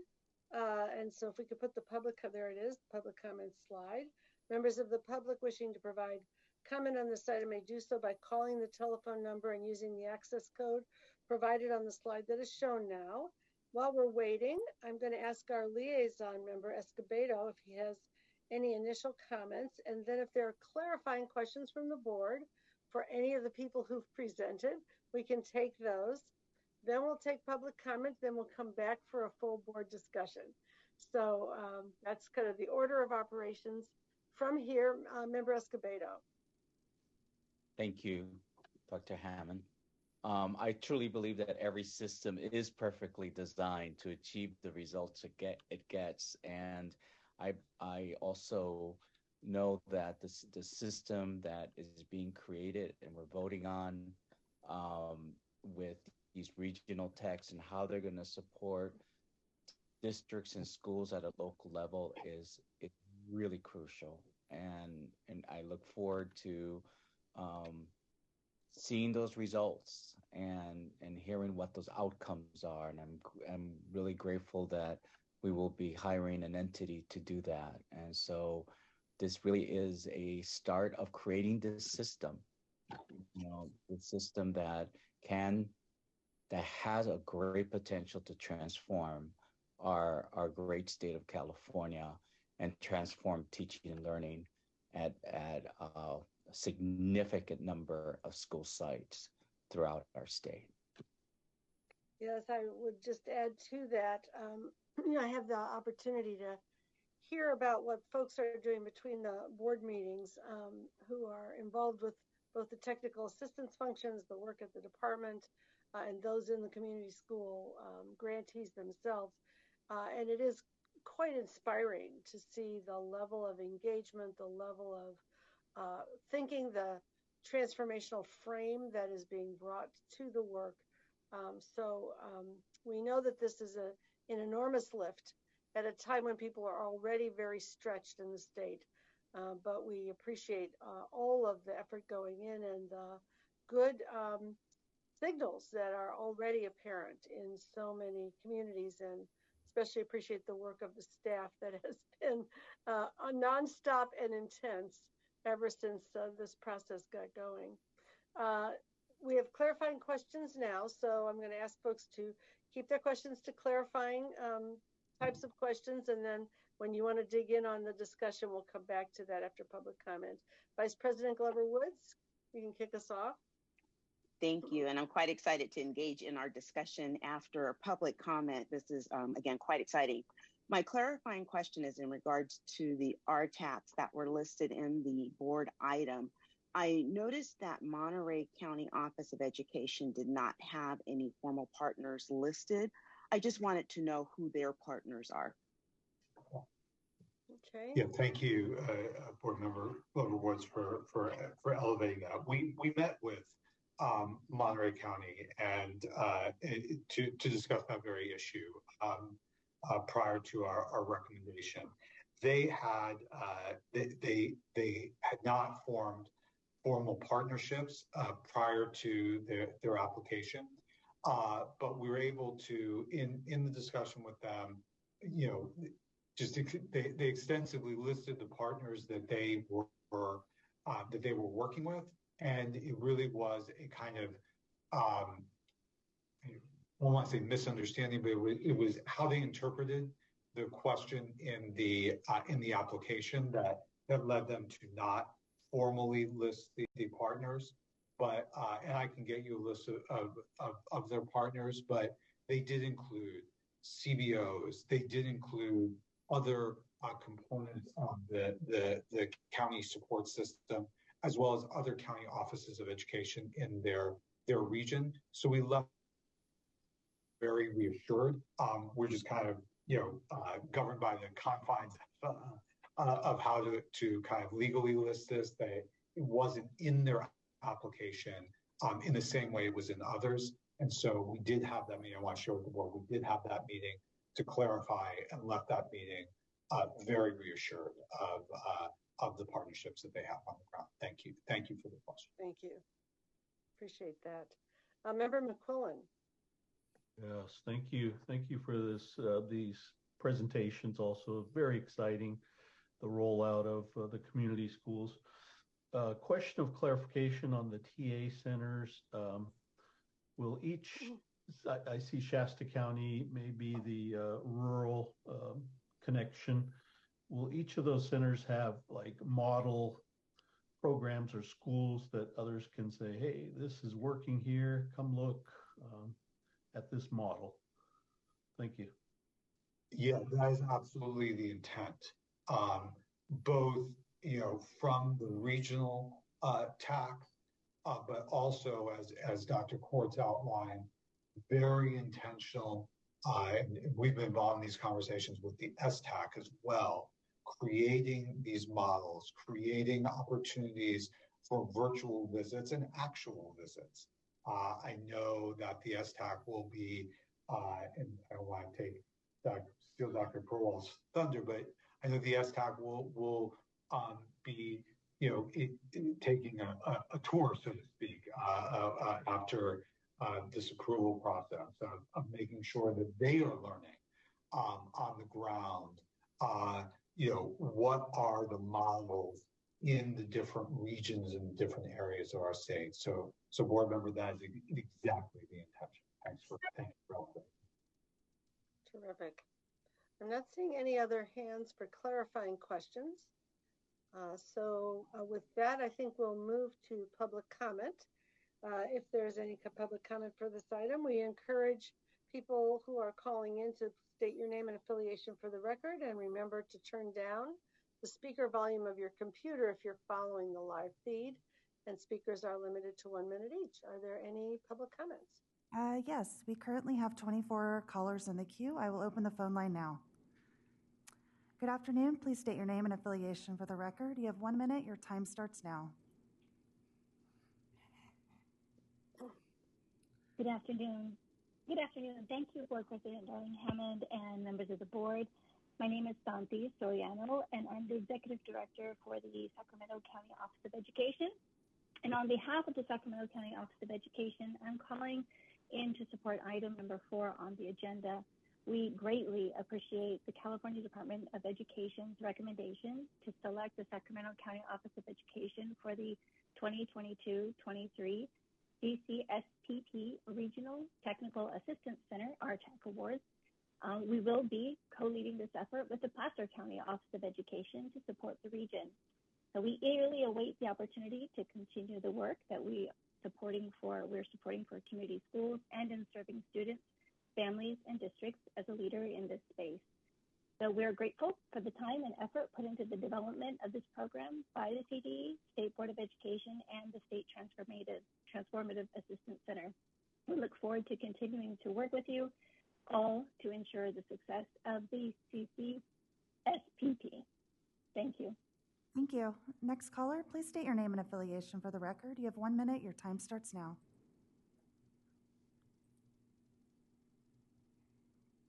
Good afternoon, everyone. Thank you, Board President Darling Hammond, board members, colleagues, and community members. My name is Alicia Garupa, and I'm honored to serve as the Chief of Wellbeing and Support Services for Los Angeles County Office of Education. I am also here in support of item 4. Our County Office of Education, along with our formal partners at UCLA's Center for the Transformation of Schools and the LA Trust for Children's Health, are honored to be recommended to serve as the Regional Technical Assistance Lead for our greater LA area. We are truly enthusiastic about the opportunities that CCSPP presents for the transformation of LA County schools, to break the cycle of childhood poverty and realize the promise and potential of our public educational system, especially and particularly for our historically underserved children and communities. We are deeply and unwaveringly committed to partnering, championing, and accelerating the success of CCSPP in alignment with the other historic state and regional initiatives and investments in support of all children, youth, families, educators, and communities. Many of these initiatives have been highlighted today. And with that, I'd like to thank you for your leadership and for the opportunity to serve. Thank you. Thank you. Next caller, please state your name and affiliation for the record. You have 1 minute. Your time starts now.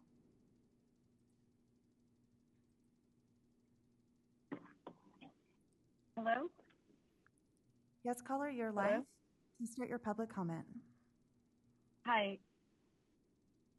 My name is Lorraine Richards. I'm a classroom teacher representing California Teachers Association. CTA is pleased with the work that the STAC, and we believe that all the support provided by the newly awarded RTAC must be driven by the STAC to ensure that the support is consistent and grounded in the framework. Additionally, we look forward to working with the CDE to help ensure that grantees are truly committed to the framework, its 4 pillars, and the 4 cornerstone commitments. We believe that grantees in round 2 must be held to a higher standard of implementation to transition from a planning grant to an implementation grant, as well as for implementation grant recipients to receive year 2 funding. All the great work occurring at the state level to provide these transformational opportunities for our students, educators, and communities will be compromised if we allow substandard implementation at the local level. Thank you. Thank you. Next caller, please state your name and affiliation for the record. You have 1 minute. Your time starts now.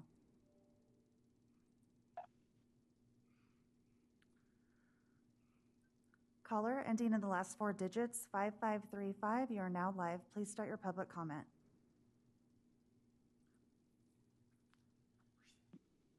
Good afternoon, members of the board. My name is Erica Inez. I am an alumna of West Contra Costa Unified School District, a resident of Contra Costa County, a policy advocacy manager, and a partner with the California Partnership. Thank you for today's presentation. We appreciate the various layers of assistance for community schools implementation, and we want to make sure all levels are aligned with the community schools framework and have support to be effective and transformative. For the 42 county offices of education receiving coordination grants totaling in $140 million over 7 years, the current plan does not make clear how they will be supportive in assisting planning and implementation grantees. We seek clarification around what capacity building support will be provided by and to these county offices of education to ensure they are effective, including having county-level community schools liaison participate in STAC or RTAC communities of practices to establish alignment with transformative vision of racially just, relationship-centered community schools. I want to leave you with this. Transformation can only happen when students, families, communities, and educators and directive leaders are authentic partners. Thank you. Thank you. Next caller, please state your name and affiliation for the record. You have 1 minute. Your time starts now. Good afternoon, President Darling Hammond and esteemed State Board Trustees. My name is Francisco Ortiz, and I have the privilege of being a homegrown teacher in West Contra Costa Unified School District. I'm also the Community Schools Organizer and Vice President of United Teachers of Richmond. On behalf of the 1,600 educators we represent, UTR is excited and grateful that the CD is moving forward with the approval of regional technical assistance centers to support our efforts to strengthen and expand our community schools program in West Contra Costa, which received the 5th largest implementation grant in the state. We hope that through these regional supports, LEAs will strengthen efforts that center and reinforce the transformative power of shared leadership practices. We know that this pillar built on trust is a relational glue that holds the community school strategy together while positively impacting academic improvement and student learning. Transformation can only happen when students, families, educators, district leaders, and communities are authentic partners. Remember that nothing about us without us. Thank you. Thank you. Next caller, please state your name and affiliation for the record. You have 1 minute. Your time starts now.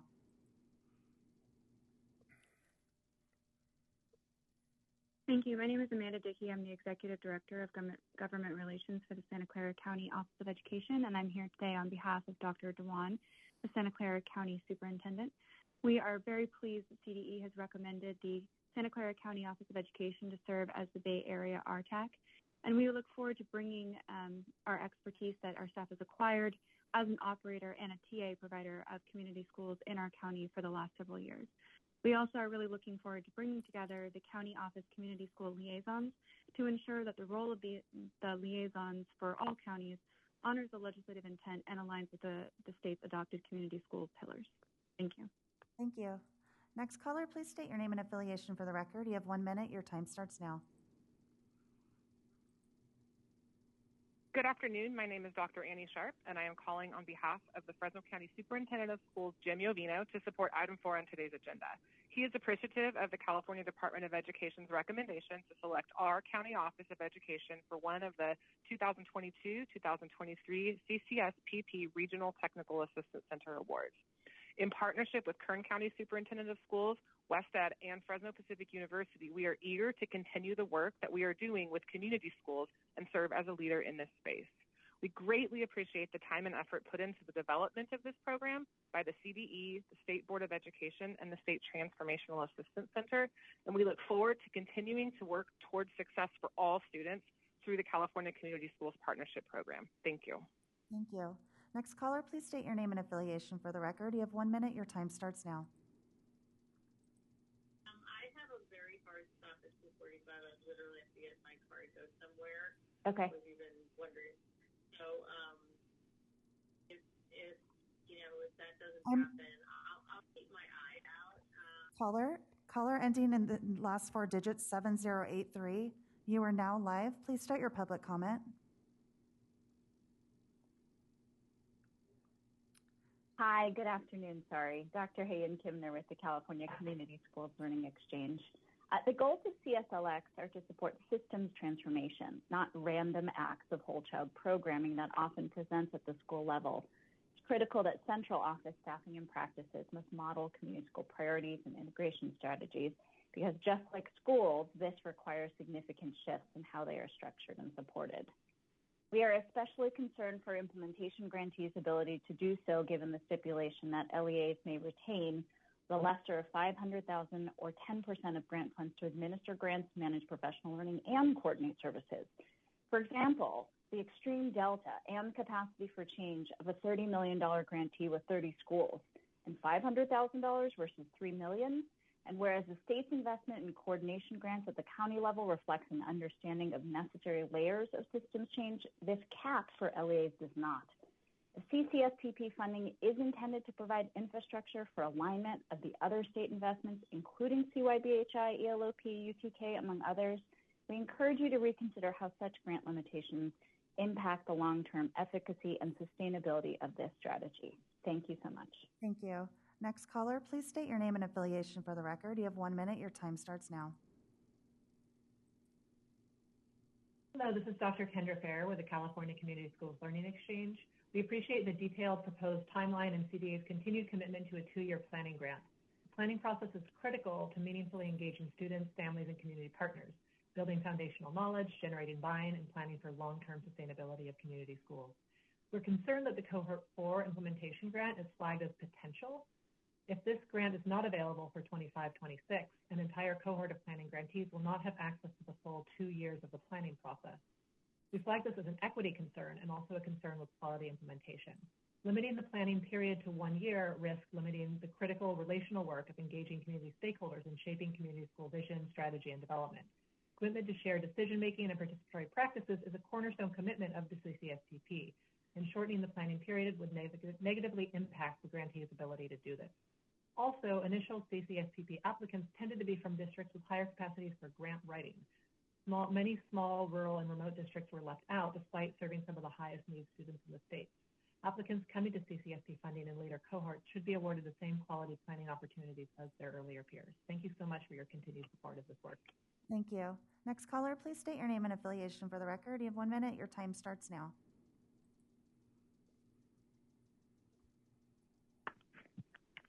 Hello, my name is Lynn Marie Frediani. I'm here to speak on behalf of Orange Unified School District. Thank you. Thank you. Next caller, please state your name and affiliation for the record. You have 1 minute. Your time starts now.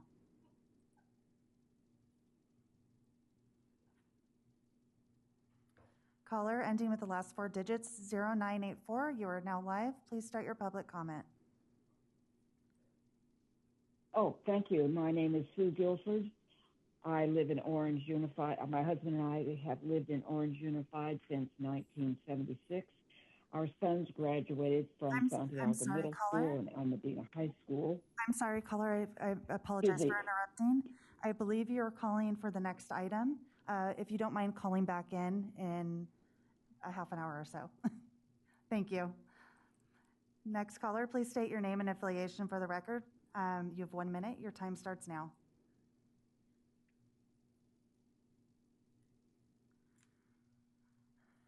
Caller ending in the last 4 digits, 6261. You are now live. Please start your public comment.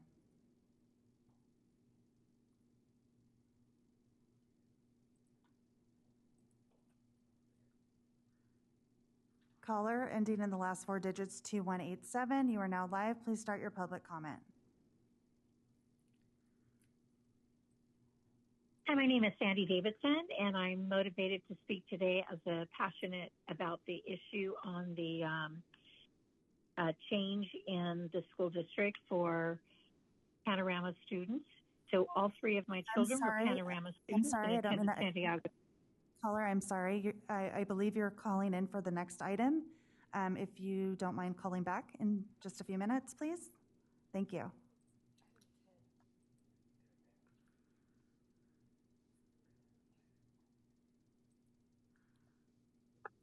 Caller ending in the last 4 digits, 8642. You are now live. Please start your public comment.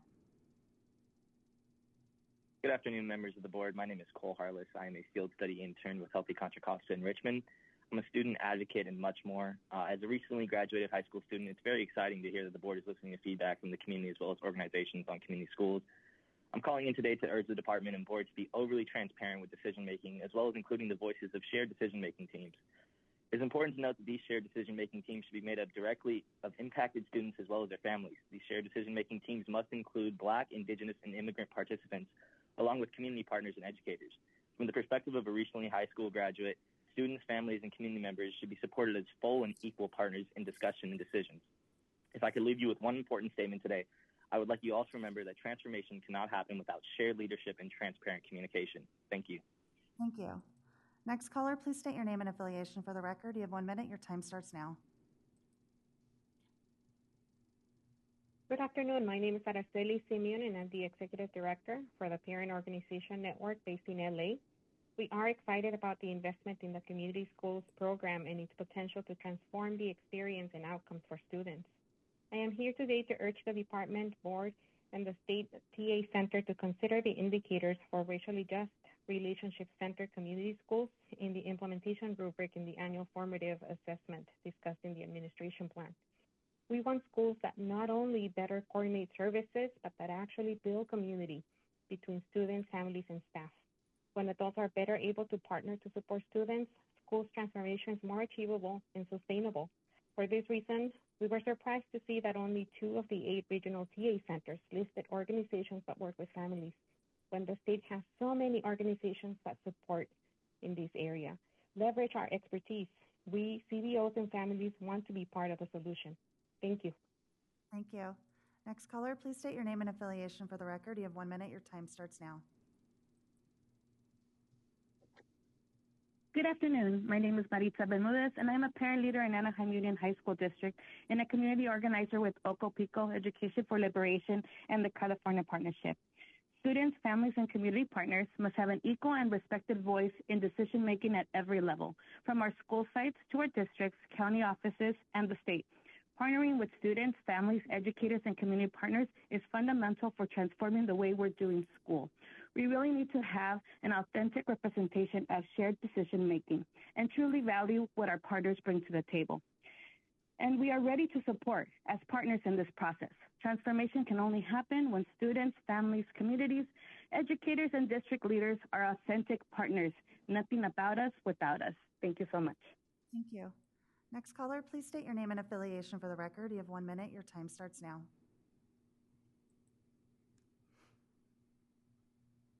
Good afternoon, Dr. Darling Hammond and members of the board. My name is Clara Medina, Policy Coordinator at Californians for Justice and with the California Partnership.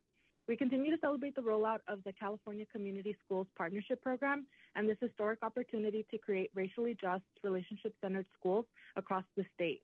As grants are being implemented, we urge the board and department to send a clear message to county offices, districts, and schools that they are required to publicly present their plans to their school communities and at the district level every spring. The board and department should also communicate clearly that plans should be co-developed and co-presented by shared decision-making teams that include students, families, community, and school and district educators, and that those teams should be convened now so that they will have the opportunity to work together to determine how to reflect on learning, measure progress, and present plans in a way that students, families, and community can understand. Transformation can only happen when students, families, communities, educators, and district leaders are authentic partners. Nothing about us without us. Thank you. Thank you. Next caller, please state your name and affiliation for the record. You have 1 minute. Your time starts now. Caller ending at the last 4 digits, 4664. You are now live. Please start your public comment.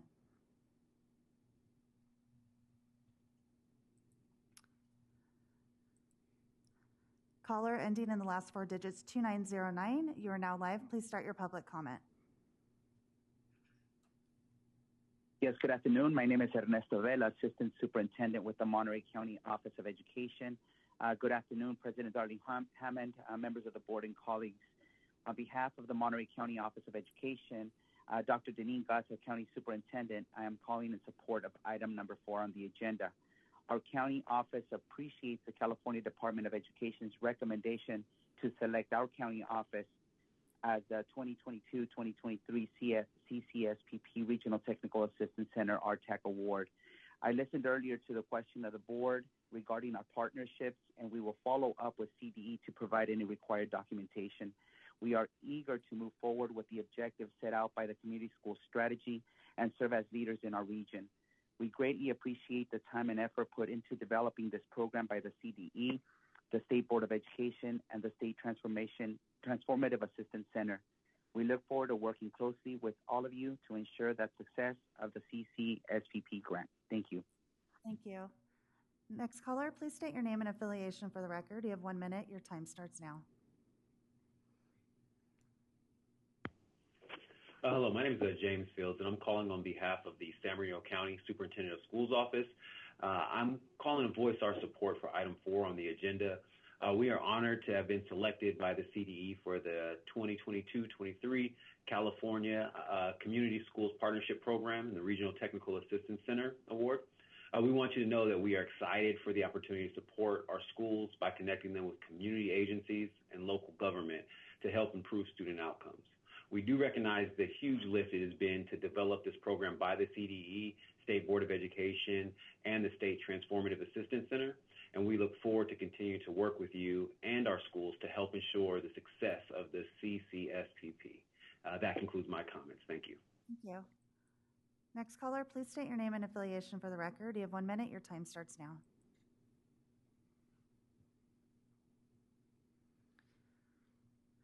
Caller ending in the last 4 digits, 2939. You are now live. Please start your public comment.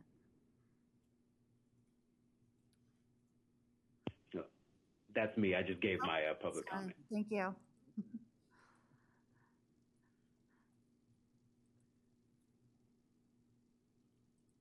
Caller ending in the last 4 digits, 8600. You are now live. Please start your public comment. Good afternoon, President Darling Hammond and members of the board. My name is Brianna Bruns. I'm the Director of Policy and Advocacy for the California County Superintendent. I'm calling in to support item 4 of the agenda. We're appreciative of the California Department of Education's recommendations for the 8 recommended CCSPP Regional Technical Assistance Center Awards.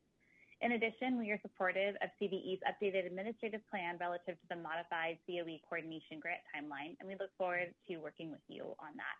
We greatly appreciate the time and effort put into this program by CVE, the State Board of Education, and the State Transformative Assistance Center. We look forward to continuing our work together with you. Thank you. Thank you. Next caller, please state your name and affiliation for the record. You have 1 minute. Your time starts now.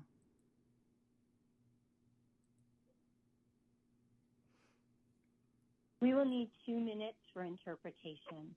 Okay, please go ahead. Buenas tardes, mi nombre es Alma Loredo, soy madre y organizadora de Padres con VHC Monterrey County, Padres Unidos y la Asociación de California. Los centros regionales de asistencia técnica deben aprovechar la experiencia de los estudiantes, las familias, los educadores y la comunidad, tal como esperamos que lo hagan los beneficiarios de las escuelas comunitarias. Nos alegró ver que algunos centros de asistencia técnica regionales nombraron socios comunitarios en sus solicitudes. Sin embargo, notamos que había algunos centros de apoyo técnico que no tienen ningún socio comunitario formal en la lista. Los centros regionales de asistencia técnica deben buscar asociaciones formales con organizaciones comunitarias que tienen la experiencia involucrando familias y estudiantes de comunidades negras y latinas en los procesos de toma de decisiones compartidas auténticamente. Los planes que se desarrollan en colaboración auténtica con los estudiantes, las familias, la comunidad y los educadores son más sostenibles a largo plazo. Nada sobre nosotros sin nosotros. Gracias. Good afternoon. My name is Alma Loredo. I'm a mother and a parent organizer with VHC Monterey County, Padres Unidos, and the California Partnership. Regional Technical Assistance Centers should draw on the expertise of students, families, educators, and the community, just as we hope community school grantees will. We were pleased to see that some regional technical assistance centers named community partners in their applications. However, we did notice that there were some technical support centers that do not have any formal community partners listed. Regional technical assistance centers should seek formal partnerships with community organizations that have experience engaging families and students from Black and Latino communities in authentic shared decision-making processes. Plans that are developed in authentic partnership with students, families, community, and educators are more sustainable over time. Nothing about us without us. Thank you. Thank you. Next caller, please state your name and affiliation for the record. You have 1 minute. Your time starts now. Good afternoon. My name is Lucero Soto. I am a parent community organizer with Sacramento ACT, PICO, and the California Partnership. We urge the department and board to communicate a clear and consistent message and to support schools, district, and county offices who receive planning and implementation grants to convene their community school shared decision-making teams. These shared decision-making teams must include Black, Indigenous, immigrant, and other communities impacted. Student families and community members should be supported as full and equal partners in discussions and decisions. Transformation can only happen when students, families, communities, and educators are authentic partners. Nothing about us without us. Thank you. Thank you. Next caller, please state your name and affiliation for the record. You have 1 minute. Your time starts now.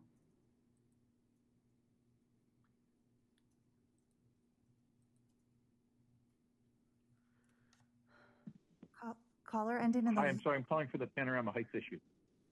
Okay. If you don't mind calling back and when we're on that item, that would be wonderful. Thank you. Next caller, please state your name and affiliation for the record. You have 1 minute. Your time starts now. Hi, my name is Claudia Vasquez. I'm a parent and a community organizer with Sacramento ACT in PICO and the California Partnership. We urge the department to reconsider the priority criteria for Round 2 implementation grants. We are concerned that limiting grants to schools serving 80% and duplicated students had unintended consequences of excluding schools that serve high-need population experiencing severe education equity gaps, in particular schools that have significant population in Black and African American students and students with disability. We urge the CDE to work to ensure that all their schools with the students experiencing great equity gaps have access to transformative opportunities. Thank you. Thank you. Next caller, please state your name and affiliation for the record. You have 1 minute. Your time starts now. Good afternoon, President Darling Hammond and State Board members. My name is Jonathan Lopez. I'm a community organizer with ICUC, PICO, and a member of the California Partnership for the Future of Learning, a statewide alliance of community organizing and advocacy groups that center Black, Indigenous, and Brown students, families, and communities of color across the state to advance a shared vision for schools. We appreciate how at the department, board, and STAC have listened to our feedback rooted in the engagement of directly impacted students, families, and educators who the community school program is intended to serve. Today, you will have heard from members of our network about how important this opportunity is for school transformation. We asked the department and STAC to review our proposed indicators for racially just, relationship-centered community schools supported by 42 organizations. Thank you. Thank you. Next caller, please state your name and affiliation for the record. You have 1 minute. Your time starts now. Good afternoon. My name is Angelica Honko. I'm an Oakland mother and advocate with Public Advocates and the California Partnership. We're excited by efforts so far to align the community schools program with other school transformation initiatives like the historic $4.7 billion investment in youth mental health. We urge you to support LEAs to leverage all funds available from various initiatives towards a holistic approach to school and district transformation. As our comment letter and the STAC recognize, in addition to the CCSPP, expanded learning, universal pre-K, and mental health funds, LEAs must be supported to leverage opportunities like the $1.5 billion in educator effectiveness, multi-million-dollar investments in professional development on anti-bias, the expansion of the community engagement initiative, and the overall increase in LCFF dollars. Cross-sector collaboration and assistance to align and knit together funds for systems transformation will be critical to realizing a coherent and shared vision of transformative, racially just, relationship-centered community schools. Thank you. Thank you. Next caller, please state your name and affiliation for the record. You have 1 minute. Your time starts now. Hi, my name is Dr. Stephanie Houston, and I am the Assistant Superintendent of Innovation and Engagement at the San Bernardino County Superintendent of Schools Office. I also serve on the CYBHI Equity Work Group, led by Melissa Stafford-Jones, and I'm a trustee for the San Bernardino Community College District. On behalf of the San Bernardino County Superintendent of Schools, I'm calling in support of item number 4 on the agenda. We're so appreciative that CDE is making the recommendation to have the San Bernardino County Superintendent of Schools Office as one of the regional technical, I'll say transformational, assistance center awards. I've been on this call since 8:30 this morning, and I've been listening to Superintendent Thurman talk about the retirement celebrations, and I've listened to the student presentations, and I'm so excited to expand the work across our region for this cross-sector collaboration to co-create community schools within the Southern Inland Region local context. So appreciative of the effort that went into the development of this program by CDE, the State Board of Education, and the State Transformative Assistance Center. Look forward to working and continuing to work to ensure the success of the CCSPP. Thank you. Thank you. Next caller, please state your name and affiliation for the record. You have 1 minute. Your time starts now.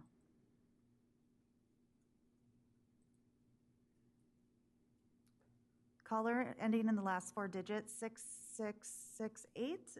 You are live. Please start your public comment now. Oh, hearing none.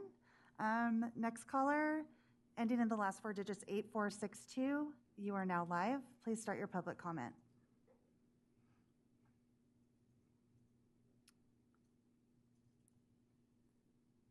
Okay, it looks like that concludes public comment for item number 4. Thank you very much. I want to thank everyone who called in, and I appreciate the degree of commitment and engagement that this agenda is creating among all of our partners across the state. We are now going to open up for a discussion. So please raise your hand if you have a question or a comment for any of the folks that we have heard from today. Member McQuillan. Yes, thank you. I want to thank all the callers for calling in and the great presentations of this exciting rollout of the community schools. More of to follow the theme of some of those calls, what are the built-in assurances for true, authentic, shared decision-making in this process? That's one question. And then, are there parts of the state that are underrepresented in some of the initial applications? How is it looking in terms of the rural parts of our state? Are they applying at the same rate as other parts of our state? Thank you. Steve, do you want to respond to that? Sure. So in terms of assurances on genuine and authentic engagement, what I can say is that this is it was very intentional that this was highlighted in the framework in the way that it was that we brought to and was adopted by this board. I can say that it has been a priority of the STAC as we've begun this process in a webinar very directly focused on that. I can say that I anticipate it will be part of both the formative evaluation and the implementation. The next implementation grant, RFA, is designed to reflect elements of the planning process that would include this.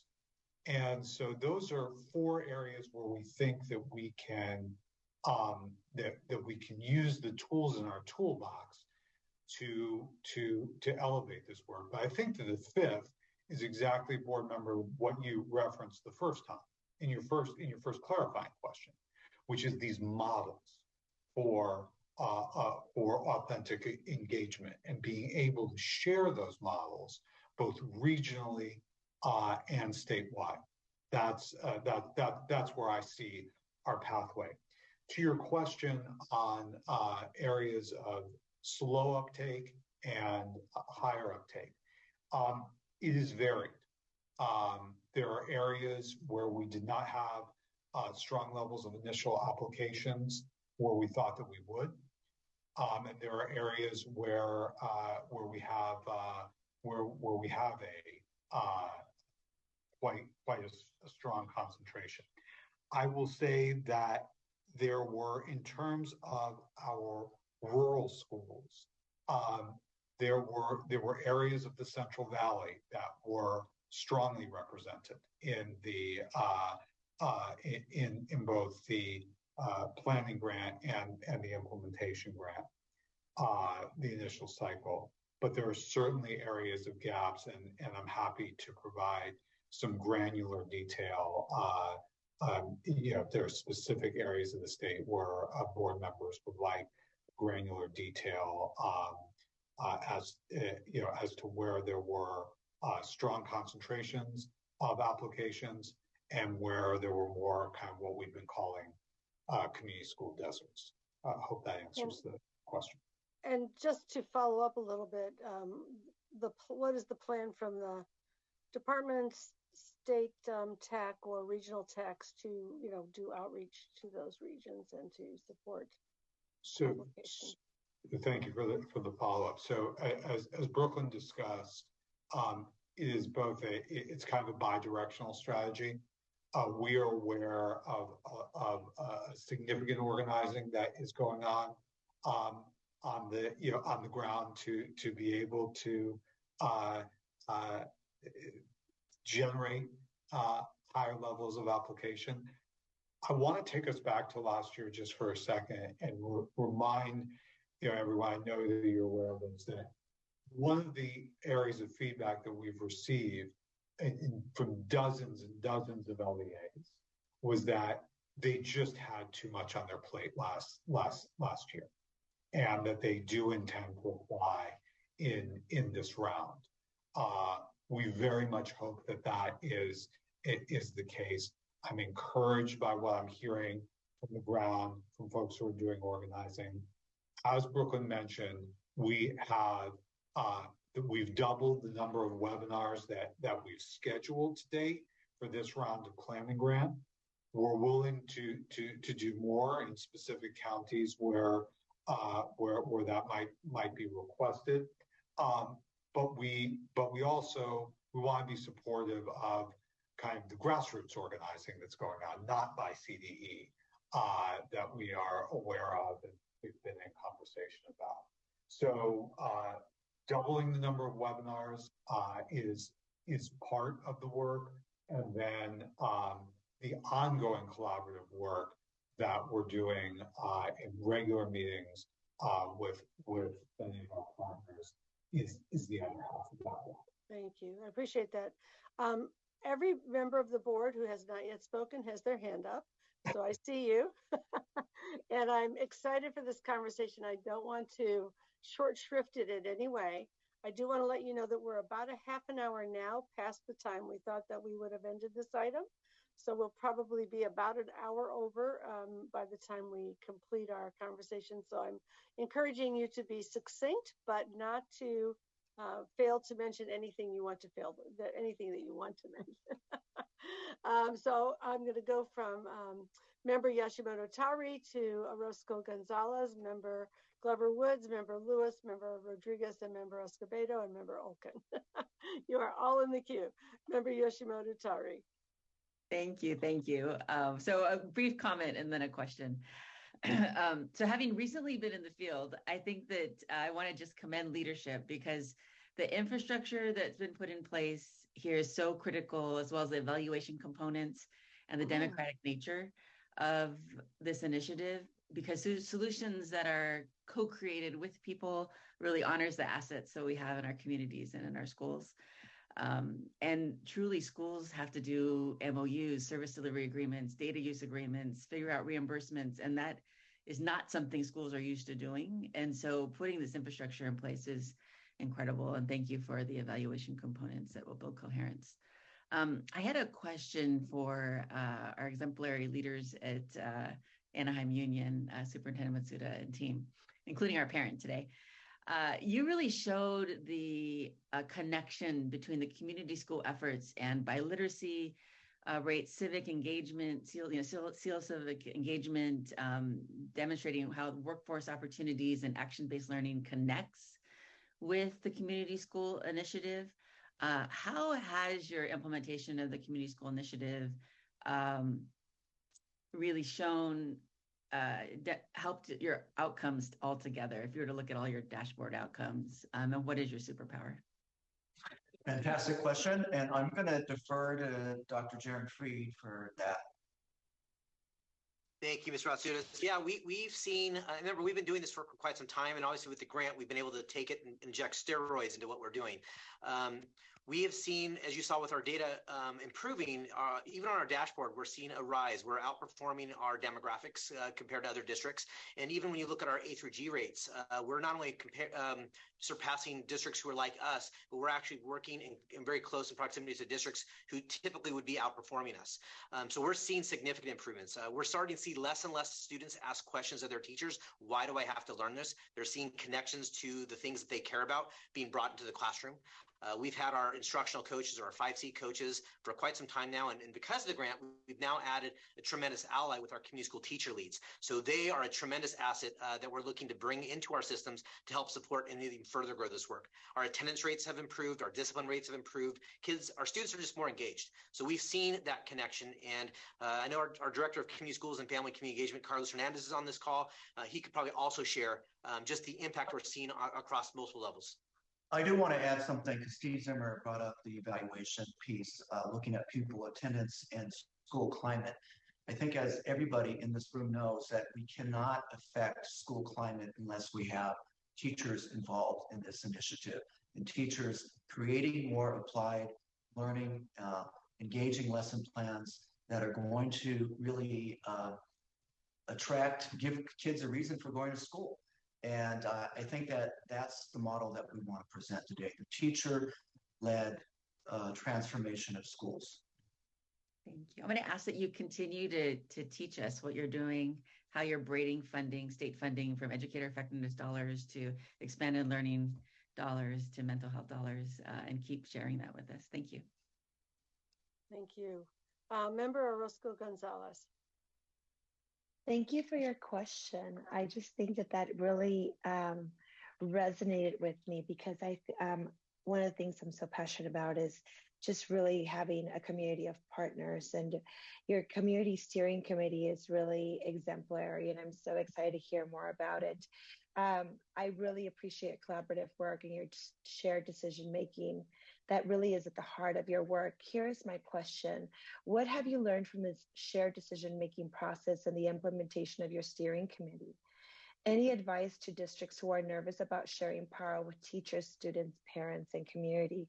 I know in Montebello we have a planning grant and we're in that process of getting started, and sometimes there's so much hesitation in that community of partners and having voice all around to really giving authentic partnership to every stakeholder in the community. What advice do you have for us? And I would love to continue this conversation at another time because I know we're short on time, but anything that you can share with us now. Thank you for the question. We're going to defer to Carlos Hernandez, our Director of Community Schools. Thank you. Thank you for the opportunity to answer that question. We actually live behind me is the District Community Schools Steering Committee that is made up of, those partners. The Teacher Association, their president, and a couple teacher leads are sitting in the room co-facilitating with the district. And our district community schools manager, community school coordinator, students are here, a high school student, a junior high student, a couple parents also having and pushing on each other. Community-based organizations, the City of Anaheim representative is here. And really that you mentioned power, to be able to negotiate that opportunity to share in that similar vision and priorities that meet the needs of our students, the families, and the community members, the City of Anaheim residents, the educators, everyone's voices in the room. We just had a guest be with us in the morning at one of our schools, and they were here with us, hearing and how things are negotiated. It really is an opportunity to a model what we have been doing, the opportunity that our teachers, our different community stakeholders are able to share that. It is a little nerve-wracking to give up a little bit of that, but the word negotiated is really the word I'd like to say, where everyone sees each other and we see themselves going farther together because of the ability to give up that. Real quick, and thank you, Carlos, for that, but it's very important, though, that those decisions are then communicated to the sites. So if you want to scale up, you need districts that have the systems and structures in place at the sites, because ultimately this needs to work at the sites. And I think that's a gap that we've recognized with some of the districts that are struggling. I see. And I just have a kind of building question on that.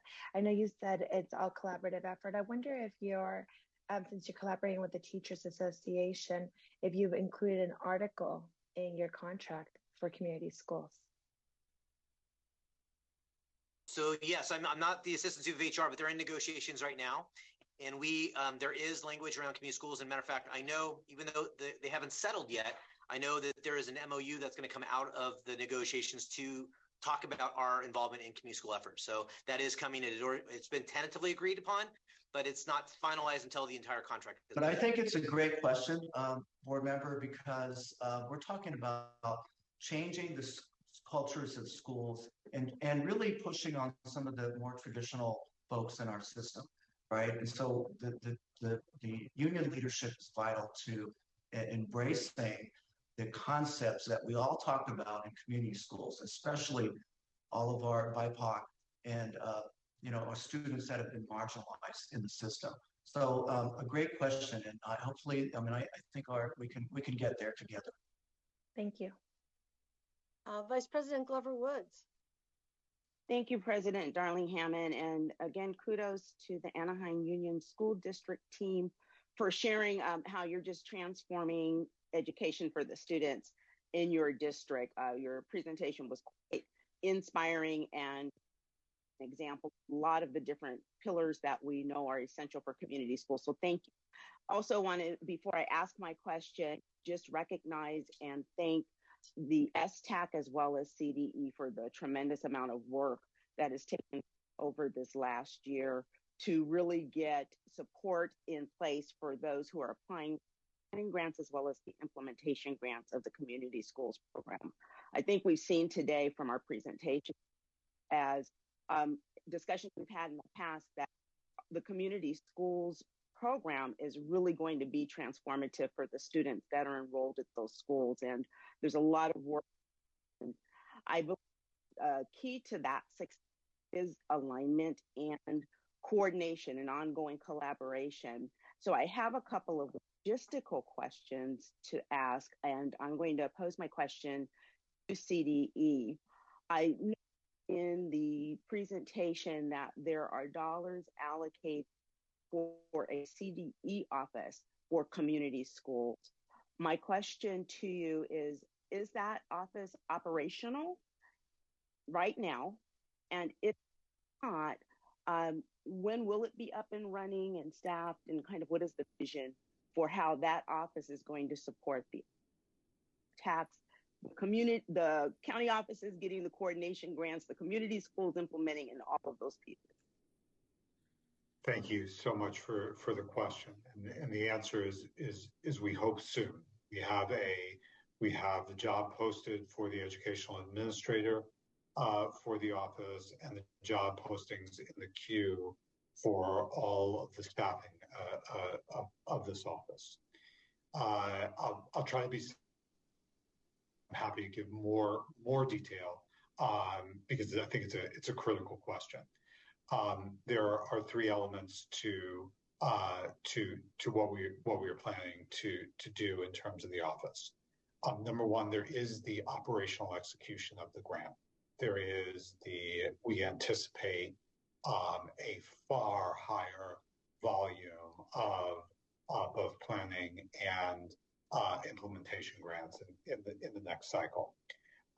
Every grant, as you know, there's processes around it, and the small team, Pete and Lisa, who I mentioned, have literally worked like around the clock at certain times to make sure there haven't been delays in our program. The second element is the collaboration and coordination support that you referenced, and ensuring that we can keep the volume of collaborative meetings that we have been engaged with, to keep that going as the breadth and the depth of this program increase. And then the third piece is the type of outreach that board members and so many of the folks that we have been working with in communities have impressed upon us, which is the need to have staff support in areas where community schools implementation may need more support.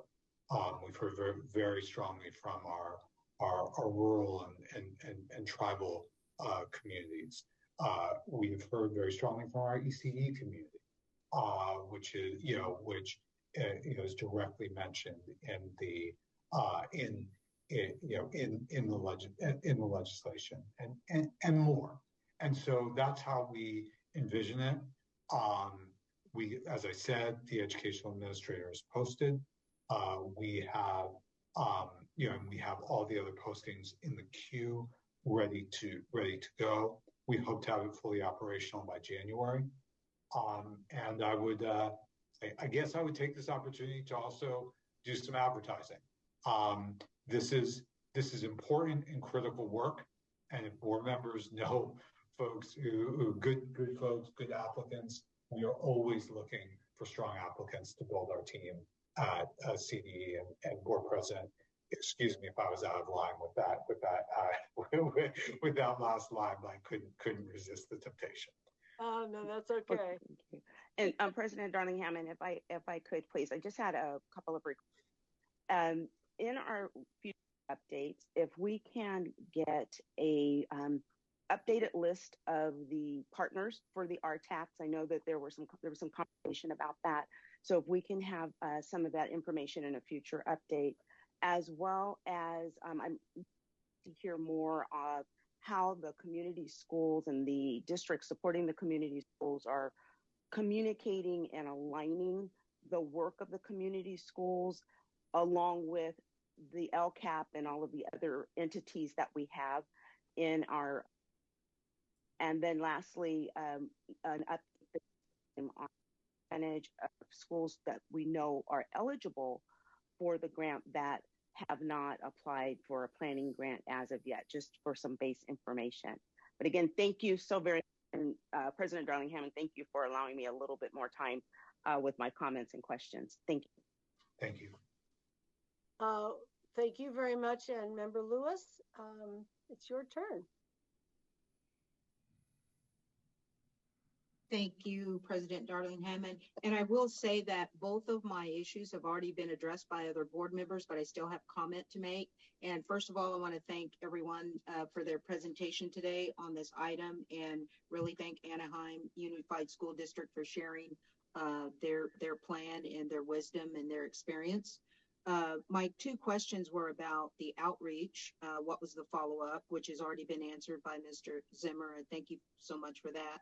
And also about the shared decision-making and stakeholder engagement, which he'd already addressed that. But I just had one comment to make. On the one slide where it outlined what the entity that you would eventually engage with to come up with what that annual evaluation would look like, if maybe the stakeholder engagement could be identified as one single item. I know you have it in there on that third bullet where it says information sessions including parents and students, but if there could be a section on that evaluation tool that really spotlights what the stakeholder engagement process has been, and that could include the steering committee as well as any public meetings that are held with regard to get input from parents, students, and other stakeholders who are not part of that steering committee,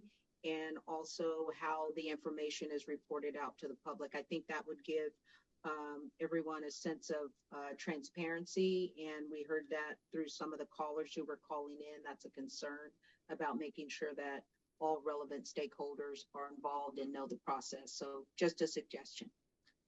Thank you.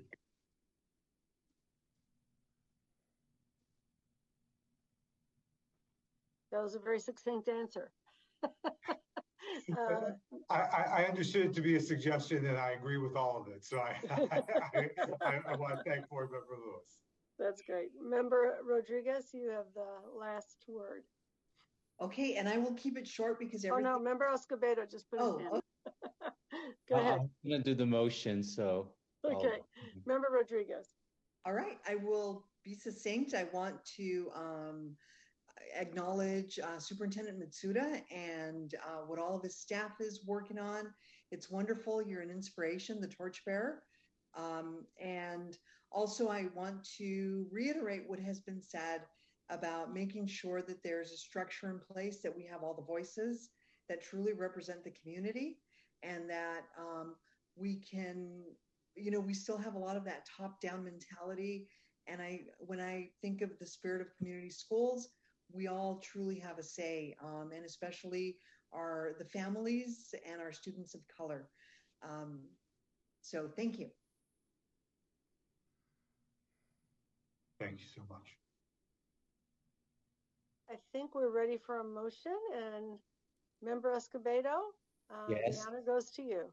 Yes, I will motion number one for the approval of the CCSPP Regional Technical Assistance Centers, as well as approving the California Community Schools Partnership Program Updated Administration Plan and delegating to CDE in consultation with and subject to the approval of the Executive Director of SBE to develop a final list of our 22-23 coordination grant allocations consistent with the administration plan. All right. Second.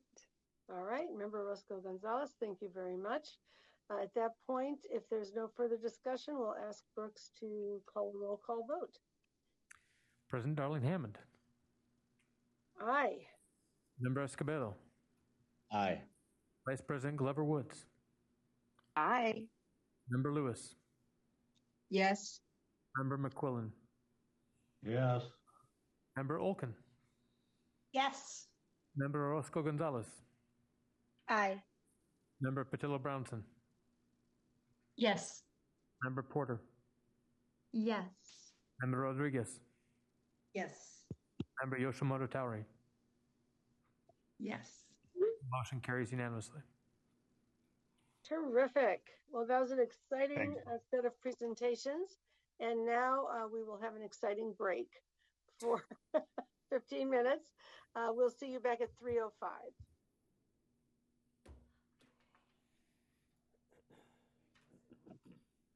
Thank you, Board President. Thank you very much. Board members, we need to reestablish a quorum. So Brooks is going to call the roll. President Darling Hammond. Here. Member Escobedo. Here. Vice President Glover Woods. Here. Member Lewis. Here. Member McQuillan. Here. Member Olkin. Here. Member Orozco Gonzalez. Here.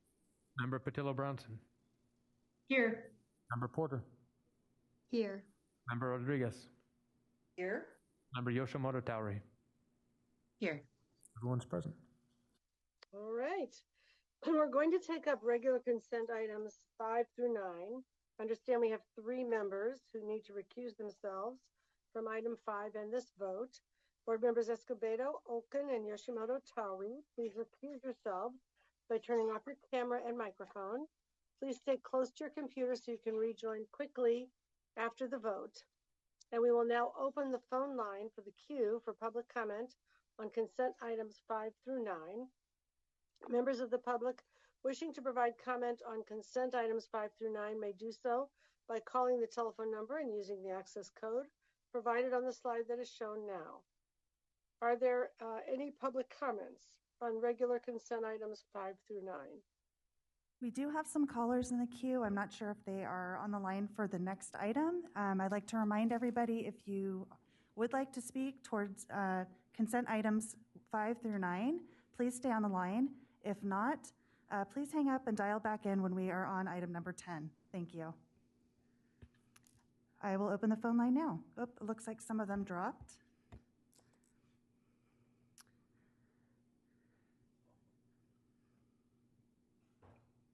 Okay, we do not have any callers for regular consent items. All right. Given that there's no public comment, I'll ask for a motion on consent items 5 through 9. Vice President Glover Woods. I move that we approve consent items number 5 through 9. Thank you. Do I have a second? I second. Yes, thank you. We'll now hold a roll call vote. Brooks, please call the roll. President Darling Hammond. Yes, aye. Member Escobedo is abstaining. Vice President Glover Woods. Yes. Member Lewis. Yes. Member McQuillan. Yes. Member Olkin's abstaining, recusal. Member Orozco Gonzalez. Yes. Member Patillo Brownson. Yes. Member Porter. Yes. Member Rodriguez. Yes.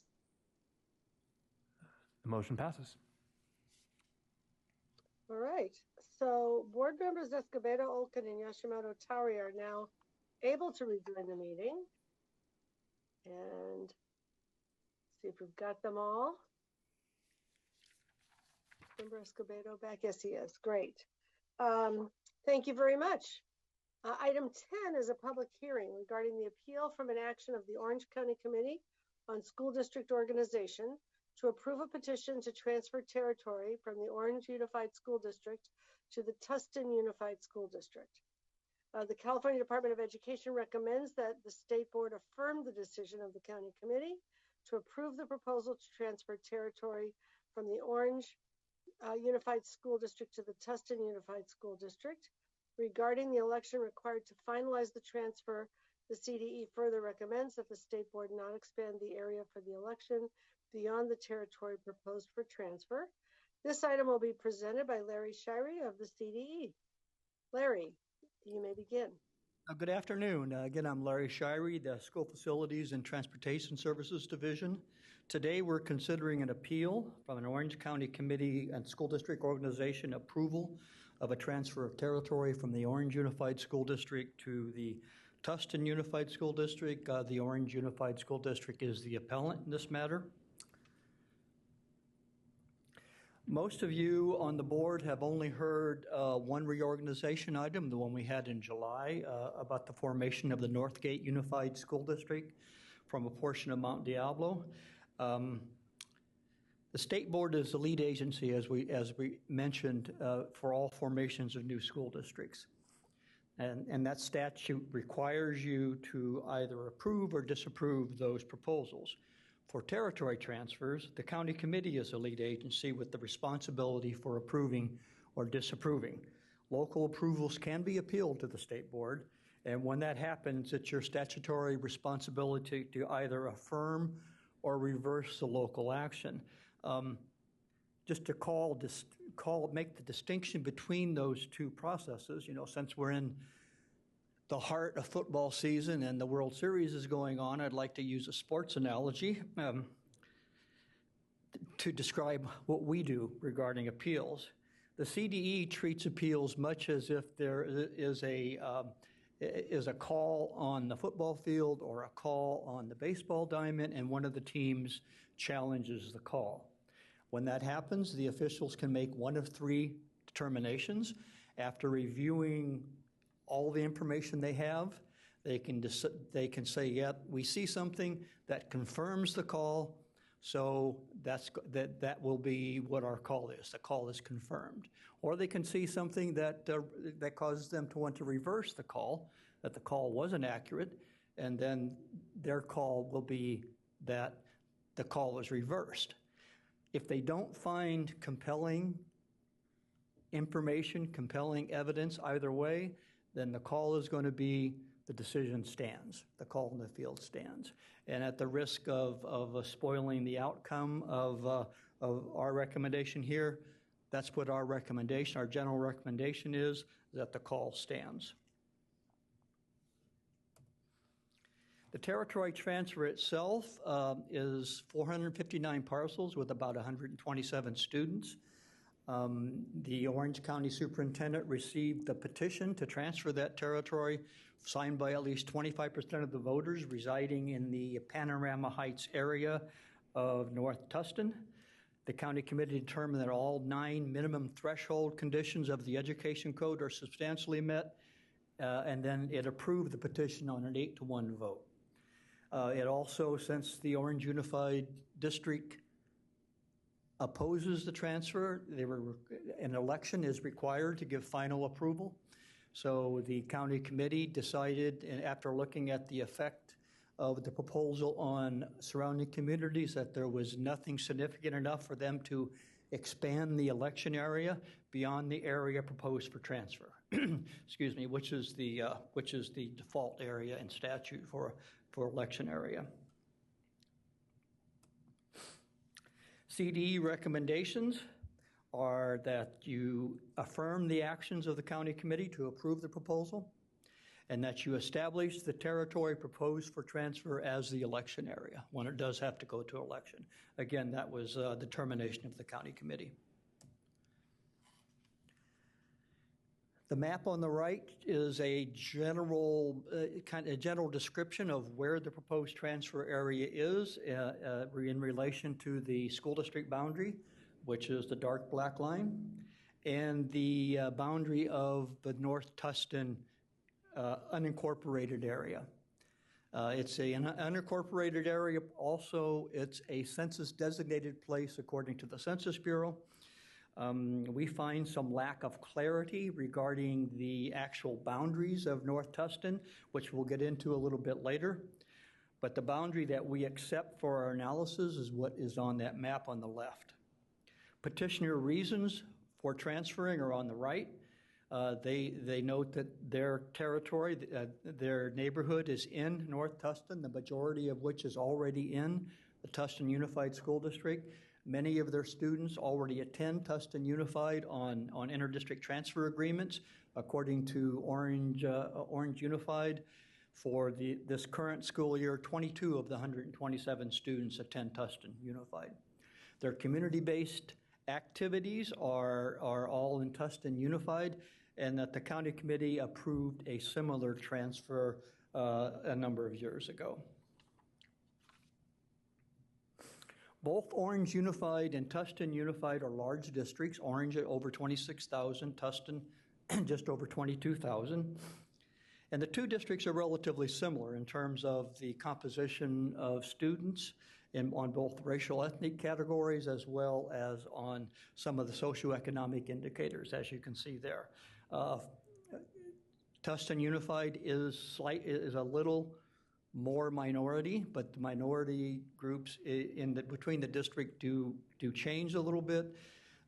Hispanic, Latino students are about 10% higher, 10 percentage points higher in Orange Unified, while in Tustin Unified, the Asian students are about 10 percentage points higher. But there are a great deal of similarities on not only the racial ethnic composition, but also on students who are socioeconomically disadvantaged, who are English learners, or eligible for the free reduced price meal program. The county committee, as I stated, found that all 9 minimum threshold standards are substantially met by the territory transfer proposal. They voted 8-1 to approve the transfer, and then again, they established the territory proposed for transfer as the election area. Just a summary of what the county committee did. The Orange Unified Appeal has 3 major components. They claim that 5 of the minimum standards are not substantially met, and that the proposed territory transfer should not be approved, should not have been approved, and that if approved, if the state board allows the proposal to go through, the election area should be expanded to include the attendance area of the El Modena High School. That high school is the high school that serves this area proposed for transfer, and also contains the attendance boundaries of the middle school and the elementary school that serve that area. Here are the 5 standards that the appellant claims are not met. They claim that the community identity of the districts will be damaged by the proposal. County committee found, as I said, that that was substantially met. We agree with them. I'm going to jump down to the 4th one, increased property values. That standard states that a proposal should not be approved if it's primarily for the purposes of increased property values. County committee did not find that. We found no, even though we accept that property values may go up to 18%, based on the district of residence, we do not find any rationale to support that the primary reason for the petitioner's desire to transfer territory is because of property values. The other 3 we'll address in the next few slides.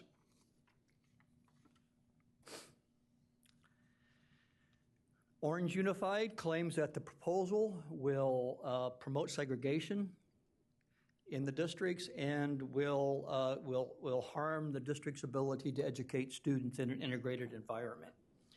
And those claims are based on a comparison of the existing racial ethnic composition of the schools that currently serve this proposed transfer area to the schools that would serve it in Tustin Unified if the proposal were approved. CDE agrees that there are substantial differences between the sets of schools, but does not agree with the claim that the transfer will negatively affect the Orange Unified's ability to educate students in an integrated environment for 2 reasons. First, as we noted previously, the racial ethnic comparison of the districts is much closer. then is the comparison between these sets of districts.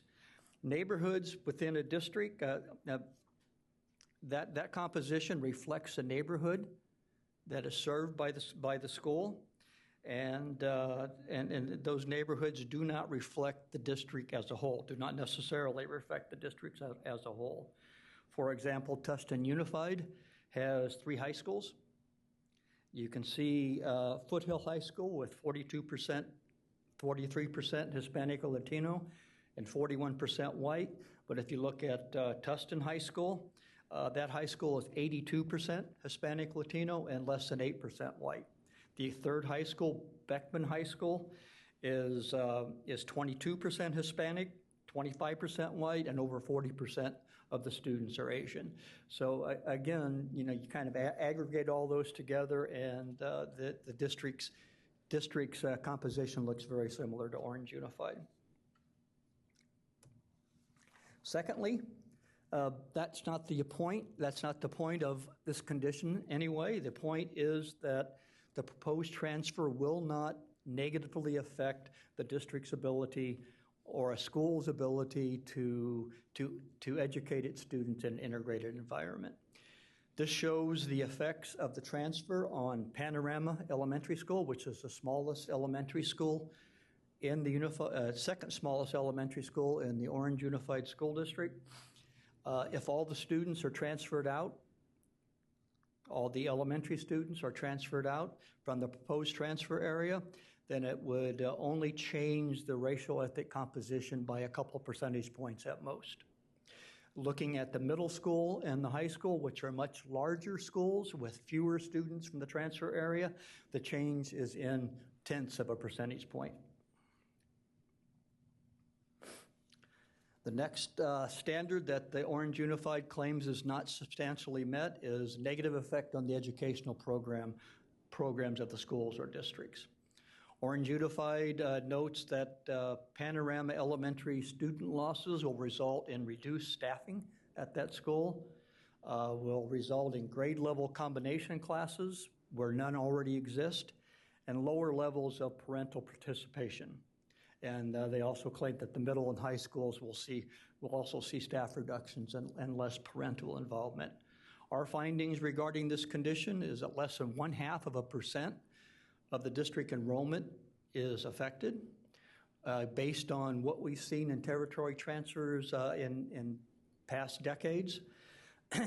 Student losses will occur over a number of years. Whenever a territory transfers, it's not like all the students are going to leave their teachers, leave their school, leave their classmates. That shift will happen over a period of time. The educational programs of Orange Unified are very good, and no one is complaining about the quality of the educational program. Orange Unified notes that there are many exemplary and innovative educational programs provided in the district, including identification of a number of award-winning schools, 7 gold ribbon and distinguished secondary schools, 19 elementary gold ribbon schools, and the designation of El Medina High School as the best public high school in Orange County by Parenting Orange County Magazine. So we're talking about programs that are functioning well, showing good results. So we do not see that the loss of less than 1%, less than 0.5% of the students in the district will have any effect of those high functioning programs. Additionally, the appeal does not identify any specific effects on educational program, only regarding what might happen at the Panorama Elementary School regarding staffing.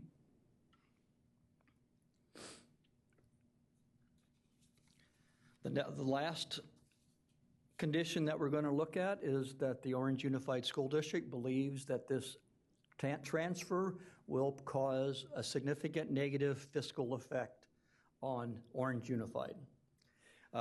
Specifically, the transfer would exacerbate long-term declining enrollment in the district. The loss of ADA would result in decreased district funding, and the loss of assessed valuation would reduce the school bonding capacity for the district. Our findings, again, it's very similar to the ones on the educational program. less than 0.5% of the enrollment is affected. Enrollment decline that has been less than what the district has projected for the past few years. Less than 1% of the district's assessed valuation is affected. And this is a district that's seen its assessed valuation grow about 24% over the past few years. So, in summary, we agree with all the county committee's findings that the 9 minimum threshold standards are substantially met. However, as we discussed at the July meeting, approval of a district reorganization is a 2-step process. We first look at those 9 conditions and then try to determine if there are reasons to move forward with the change. That's the court's interpretation of what the state board as well as the county committee's responsibility are. And to help guide us in terms of reasons we can look at, the legislature has given us its intent that local educational needs and concerns shall serve as the basis for a future reorganization of districts in each county. We'll look at some of those needs and concerns next.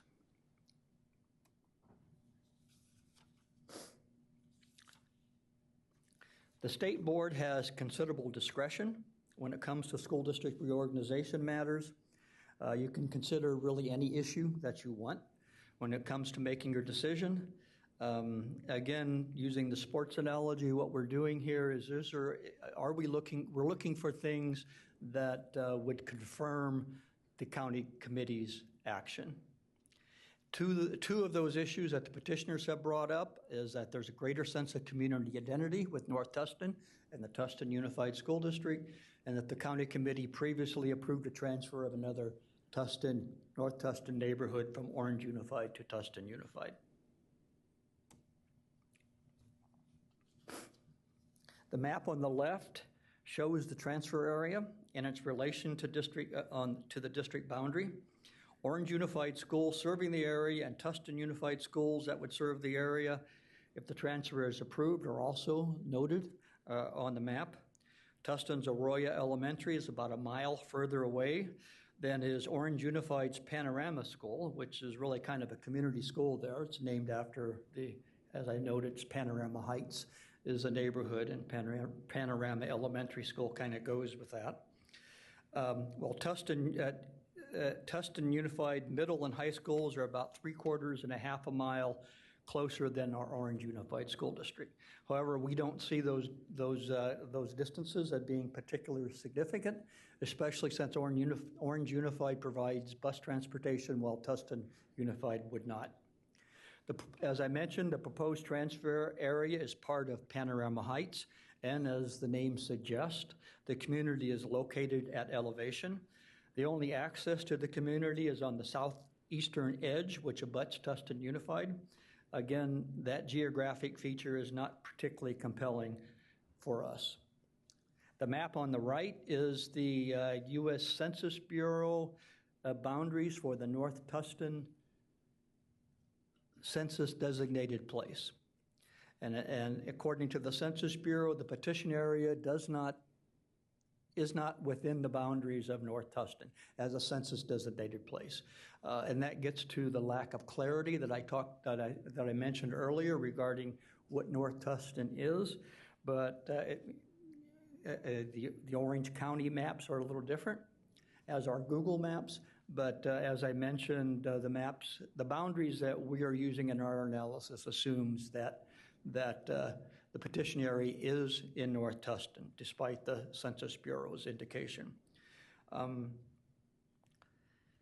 So that lack of clarity somewhat diminishes the argument of community identity for us, even though I need to note that the Orange County Committee focused on this as its primary rationale for approval of the territory transfer. And they didn't state that specifically, but through our review of the audio recordings of meetings and written transcripts of meetings, that was a determination that we made. There have been previous transfer approvals from North Tustin area to from Orange Unified to Tustin Unified. The most recent was the Rocking Horse Ridge transfer. That's, again, not particularly compelling to us. It was a very different circumstance than what the proposal is here. Rocking Horse Ridge was a new development that was split by the district boundaries, and Orange Unified did not oppose that one. They were neutral on that one.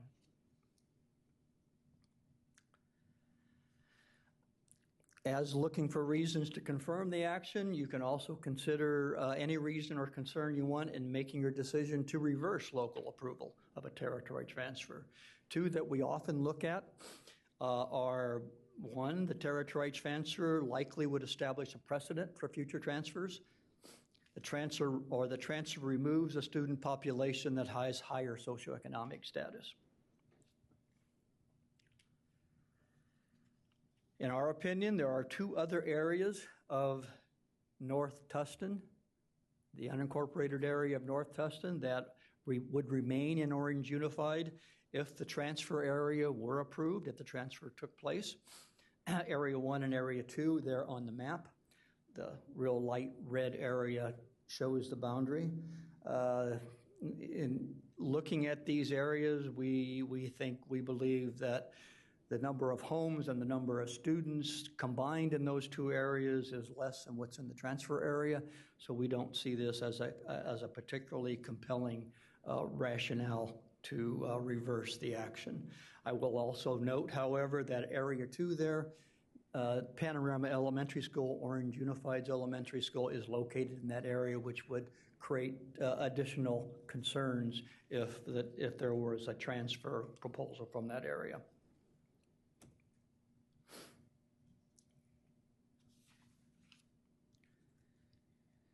As with the earlier examination of racial ethnic composition of the schools that serve the area or that would serve the area, there are differences between those sets of schools, between Orange Unified and Tustin Unified. But again, as with racial composition, the district numbers are much more similar. And as with our racial ethnic comparisons, the point is, would there be a negative effect on what is in the schools, any of the schools? And even though we did not collect information on students in the area who were socioeconomically disadvantaged, English learners, or eligible for the free and reduced priced meal program, given the small numbers and the size of the schools, we do not believe there would be any effect on any of the schools, and especially not at the district. So in summary, our findings are as follows. We find that all minimum standards are substantially met by the territory transfer proposal. The county committee demonstrated strong support for the transfer, 8-1 vote, and identified a reason for its action, a community identity issue that we discussed. The CDE finds, no local educational reason compelling enough to support the transfer, but we also find no educational reason or concern compelling enough to reverse county committee approval of the transfer. So again, using our sports metaphor or analogy, the local approval, in our opinion, should stand. The CDE also finds no effects on other communities that warrant expanding the election area. We recommend, as we mentioned earlier, that the State Board affirm the actions of the County Committee and establish the territory proposed for transfer as the election area. I know you have a public hearing scheduled. I can respond to any clarifying questions that you might have before then, or we can do that after the public hearing at the discretion of the board president.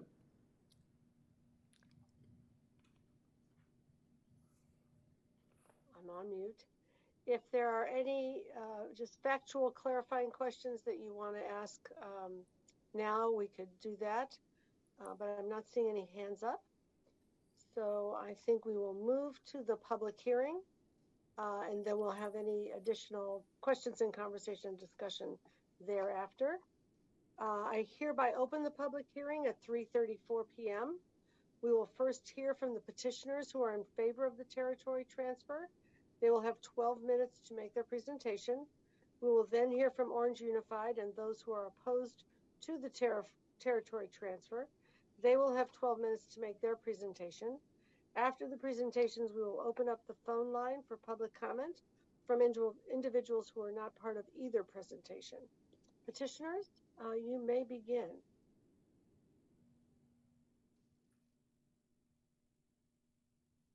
Hello, just doing a sound check. This is Marlene Graham speaking. We can hear you. Awesome. I am going to share my screen. I do believe we sent it in earlier, but I will hope this will come through. We can see it. Great. Thank you so much. Well, good afternoon, Honorable President Darlene Hammond and fellow board members. I thank you for your time and to just let you know, it is a great honor and privilege to speak in front of you today. I also like to take a second to thank Larry Shirey and the rest of the CDE Executive Office staff for their thorough report. We most definitely agree with the CDE recommendations to affirm the decision of the local county committee to approve the proposal to transfer territory from Orange Unified to Tustin Unified. And we also agree with the motion that they do not expand the area for the election beyond the territory proposed for the transfer. So I will go to next slide. Before I start, I did want to just do a quick minute just to introduce myself again, and I will turn it over also to my fellow chief petitioner, Jennifer Lampman.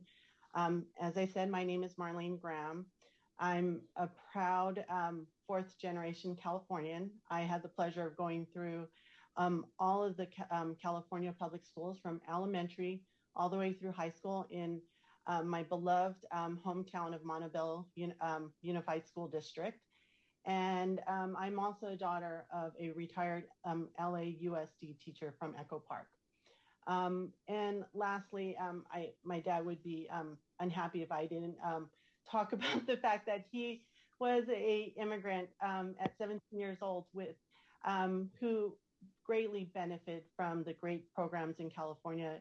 He came to this country speaking only Spanish from Nicaragua and has excelled in life, thankfully, to the great education for the California public schools.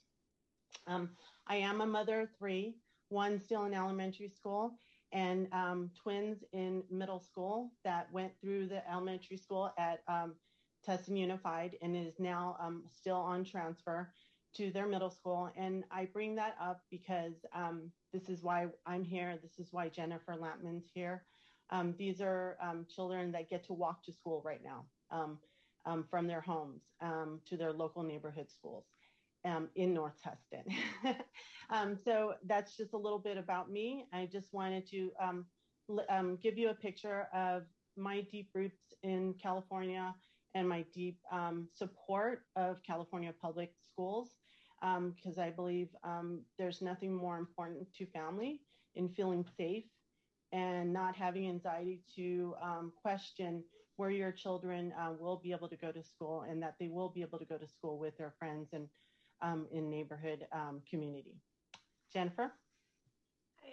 In the interest of our time, I'll just introduce myself really quickly. I too am a product of public schools in California and the daughter of a 30-year high school math teacher, and specifically in Irvine, California. And so I just want to say thank you for all the hard work that you guys do. We definitely understand what a challenge teachers face and the hard work and commitment to the students that they have. So on that, I'll give it back to Marlene. Thanks, Jen. So I want to hit on this point most definitely because the idea that we are a community, even though we are unincorporated, should not be up for grabs. We are unincorporated, but we do have many great associations that help make sure that our interests and that we're served through our community as we align. And so the idea is that North Tustin really is I like to call it a secret little gem in Orange County, being unincorporated. We don't have sidewalks. but yet we walk and say hi to neighbors every single day. And with that, it comes with the idea that we probably live in our community because we love that freedom, and we especially believe in the parental rights of our community to have our children go to schools based in our community within walking distance from our homes when they are old enough to walk from home to schools. And as mentioned earlier, there were previous suits that went uncontested before, one in 2012 and another one previously in 2002. Go to the next slide. Just to give you a brief timeline, we started this petition in 2015.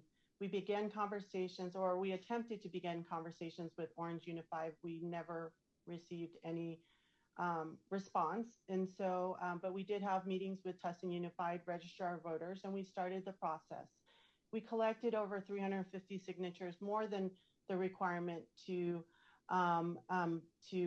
submit the petition. We went through the entire process, received the approval from OCDE, where we received that we substantially met all 9 requirements. The one dissenting vote was from a current board member from Orange Unified.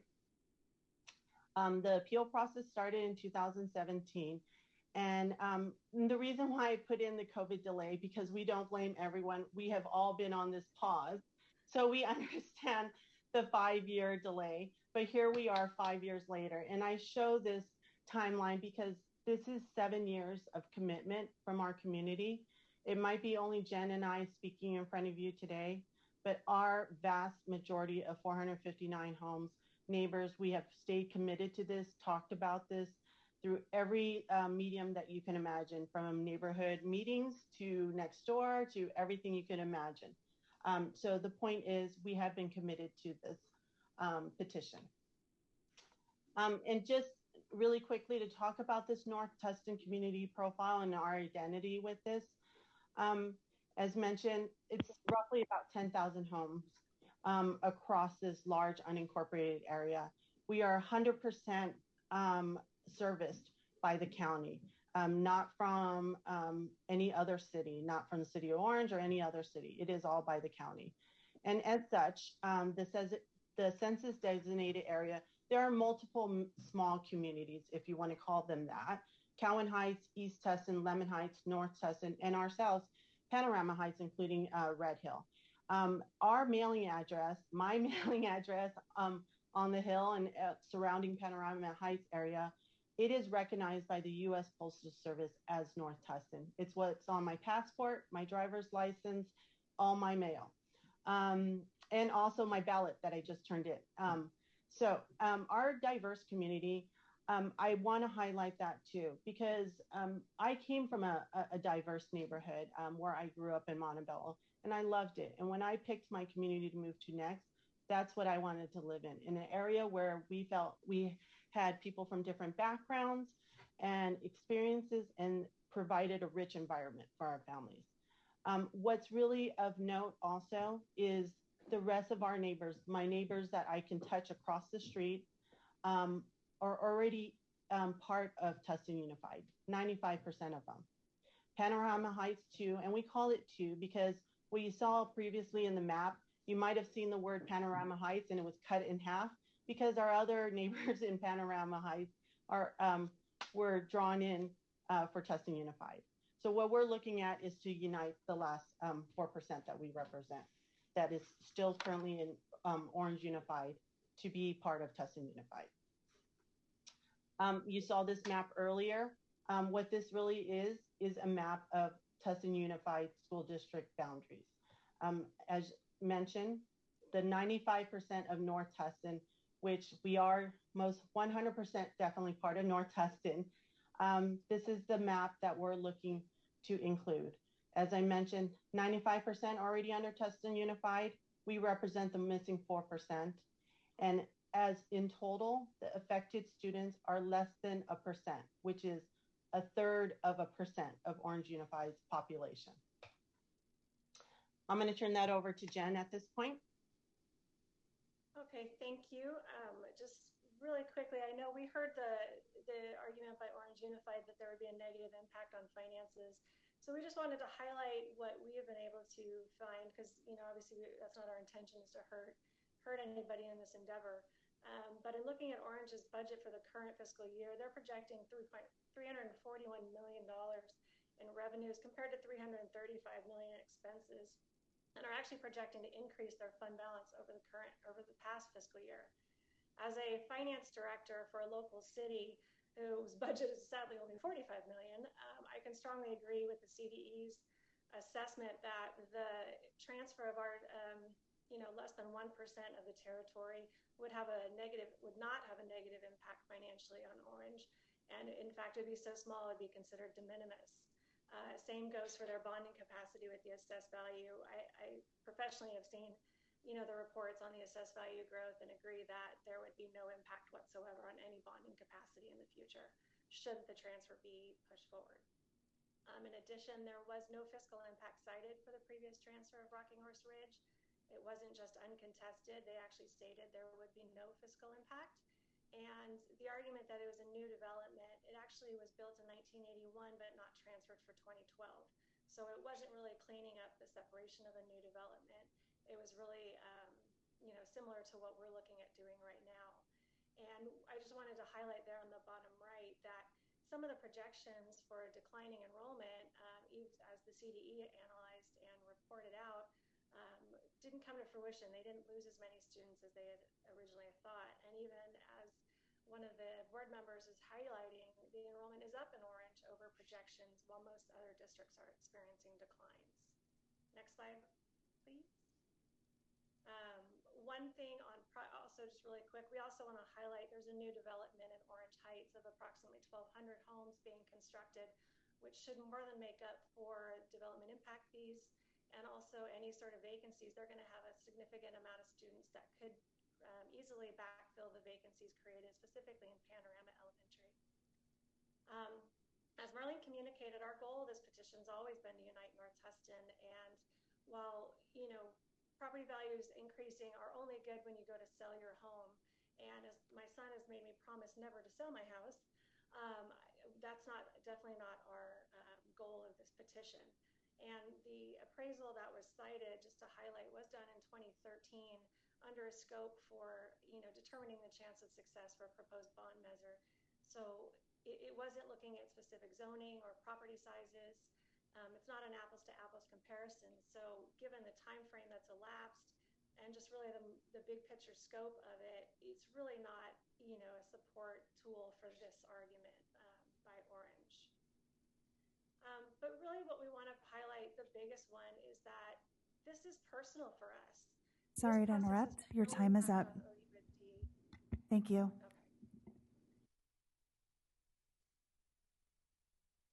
Thank you very much. Thank you. At this point, we will hear from the Orange Unified representatives, and those who are opposed to the territory transfer. They will have 12 minutes to make their presentation. After the presentations, I'll note that we're going to open up the phone line for public comment from individuals who are not part of the presentation, so they could get ready. Okay, thank you. Good morning, members of the Board of Education and State Superintendent Thurman. I am Andrea Yamasaki, President of the 7-member Board of Education of the Orange Unified School District. We appreciate the opportunity to present on this important issue that deeply impacts Orange Unified.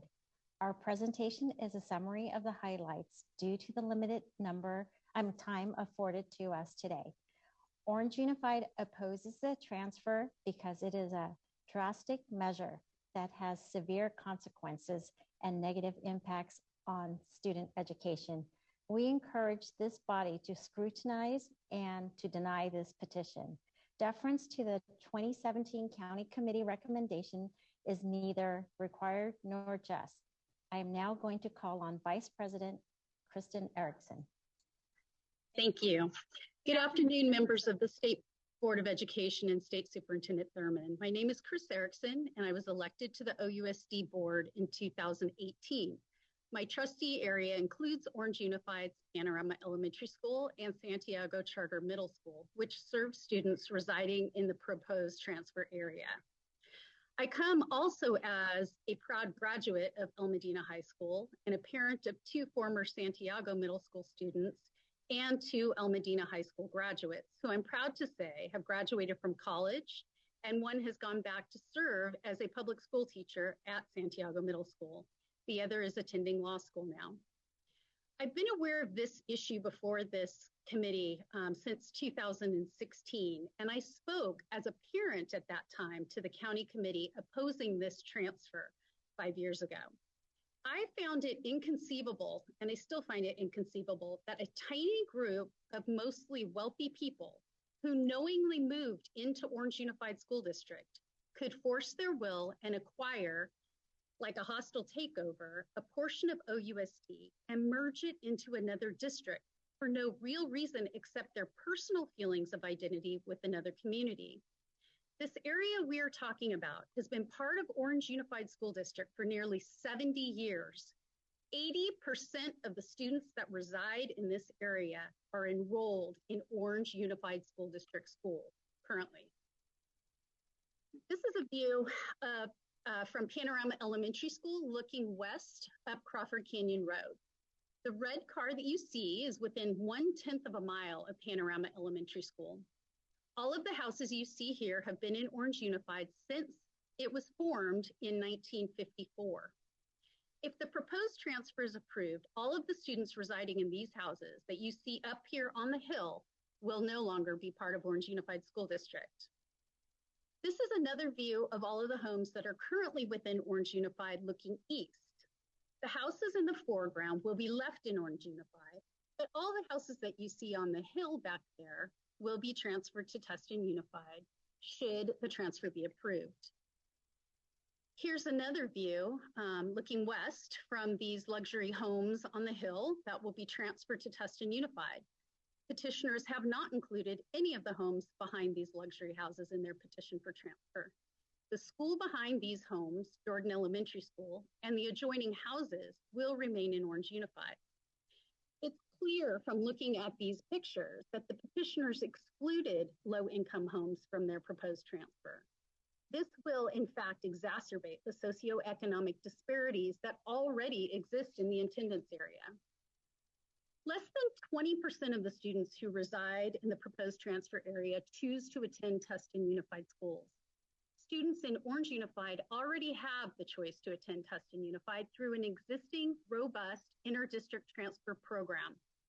The idea that Orange Unified's inter-district transfer process is unduly burdensome is unsupported by the facts.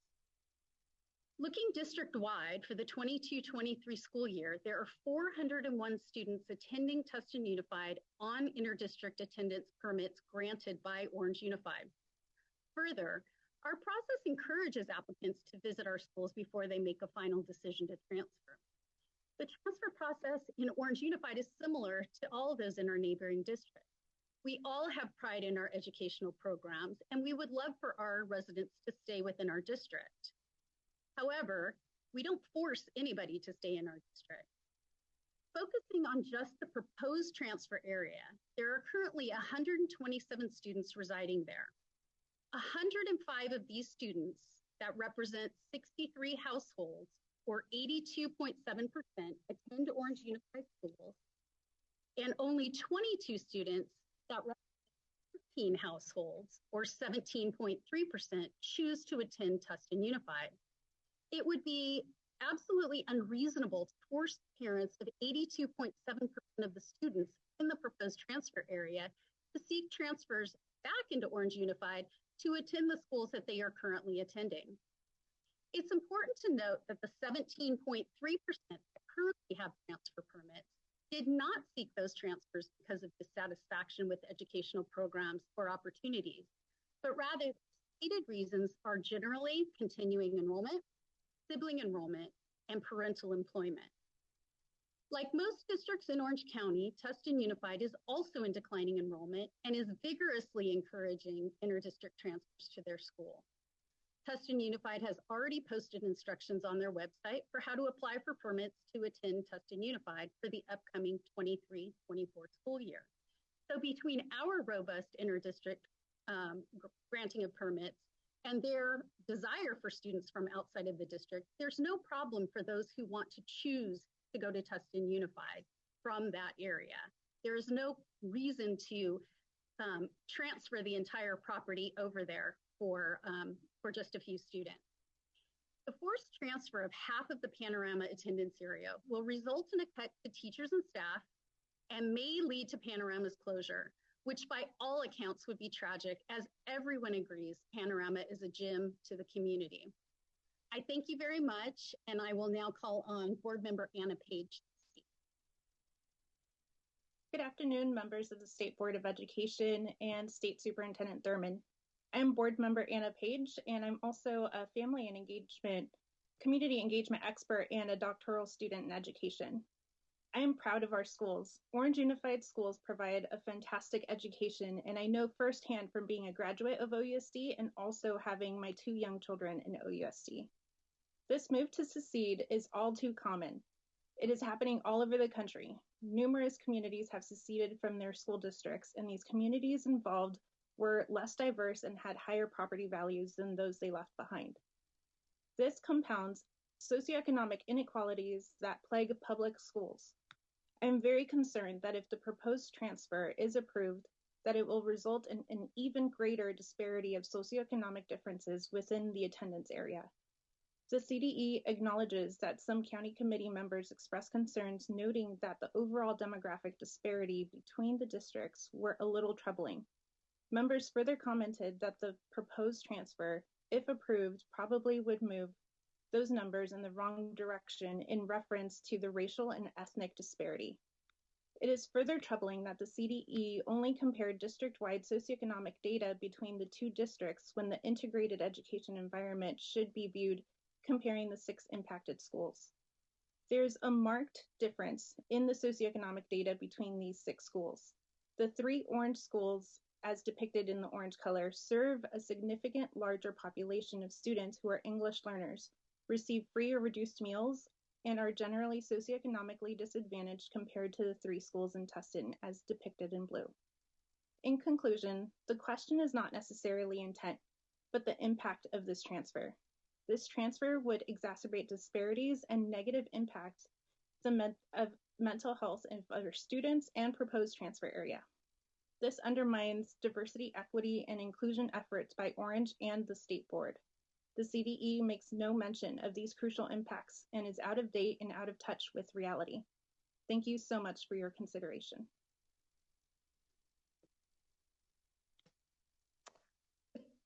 Hello and good afternoon, State Board members and State Superintendent Thurmond. I'm Gunmarie Hansen, Superintendent of Orange Unified School District, and I was previously the Deputy Superintendent of Educational Services. And I did meet with the 2 petitioners at that time in 2017, as well as again when I became superintendent. There are conclusions that are made by the CDE that strongly support reasons why the transfer should not be approved. Unfortunately, the staff report defers to the county committee's decision despite its numerous flaws and omissions. On page 15, the CDE staff report agrees with the academic quality assessments for the Orange Unified School District. And another reason for the denial is that the CDE acknowledges that the county committee took no formal action to identify the reasons for its approval or for the proposal. The CDE also found that the approval was, quote, was prompted primarily by the county committee's determination that the petition had a greater sense of community identity with the Tustin Unified School District than with the Orange USD.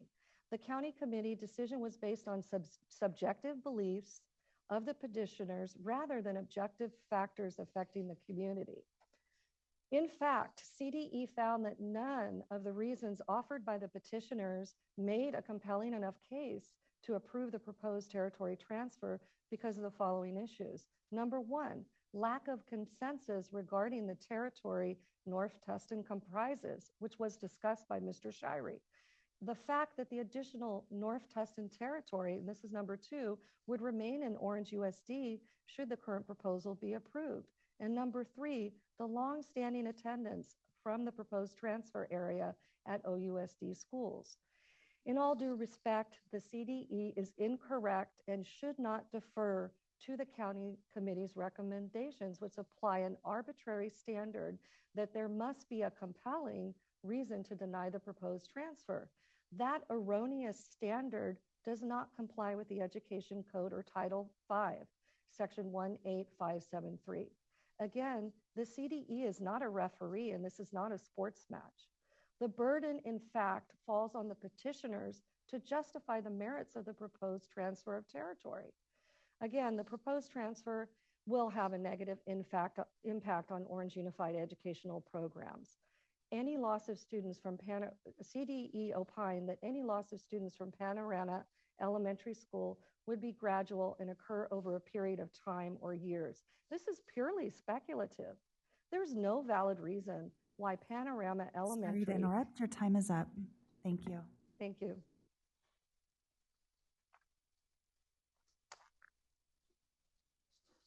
At this point, we want to open the phone lines for public comment. Somebody should mute. Thank you. We want to open the phone lines for public comment according to the slide that is now on the screen. Members of the public wishing to provide public comment can do so by calling that telephone number and using the access code provided on the slide. We remind you to turn down the volume of your computer if you're following the live feed. Speakers will be limited to 1 minute each. Are there any public comments? Yes, we currently have 27 people in the queue. I will open the phone line now. Thank you. Good afternoon, caller. Please state your name and affiliation for the record. You have 1 minute. Your time starts now.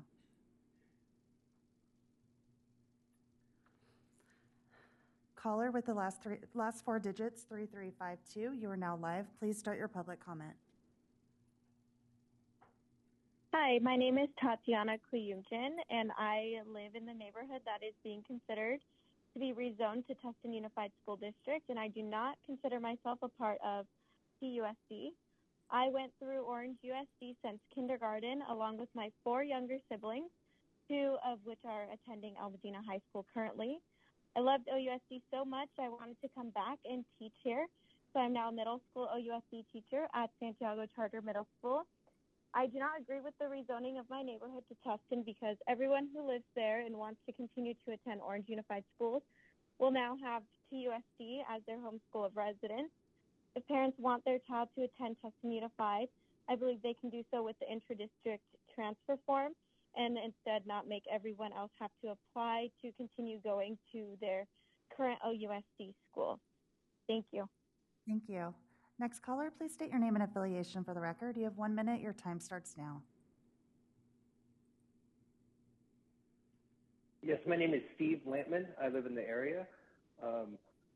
My neighbors and I have endured an enormous amount of stress and anxiety at the annual inter-district transfer process. The process changed almost annually to include changing forms, increased denials, and recently the change in transfer application dates to misalign and not even open until Tustin Unified's transfer window had closed. Like all students in the state, my twins have had a rough few years due to the pandemic and the stress of potentially having to leave the only schools and friends they've ever known, attend a school in a foreign community a great distance further away, and or explore private school options has not been healthy for our kids or our families.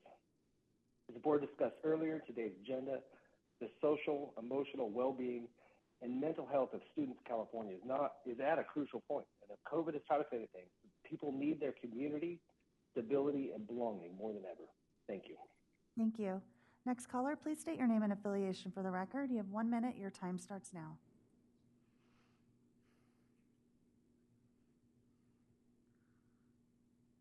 Caller with the last four digits, 6059. You are now live. Please start your public comment.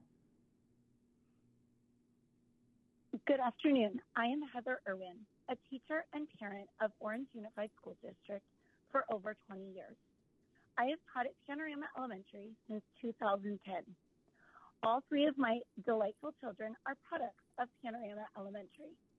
Currently, I have a freshman at Almadena, an 8th grader at Santiago, and a 4th grader here at Panorama. Although we choose to have our scholar athletes play multiple sports in Tustin, including baseball, football, and cheerleading. Our core community is the family connections we have made here at Panorama.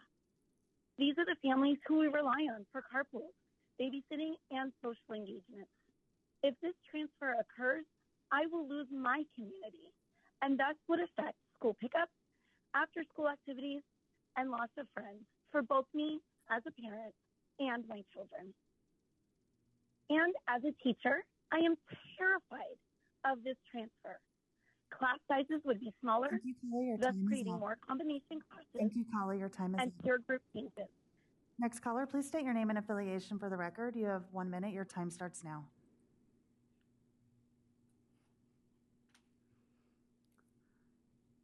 Caller with the last 4 digits, 0577. You are now live. Please start your public comment. Hi, my name is Lana Toman. I am a Panorama High president in favor of transferring area to TUSD. Currently, I have a lot of stress and uncertainty in knowing where my kids will be attending school in the future. Fact is, my daughter attends elementary school currently at OUSD, and none of her friends live in our community now. The children that live by us do attend TUSD or are in private school. My daughter will finish the 6th grade. Due to my work schedule, I'm going to need to request a transfer so that her middle school and her high school will also be walking distance from our home. When that time comes, I'm not even sure if my transfer would be approved. My son will start kindergarten next year, and I will be requesting a transfer at that time. I don't want to risk uprooting my son in middle school, too. He currently plays soccer with North Tustin, and my husband coached the team that plays over at Arroyo. So my family attends church, kids' sports, and the kids' friends live in this North Tustin community, and we'd be really grateful if our kids' schools aligned with that as well. We're thankful for the CDE recommendations, and we hope that you affirm as well. Thank you for your consideration. Thank you. Next caller, please state your name and affiliation for the record. You have 1 minute. Your time starts now.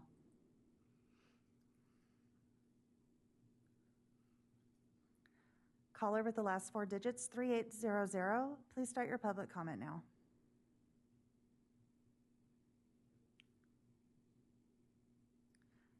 Oh. Moving on to the next caller. Please start your public comment now.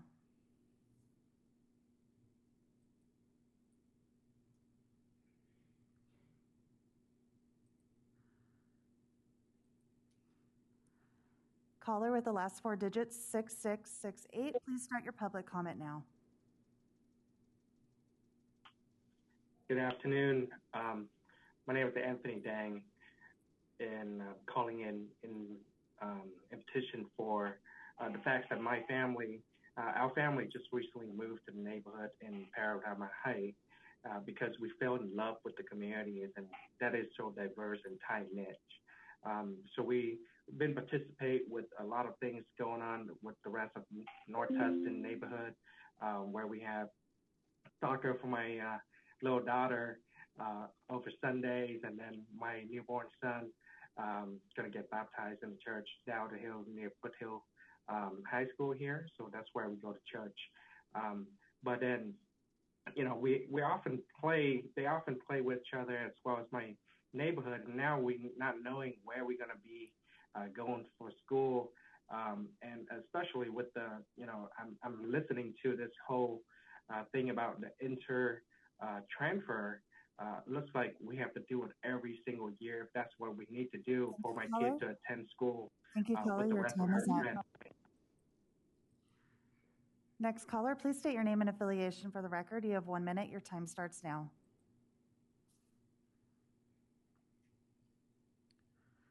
Caller with the last 4 digits, 7684. You are now live. Please start your public comment.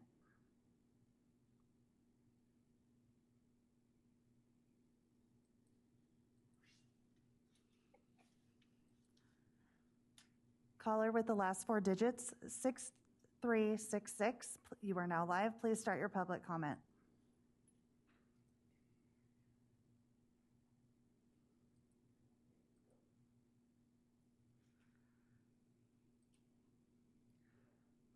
Caller with the last 4 digits, 6265. Please start your public comment. Good afternoon, members of the board. I am Erin Roselli, the principal at Panorama Elementary. I have been in Orange Unified School District almost my entire life, first as a student, then as a teacher at Panorama, and now as the principal. I am extremely concerned about the negative impact this proposed transfer will have on the community of Panorama Elementary. At this time, 53 of our current students reside within the impacted area.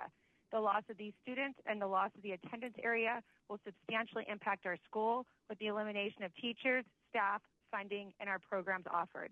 Additionally, we currently have a very involved and active parent community to support our educational programs and activities. This significantly depletes the families at our school and impacts our Panorama community. During my time here, our attendance area has already decreased. I'm concerned about the future of Panorama as its attendance area continues to be depleted. Thank you. Thank you. Next caller, please state your name and affiliation for the record. You have 1 minute. Your time starts now.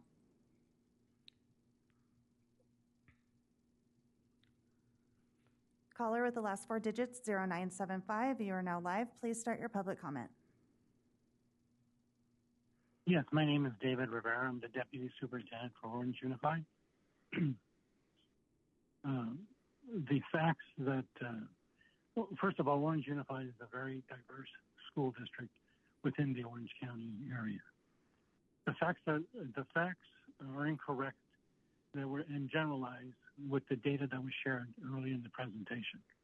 18 of our schools have unduplicated counts of 75% or higher, and they're in the close proximity of the transfer area. 23 of our schools are in the more affluent areas, and they have a UPP of 25%, but they're 5 to 10 miles away. For this reason, with all due respect, I'm challenging the representation as accurate. I disagree with the staff report that the transfer has minimal impact to OUSD. The district has already implemented $20 million of budget reductions as a result of enrollment decline. The impact of this decision will not only impact the Panorama community, Thank you, caller. but Your it will time is up. also be felt across the district. Thank you, caller. Next caller, please state your name and affiliation for the record. You have 1 minute. Your time starts now.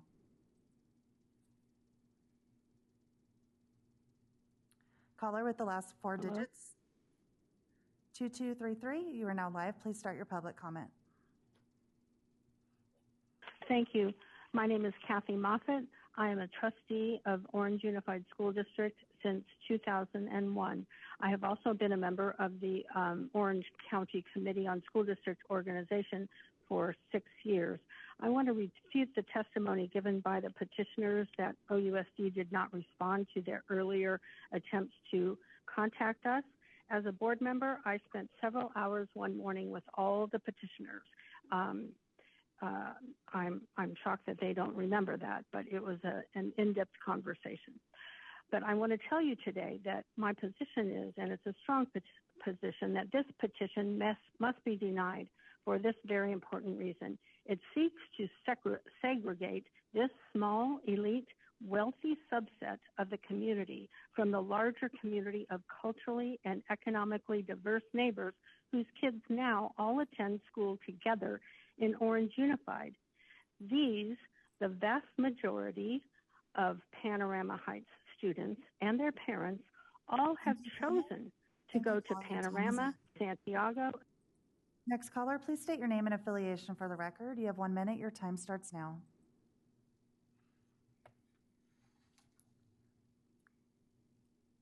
Caller with the last. Good afternoon, members of the State Board of Education. Good afternoon, members of the State Board of Education and State Superintendent Thurman. My name is Eddie Angel, Executive Director of Student and Community Services for Orange Unified. The Orange Unified School District is committed to providing rigorous and engaging education to all students to lead them to college, career, and life readiness. Despite having a process in place for incoming and outgoing inter-district transfer requests, similar to our neighboring districts, the Orange Unified School District works diligently to provide all students with a safe and equitable learning environment. After submitting their inter-district transfer request application, parents and/or legal guardians are highly encouraged to meet with the school principal to allow our district to showcase our excellent programs. If a family should decide to move forward with their inter-district transfer request, the Office of Student Community Services will collaborate with the family on their request. Thank you. Thank you. Next caller, please state your name and affiliation for the record. You have 1 minute. Your time starts now. Caller with the last four digits, 4466. You are now live. Please start your public comment. Good afternoon. This is Kathleen Corella. I am the Assistant Superintendent with Orange Unified School District. It is imperative to note that the Rocking Horse Ridge transfer bears no relevance to this proposed transfer, and it is wholly distinguishable situation. CDE mentions that in 2012, part of the Rocking Horse Ridge subdivision was transferred from Orange to Tustin and only transferred 43 students. Rocking Horse Ridge was a newly developed, guard-gated, and self-contained subdivision. Both districts were neutral with the transfer of this small piece of territory. By contrast, this proposal would take 125 students and territory from Orange Unified that existed for over 60 years, forcing students out of one school district into another for what the CDE staff reports admits is no compelling reason. And for no compelling reason, less than 20% of the students in this proposed transfer will be allowed to dictate where over 80% of the students attend school. Thank you. Thank you. Next caller, please state your name and affiliation for the record. You have 1 minute. Your time starts now.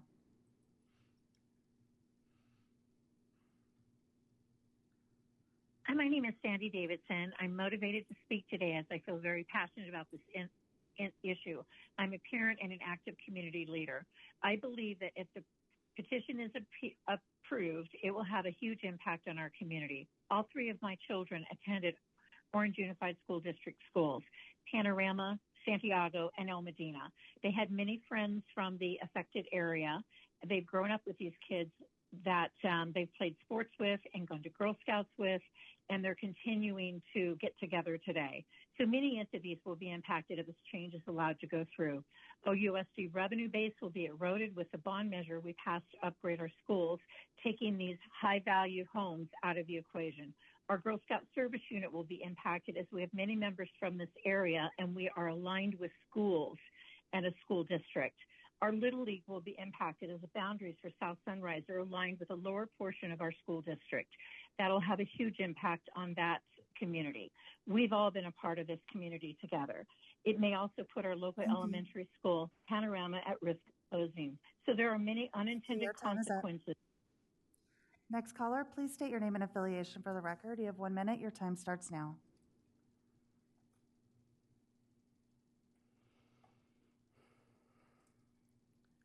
Caller with the last four digits, 6261. You are now live. Please start your public comment.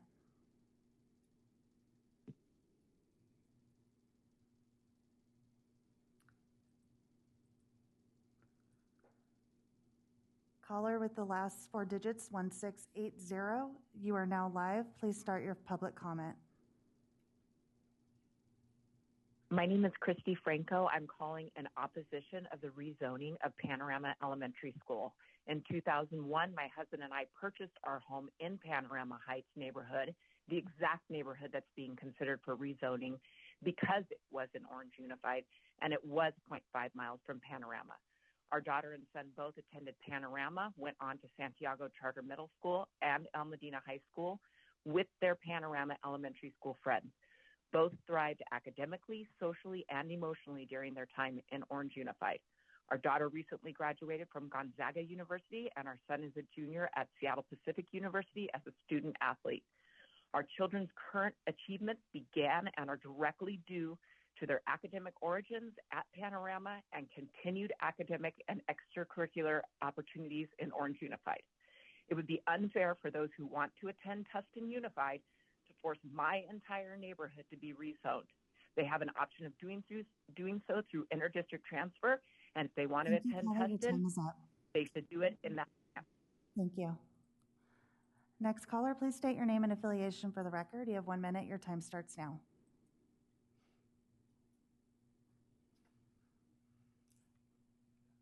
Good afternoon, board members. My name is John Besta, and my real job is retiree. But in my spare time, I serve as the president of the Santiago Charter Middle School Board. I've had the pleasure of serving on the board of this wonderful school for the last 5 years. In addition to this, I've lived just one block from the area in question for the last 26 years. I'm very familiar with the schools on each side of the line. All of the schools we are discussing regarding this move are excellent and offer great opportunities for students. Speaking as the Santiago Board President, I'm against any change to the current district boundaries. Why? Because we are an independently operated charter school. The proposed change could cause a dramatic deficit to our operating budget. While it may be easier for Tustin and Orange Unified as large districts to bear the changes to enrollment, it's much more difficult for us as a school of 1,100 to lose students. We could be looking at the loss of student programs, employees, and operating budget. I recommend Panorama Heights neighborhood remain as part of the Orange Unified School District and no changes be made. We already have a process in place. Thank you, caller. Many times. Next caller, please state your name and affiliation for the record. Your time starts now. You have 1 minute. Good afternoon. My name is Dr. Jim DiAugustino, and I am the Executive Director of Santiago Charter Middle School. Santiago is the middle school that the Panorama Heights neighborhood feeds into as part of Orange Unified's attendance area. Santiago currently has 17 students who reside in the Panorama Heights neighborhood and attend our school. In some years, that number is as high as 25 students. That's more than 2% of our student population. If the Panorama Heights neighborhood is rezoned to Tustin USD, it would require all of the parents who live in that neighborhood and selected their homes based on the attending OUSD schools to have to apply for an interdistrict transfer to continue attending their home schools, which would create challenges for parents and students who simply want to stay in OUSD schools. This does not seem reasonable to me. I respectfully request that the State Board take action on this issue today and deny the transfer of the Panorama Heights neighborhood to Tustin USD. Thank you for your consideration on this matter. Thank you. Next caller, please state your name and affiliation for the record. You have 1 minute. Your time starts now.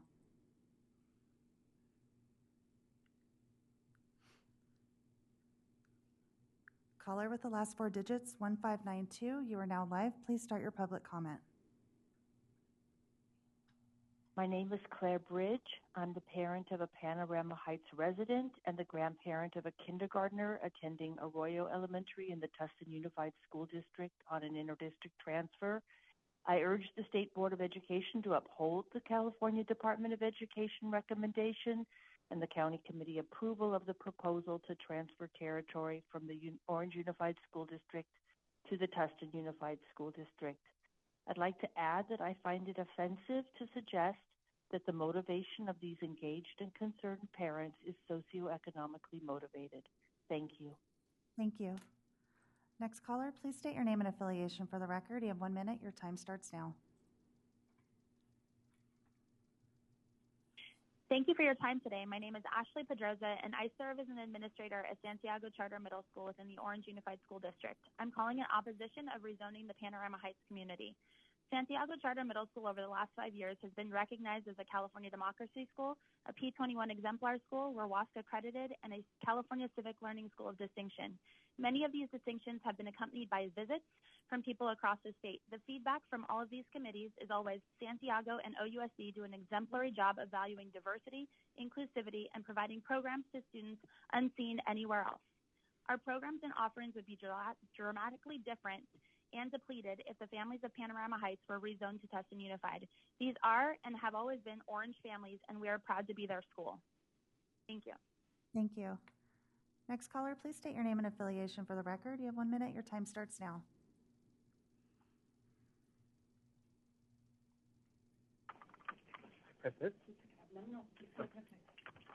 Caller, Hi, this is Joe Irvin, Executive Director.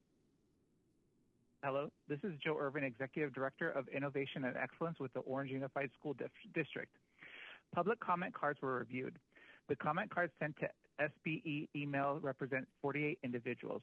Of those email comments, 38 are verbatim cut and paste comments, and individuals did not identify as parents of school-aged students in OUSD or Tustin Unified School District.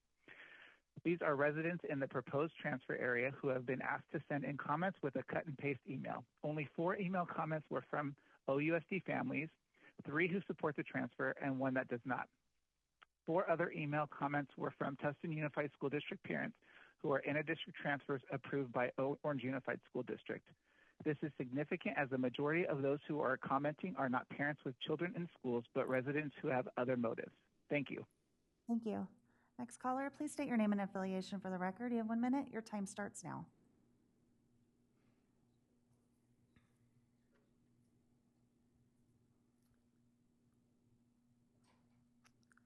Caller with the last four digits, 6261. You are now live. Please start your public comment.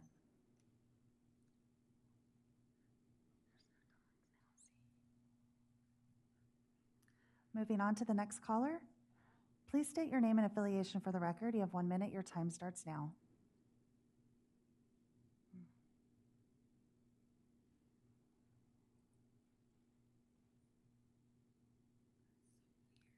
Caller with the last four digits, 7204. You are now live. Please start your public comment. My name is Sandra Preciado, principal at Almadena High School. It is truly unfortunate that the Panorama territory transfer may be approved by SCE, creating greater disparity in racial and socioeconomic status at Panorama and Jordan Elementary, Santiago Middle School, and Almadena High School.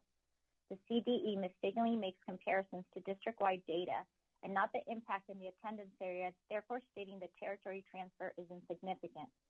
The CDE and SCE may not be aware of the rich history of the Almadena community, which fought for desegregation of schools in Orange County.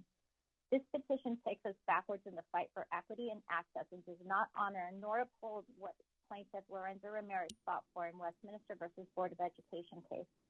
Please do not approve the transfer of territory. None of the education code criteria for transfer was met, and the OC County Committee made no findings because the petition was approved for reasons of personal identity preference of a limited number of families and not in the best interest of the edification process of our community. Thank you. Thank you. Next caller, please state your name and affiliation for the record. You have 1 minute. Your time starts now. My name is Sue Guilford. I'm calling for OUSD. I've lived in Orange since 1976. Our sons graduated from Santiago Middle School and Almadena High School. I was active with Boy Scouts, PTA, and grad night. I continue to watch the school board and the school district while I'm more active with League of Women Voters.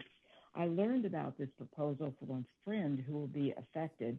My first thought was that this is about property values, which, since I've since learned that over 80% of the students in the area attend OUSD, seems to be the case. Property value does not justify this change. Furthermore, we have always valued the cultural diversity of our Orange Unified community, and I'm concerned that this proposal could change that important and healthy feature. Please deny this petition. Thank you. Thank you. Next caller, please state your name and affiliation for the record. You have 1 minute. Your time starts now.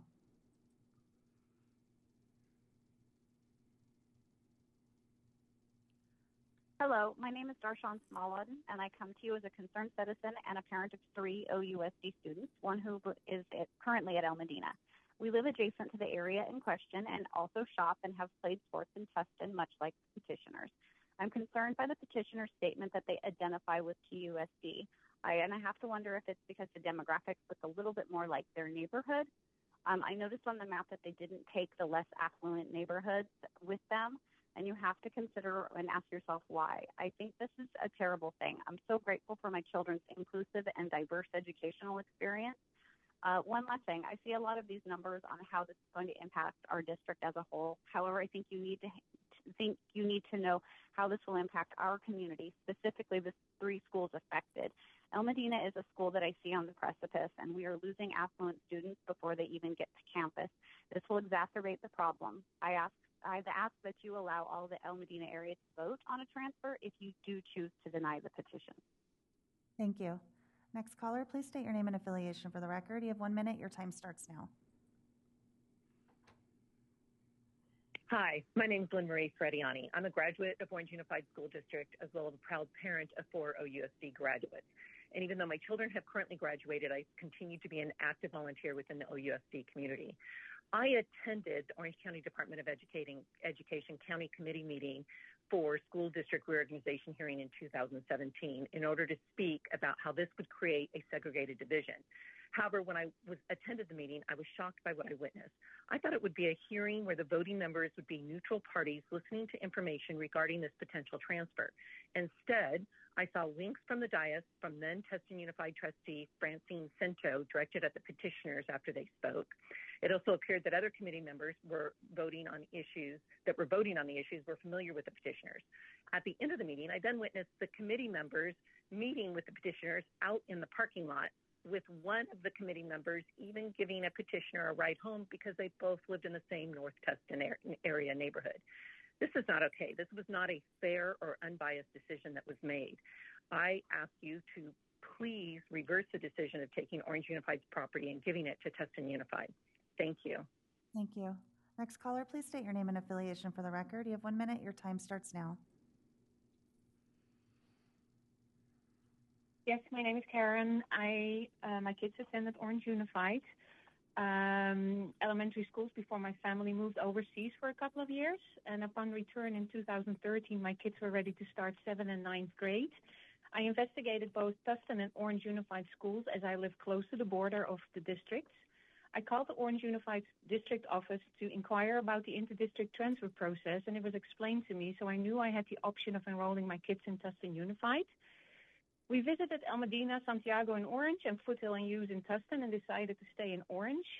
Both my girls will be graduating from college this summer. My oldest already holds a civil engineering degree from UCLA and hopes to get her master's in coastal engineering in June. And my youngest will receive her Bachelor of Science degree from Cal State Maritime Academy. And I want to thank Orange Unified Schools for all the opportunities that set them up for success. And I'm happy with the decision that we stayed in Orange Unified. But it's good to know there's options, and inter-district transfers are available for everybody. So thank you, and please reverse the decision. Thank you. Next caller, please state your name and affiliation for the record. You have 1 minute. Your time starts now.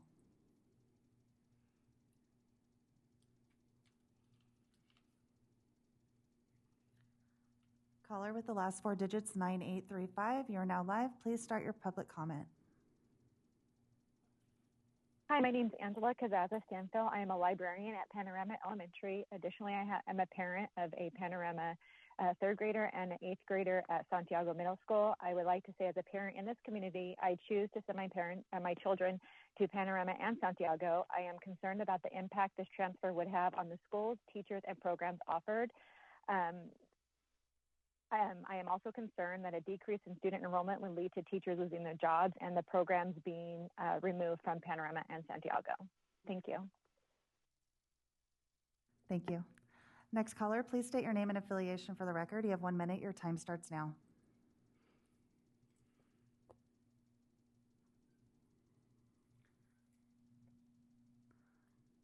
Caller with the last 4 digits, 3336. You are now live. Please start your public comment. Hi, thank you. My name's Steve Allman. I'm a long-term resident of the city of Orange. My family moved here in 1970. I've had a long relationship with the Orange Unified School District as a student, a parent, and a community member. I also graduated from El Medina High School. I've also been a realtor working in the community for the last 10 years, and I've closely followed the petition for several years. I know for a fact that there are realtors who are highly motivated in having this petition passed, and they have been aggressively communicating to the homeowners that its passage will result in increased property values. Let's be clear, this has nothing to do with the children. It's all about the main purpose of this petition is to raise the value of the personal properties of the homeowners in that community. Thank you. Next caller, please state your name and affiliation for the record. You have 1 minute. Your time starts now. Hello, my name is Liz Bridge. I'm a resident of North Tustin and a mother of 2 school-aged children. I'm calling to petition for the approval to transfer territory from the Orange Unified School District to the Tustin Unified School District. There is a reason that the locals consider our neighborhood as North Tustin. For many years, Panorama Heights has been a part of the Tustin community. When my children are asked where they are from, they reply with Tustin, not Orange. Our neighborhood shares the same zip code with the greater part of North Tustin. Our home is at the drawing line of the 2 districts. Our neighbors across the street are a part of Tustin Unified School District. We can even hear the school bells ring from the 2 Tustin schools right down the street from our home. We just wish to be granted the liberty of attending the school we feel that we belong in without having to go through obstacles in order for Orange Unified to release us. Orange Unified states that they don't force anyone to stay within their schools, Thank you, yet caller. they make it extremely difficult to obtain a permit. Next caller, please state your name and affiliation for the record. You have 1 minute. Your time starts now.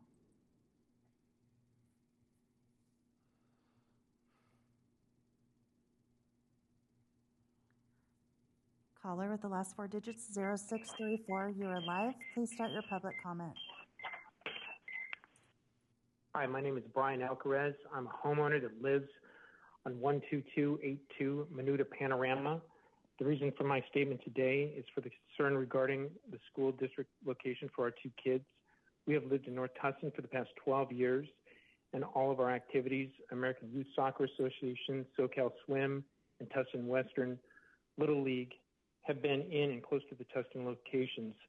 This is the area in which my kids are comfortable, where we feel the closest to, and where their friends will be going to school, either Foothill or Hughes. At the end of the day, I just want the best for our kids.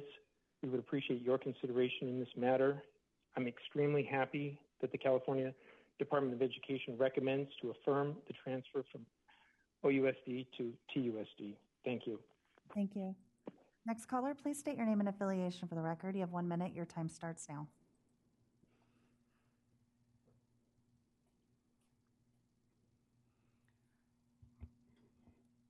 Caller ending with the last 4 digits, 9260. You are now live. Please start your public comment. Good afternoon. I'm Carl Cohn, Professor Emeritus and Senior Research Fellow at Claremont Graduate University. I'm very concerned about the CDE recommendation to the State Board on this matter.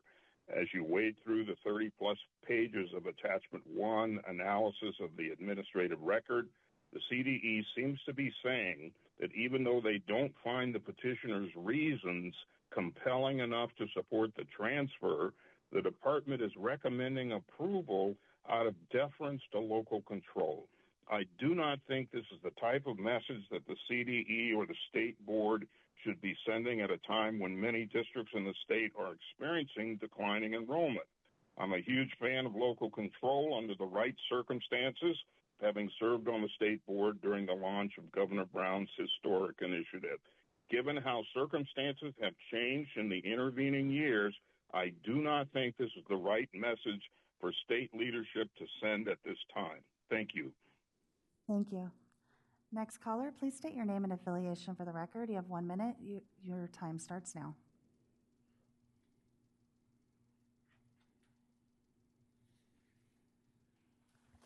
Caller with the last 4 digits, 9193. You are now live. Please start your public comment. Hi, my name is Maureen Benner. I've lived up on Panorama Hill for a number of years. My kids were transferred to Hughes and Foothill, but the transfers were not easy. Each year the rules changed depending on whether the schools were impacted, grades, curriculum, etc. And many of the other neighbors that are up here on Panorama are unsuccessful getting transferred, which is probably why you're showing the low percentage rate of 20%. And finally, I want to make a note that this hill is a mountain. There's only one way in, one way out. You get down the mountain and across the street is Tustin's, the Tustin school homes. Those are the homes where my friends live and their kids go to school at Tustin. In order to get over to the other area of Orange, you have to cross a busy street, busy Chapman. And the other point I wanted to mention real quick is that saying that at the bottom of the hill, they're not affluent neighborhoods. Those are in Orange. It's just the cutoff. It's not part of the transfer. They are the city of Orange. Next caller, please state your name and affiliation for the record. You have 1 minute. Your time starts now. Yes, I do want to emphasize that there's a lot of OUSD, and the public interest are the people that do live on this hill. I'm a 22-year resident of Panorama Heights. There's not a lot of homes that sell around this area because it is a gem, and I am a mother of 4 children. My 2 oldest children attended Foothill High School and Tustin Unified School District on a transfer petition from Orange Unified. Our decision to request this transfer was due to the proximity of Foothill to our home, which was only a half-mile away, which was a safe walking distance from the school and a practical choice for my two children and who had working parents and our deep-rooted ties to North Tustin. We're an integral part of this community. I have a child with cancer now that I have had to send to a private school because of the anxiety that I've had to feel and to transfer them to from Orange. And Orange every year has told me it is not guaranteed. I want my children to attend schools in Tustin Unified. Thank you so much. Thank you so much. Next caller, please state your name and affiliation for the record. You have 1 minute. Your time starts now. Hi, my name is Jennifer Barecki, and I am a resident of the affected area, and I am for affirming the approval. I myself am an alumna of Hughes and Foothill, and when my husband and I moved back here, we wanted our son to have the same experience. There's so much diversity of activities and experiences, and I'm so appreciative of that foundation that allowed me to be fortunate enough to move back here. My son is already entrenched in Tustin extracurricular activities, swim class, music class, library, every Saturday for story time. And by the time he enters kindergarten, he will have 5 years of this community with kids that are going to Tustin Unified School Districts. The stress and anxiety that we've heard over interdistrict transfers is not something that I'm looking forward to. Every single night we walk our neighborhood, and there's a spot on our hill which you can see Foothill and Hughes campuses. We always say how grateful we are to live in North Tustin, and we'd love our address to match our school district, as the residents that live in the affected area today have said, versus the employees of OUSD that are here on the call today or do not have children affected by this decision. My family lives a couple blocks away. They are in the TUSD, and I see my neighbors with their kids walking to school, and I want that for my son. We are so glad that the CDE agrees with us. And Next caller, please state your name and affiliation for the record. Your time starts now. You have 1 minute.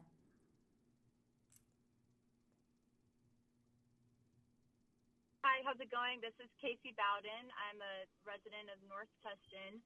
I have children right now that are attending Panorama, and we are pro the transfer of territory. So just a couple comments here. The unfounded comments on the restricted or limited funding to the Orange Unified Schools, people are just saying that. That's not what was actually founded when people did the research on this. The original school district boundary lines were drawn in 1953. Tustin is a newer school district that was opened in 72 as the area was developed and grown up. I think we have to let the people who are directly impacted be heard.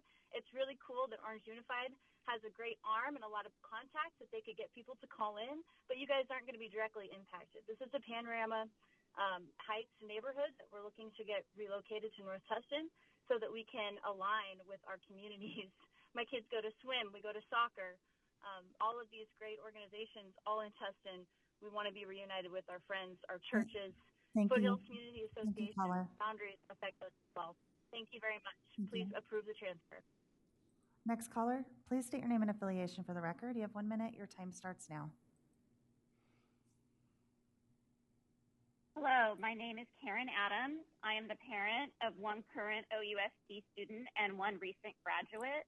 I live in Orange Park Acres, which is part of Orange Unified and next to the area in question. We share many of the same traits as we both are part of unincorporated areas and are served by county sheriffs, EMS, and various utilities.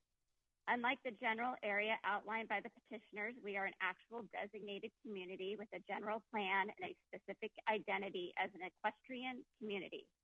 My concern is that if the Panorama Heights area is allowed to leave Orange Unified, they will only be the first of the affluent areas adjacent to follow. Orange Park Acres would likely be second. To avoid a slippery slope of affluent areas leaving OUSD, you should deny petitioner's request. Thank you. Next caller, please state your name and affiliation for the record. You have 1 minute. Your time starts now. My name is Lisa Adre, and I am currently serving on the Santiago Charter Board of Directors. Our board is against the rezoning of the area known as Panorama Heights to the Tustin Unified School District. We currently have 17 students who live in the Panorama Heights area that attend our school. These students and their families are happy and thriving at Santiago. If they were rezoned and required to attend Tustin USD, that would force them to leave their classmates, current programs, and be uprooted educationally. This would also have a negative fiscal impact on Santiago, as we would be looking at approximately $180,000 reduction in budget, which would result in Santiago having to reduce our staff by 2 full-time teachers and/or slash programs. The students who currently live in the Panorama Heights area have an option to attend Tustin Unified if they so choose, but rezoning everyone would cause undue challenges on many families and the schools involved. The Santiago Charter Board requests that the State Board of Education deny the request for the rezoning of the Panorama Heights area to Tustin Unified School District. Thank you.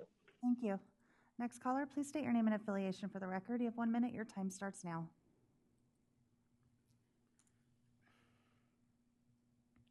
My name is Jody Christensen. As a parent of 4 children in Orange Unified who currently attend Panorama Elementary, Santiago Charter Middle School, and El Medina High School, I strongly oppose redefining the boundaries between Tustin Unified and Orange.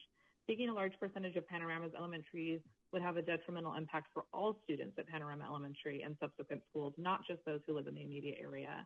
I have children who participate in sporting programs in Tustin as well as church activities and do not feel it is at all needed to transfer the school district boundaries to accommodate those community relationships. We choose to attend Panorama Elementary because of the high quality of education and family-friendly community. Santiago Charter has been a phenomenal experience, as well as El Medina. Not only is the boundary change unnecessary, it is not worth the risk of damaging the strong community that can already be found within Orange Unified and its current boundaries. Thank you for your time. Thank you. Next caller, please state your name and affiliation for the record. You have 1 minute. Your time starts now.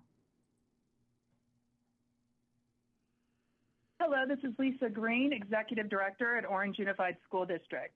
There is no valid reason why Panorama Elementary School's enrollment should be slashed, while Arroyo Elementary School with 512 students stands to gain an additional 57 students. In fact, Arroyo does not currently offer any TK program according to Tustin's website. As such, TK students from the proposed transfer area will need to go elsewhere in Tustin Unified, farther away from Panorama Elementary School. At the county committee meeting in 2017, at least 3 county committee members expressed their belief that Orange Unified would need to consider Panorama Elementary as a result of the transfer of students to Tustin. There is no discussion in the staff report about the ability of Arroyo to absorb an additional 57 students, nor is there any discussion about the environmental impact of transporting 105 students to and from the schools in Tustin Unified. Thank you. Thank you. Next caller, please state your name and affiliation for the record. You have 1 minute. Your time starts now.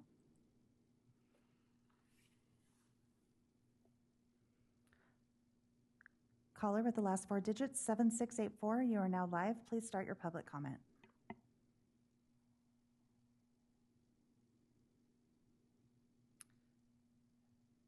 Okay, moving on. Next caller, please state your name and affiliation for the record. You have 1 minute. Your time starts now. Caller with the last 4 digits, 9376. You are live. Yes, hi. My name is Brian Kern. I'm a parent of 2 kids who are currently at Panorama within the affected area. And I just want to say this is really about basically being as part of our community and essentially having schools that are within walking distance. I'm kind of offended that people talk about that it's about money or anything related to the quality of the schools. We just really want to stay aligned with essentially, what's close to us and the people that we deal with. As far as the public comment here, I'm a little bit disappointed to hear that so many people in opposition to this aren't the people in the area. They're basically employees of the district and people who live in Orange or basically had kids or went to Orange Unified that are not in the affected area. And I think it's really important to listen to the parents and the families within the affected area to allow us to remain with our community. In fact, I was at a meeting at our elementary school, and about the 10 families there, I'd say 9 out of the 10 of them really wanted to see this transfer go through just so we could effectively stay with our community. So I really urge the board to allow the community to stay together and to allow our kids basically safe walking distance schools to enjoy, and then to also be at school with friends that they have in activities outside of school so they're not bifurcated. Next caller, please state your name and affiliation for the record. You have 1 minute. Your time starts now. Caller with the last 4 digits, 7684. You are now live. Please start your public comment.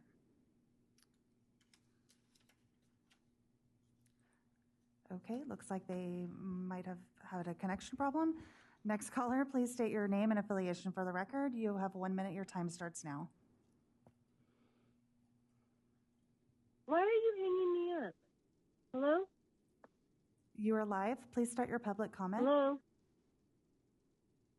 Oh, hi. I'm so sorry. I got disconnected 3 different times.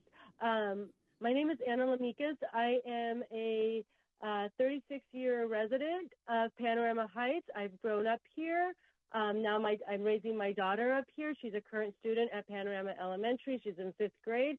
I am greatly concerned about this rezoning. I do not agree with it. I believe that Panorama Heights should remain with OUSD.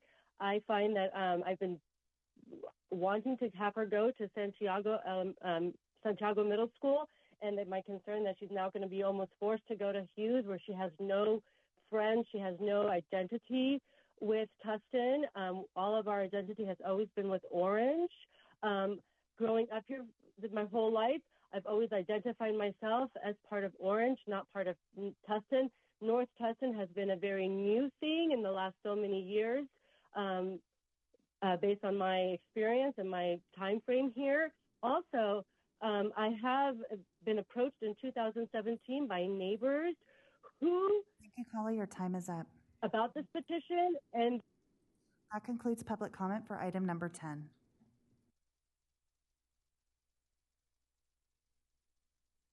Thank you very much to all the callers who have called in. And at this moment, I'm going to close the public hearing at 4:50 p.m. And we will begin board discussion. My computer is about to run out of juice, so I'm going to take a moment to plug it in. There we go. So we can continue. There we go. Let's start off with Member Escobedo, who is our liaison, if you'd like to make some initial comments, and then we'll go into board discussion. Surely, I would like to first thank all the presenters who testified, the members of the public who phoned in, and all those who wrote letters about the item. Very much appreciate the thoughtful input, and also appreciate CDE and all the work in reviewing those 9 requirements. It was a painstaking task, I'm sure, in reviewing them. I just want to share that I know that these district reorganization proposals are very emotional and raise some real tough issues for school districts, and what is community identity. And I think we heard from both sides many strong views. I do understand that the county committee comply with the requirements of the local territory transfer process, and that determined that all 9 minimum threshold conditions in Ed Code were substantially met, and CDE showed us the evidence. However, I'm still concerned with the issues raised by Orange Unified regarding the impact of the transfer. And I'm also concerned about the long-term effects on culture and the precedent it would set. I heard that there were 2 other areas that could transfer as well. So those are my initial thoughts, and I look forward to having more discussion and thoughts about this item. Thank you so much. With that, we're going to open up board discussion. So if you have a comment or a question, please raise your hand. I do want to say before we start board discussion that for those who are panelists, if a board member has a question for you, you will be recognized and unmuted so you can respond. But please do not raise your hand during the board's deliberation or seek to engage unless you're called upon. With that, I'm going to start with Member Orozco Gonzalez. I want to, I think I concur with what Member Escobedo said. I think that the CDE did an excellent job in doing an analysis. And I know that they're trying to go with more local control, but I am concerned of the fiscal impact this will have on Orange County, Orange Unified School District. And also, I understand that it could be a very tedious process to fill out the necessary paperwork for the intra-district permits. But this is a choice that we're making as a family. When they purchased their property and they decided that they wanted to live there, it was in Orange Unified School District territory. So I'm so concerned over the fiscal impact and that the students that are currently going to Orange Unified School District schools have to now apply to move to stay with their own school. So I think I still have a lot of concern over that. So it's more of a comment than it is a question. Thank you. And Member Lewis? Thank you. First of all, thank you to the CDE and to the two districts for their presentation and for all of the parents and staff members who called in public comment. I do agree or have some of the same concerns expressed by my two colleagues. I do have a couple of questions for the CDE staff. During the presentation, you seemed very convinced that other territories left in the Tustin area would not follow suit and also try to remove themselves from the Orange Unified School District. I just need, what do you base that on?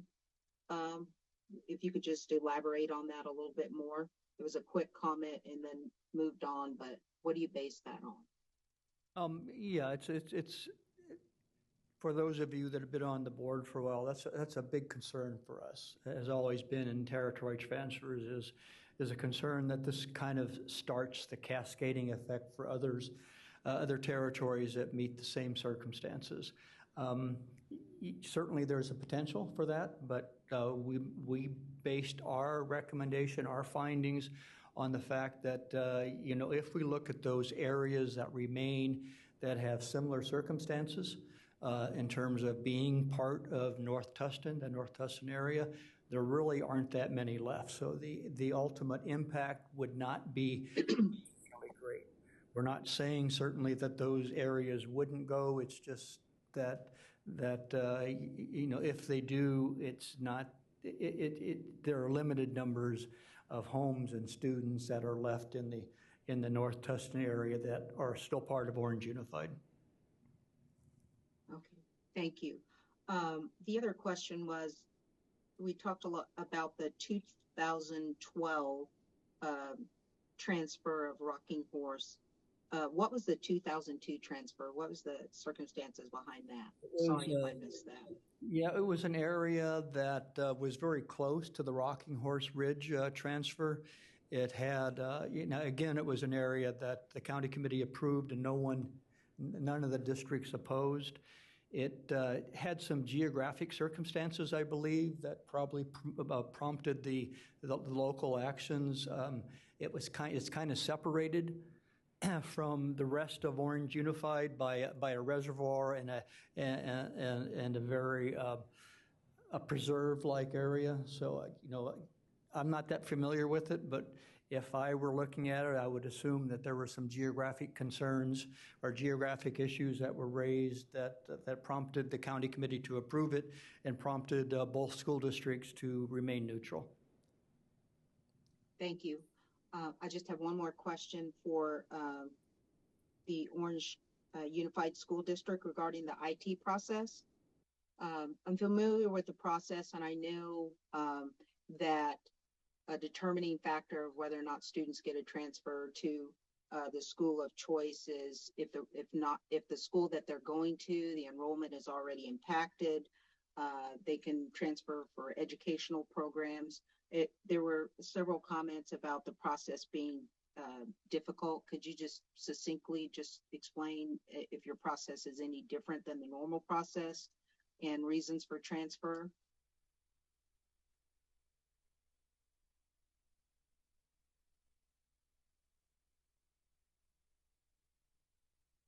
I believe that's for me to be unmuted. Thank you.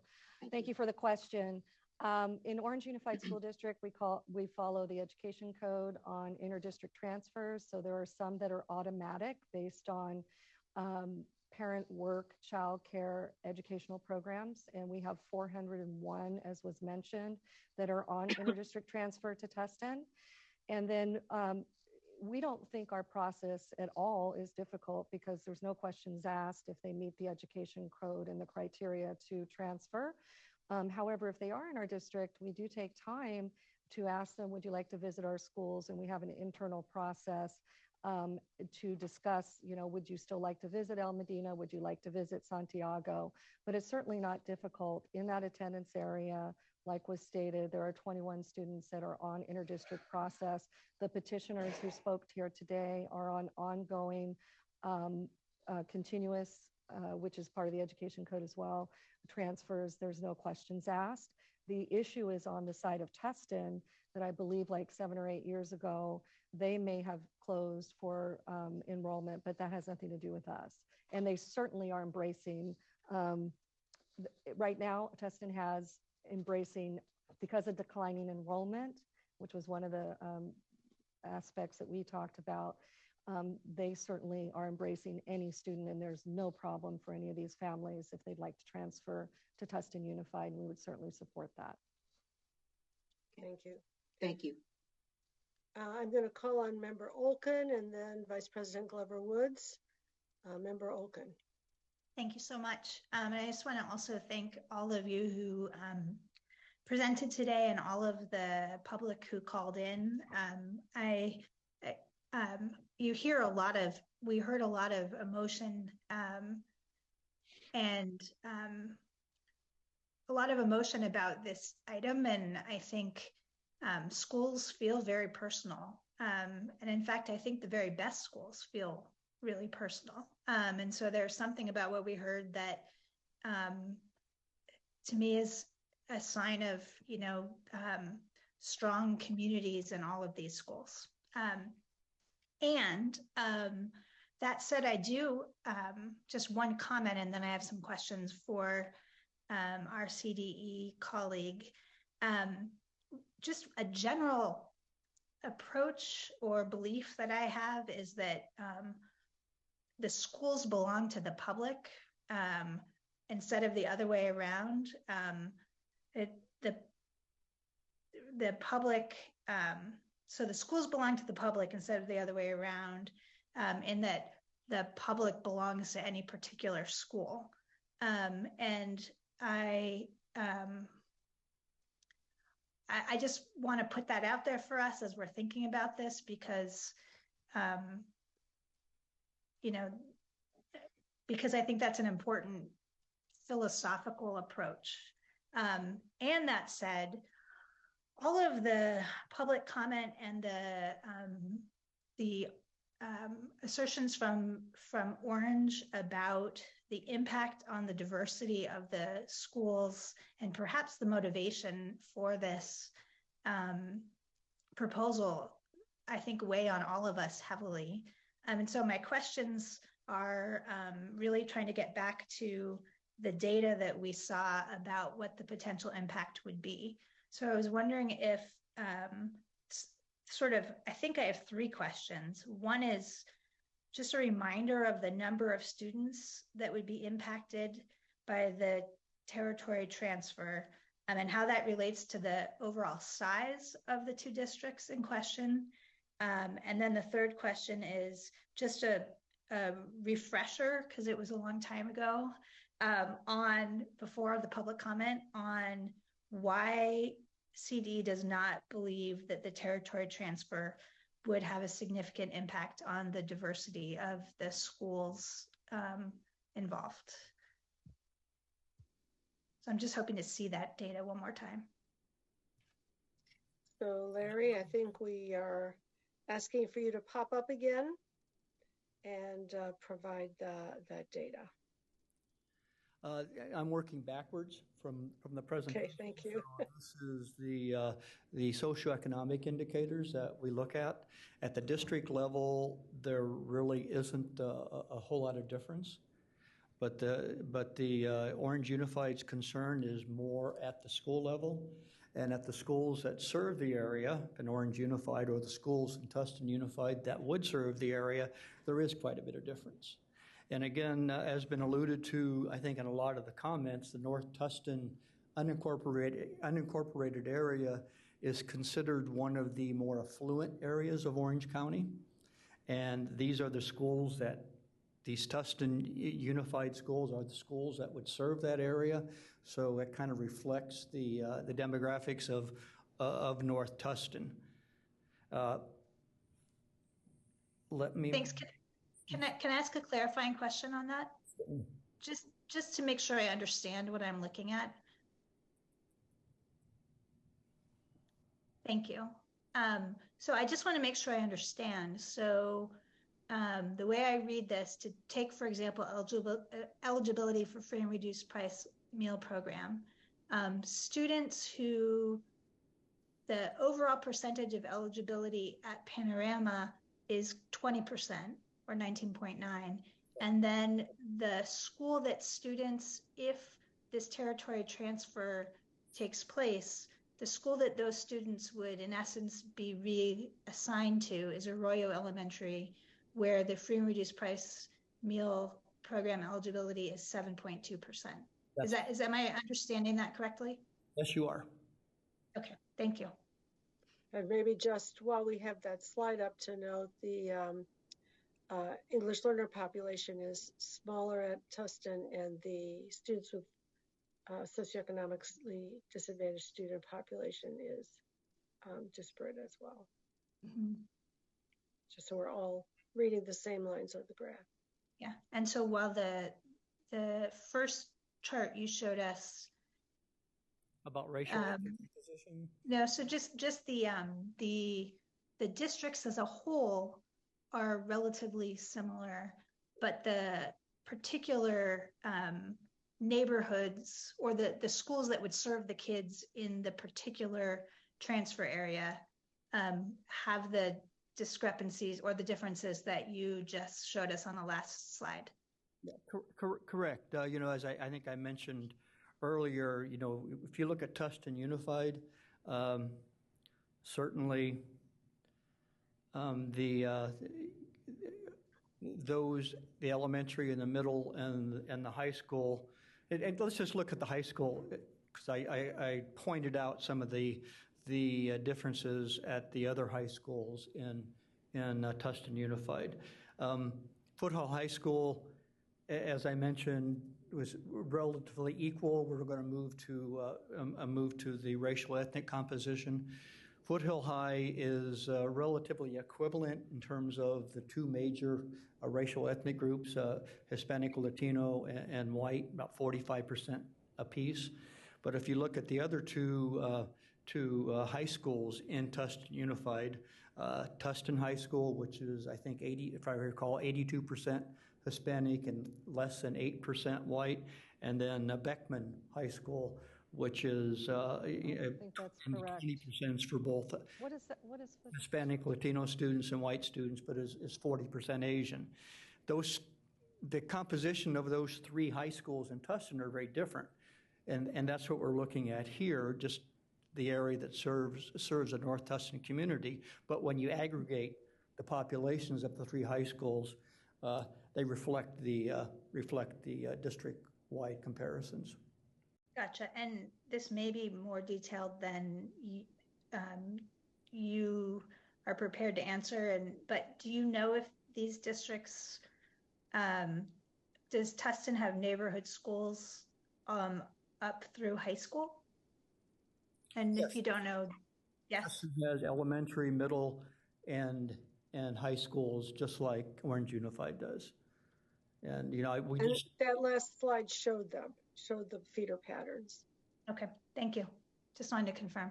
Thank you. All right, Vice President Glover Woods, and then Member Yoshimoto Tari.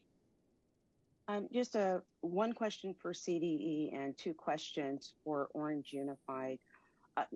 Just to clarify, can you share with us, when you were looking again at the data and the ethnic composition, the rationale of looking at all of the Tustin high schools in total for the ethnic breakdown, for the demographic breakdown, as opposed to looking at the high schools and the middle school that would be in the feeder pattern of the actual area in question.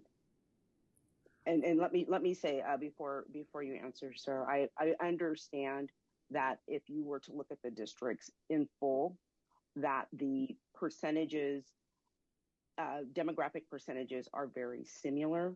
I'm looking more so for an understanding on why that would be utilized as part of the rationale, as opposed to looking at the schools that would be actually the home schools, if you will, for this section in question.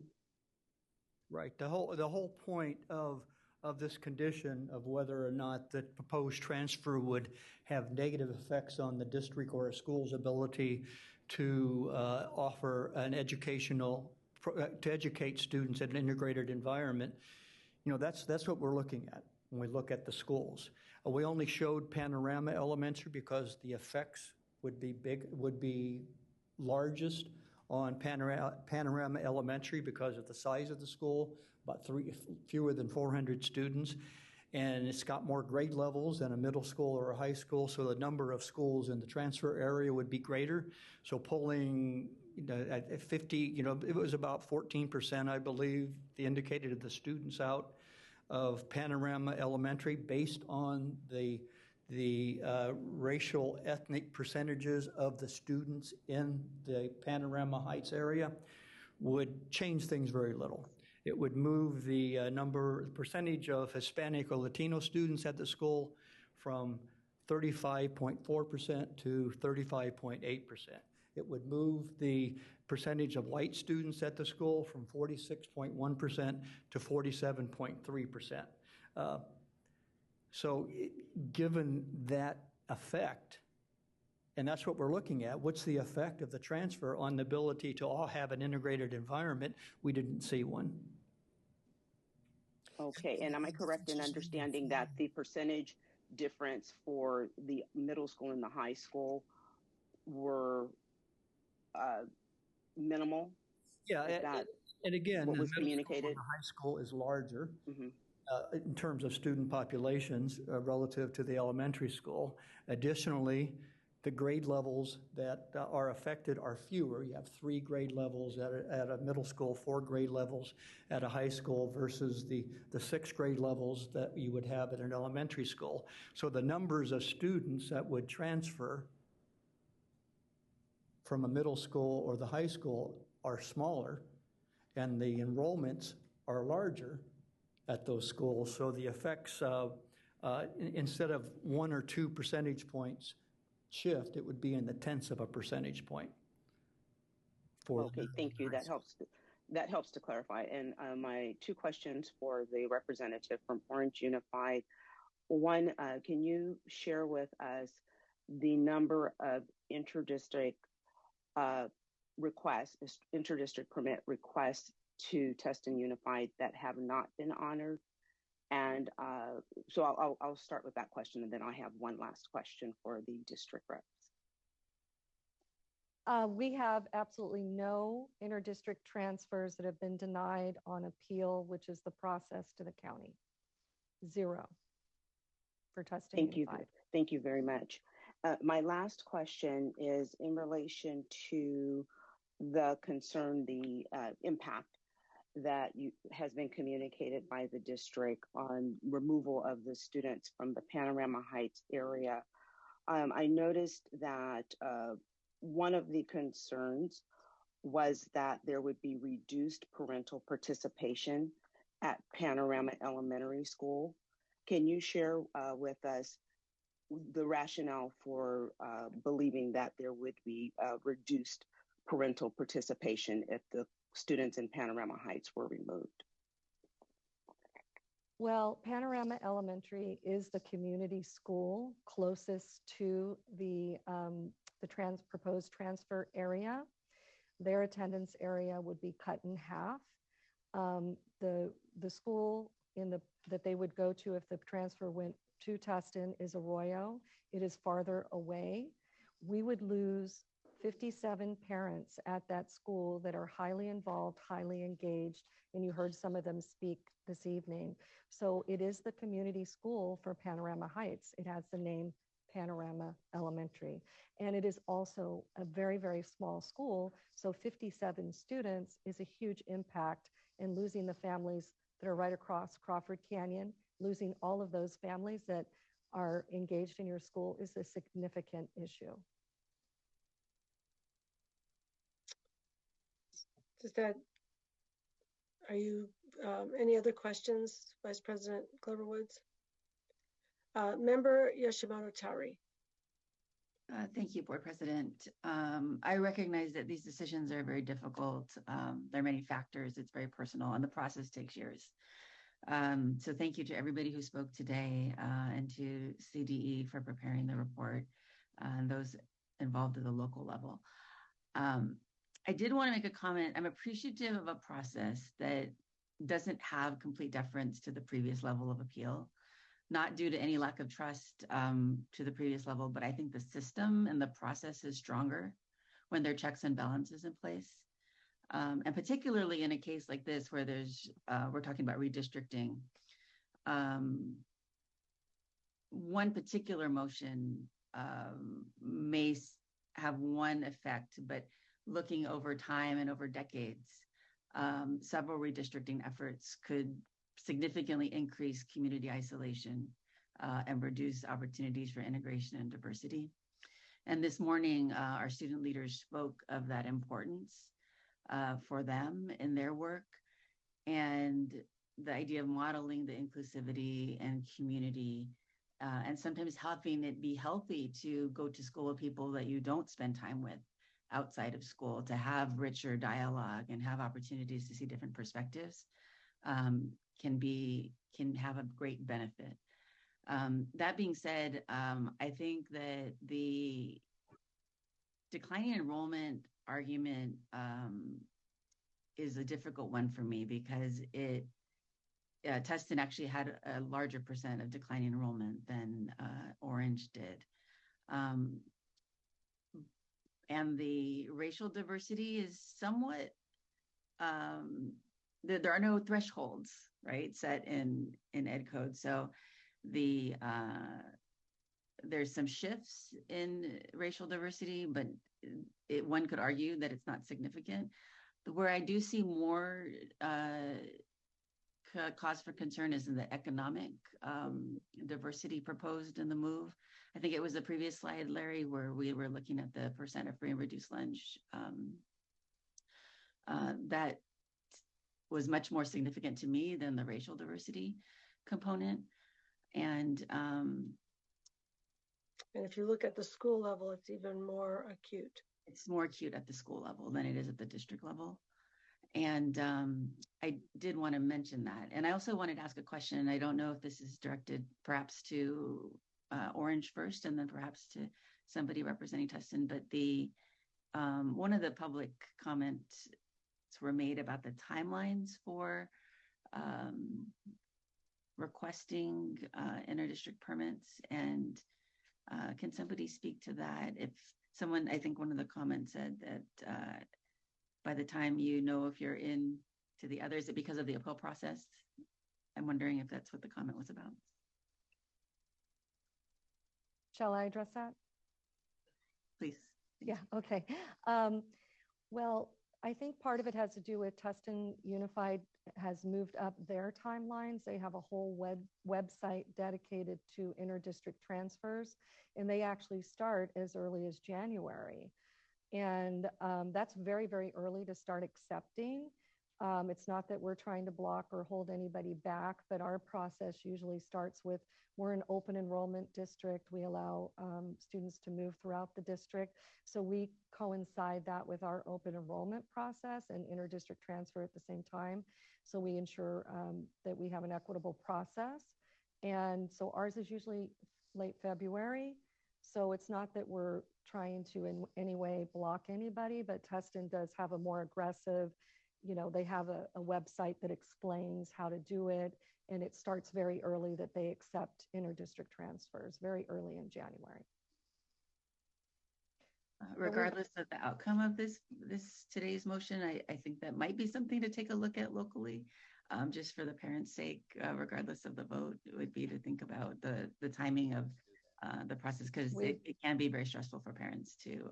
We'd be happy to do that. Thank you. Would I be able to jump in on that and explain it from the Tustin, the parent perspective? Sure. Okay, so my students have been on transfer since kindergarten, and they're now in 6th grade. So this process has taken, a good amount of time. But when we first started the process, the Tustin does have what's called an early transfer period that does open in January. And initially, the process aligned with when the release forms were available from Orange Unified. We could apply for our release forms from Orange and submit in time to comply with Tustin's early decision. We didn't get a decision back from Tustin until later in spring, maybe March or April, but we were allowed to submit that request early, and we were able to get released from Orange at that time. Unfortunately, and the timing was exceptionally horrible because of the pandemic, in 2021, all of a sudden the release form wasn't available by Orange. We couldn't even get a release form to submit to Tustin until after February, when their period had closed. And that was the first time that transition had taken place, and that shift in time frame, and that has continued ever since. So it's forced the families, again, the anxiety and that stress and that annual process, to have to submit to Tustin and basically, beg them to hold a spot pending getting that release form in time for their decision process. Tustin is also an open enrollment district. They allow their students to participate to select which school they prefer to go to, whether it's their neighborhood school or the one across town, based on those programs. So they have the exact same situation that Orange, but they have kept their process consistent. And again, right in the middle of the pandemic in January of 2021, we were hit with this shift and misalignment in the transfer period or transfer dates. And I can't even tell you how many people, just the emotional well-being of the kids, especially in that vulnerable time, has just been astronomical and seriously detrimental.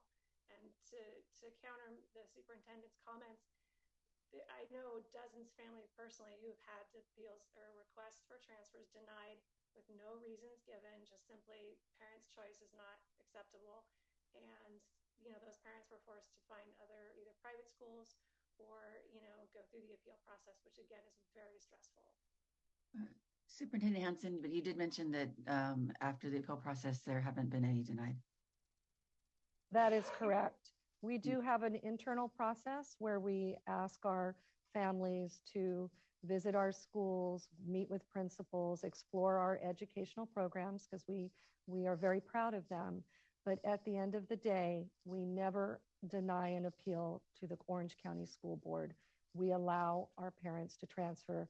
That's why we have 401 students in Tustin that we wish were with us. But, that's what we do. We've always allowed our families to go. We can adjust the timelines. We're happy to look at that to make it easier so that families don't have stress. But Tustin, I'm looking at their website right now. Their transfer application period is a very short window. It's only January 9th through the 27th. It doesn't give us time to manage all our open enrollments. And we have several, over 400 ongoing continuing transfers that we continue to approve. Vice President Glover Woods, it looks like you want to come back in.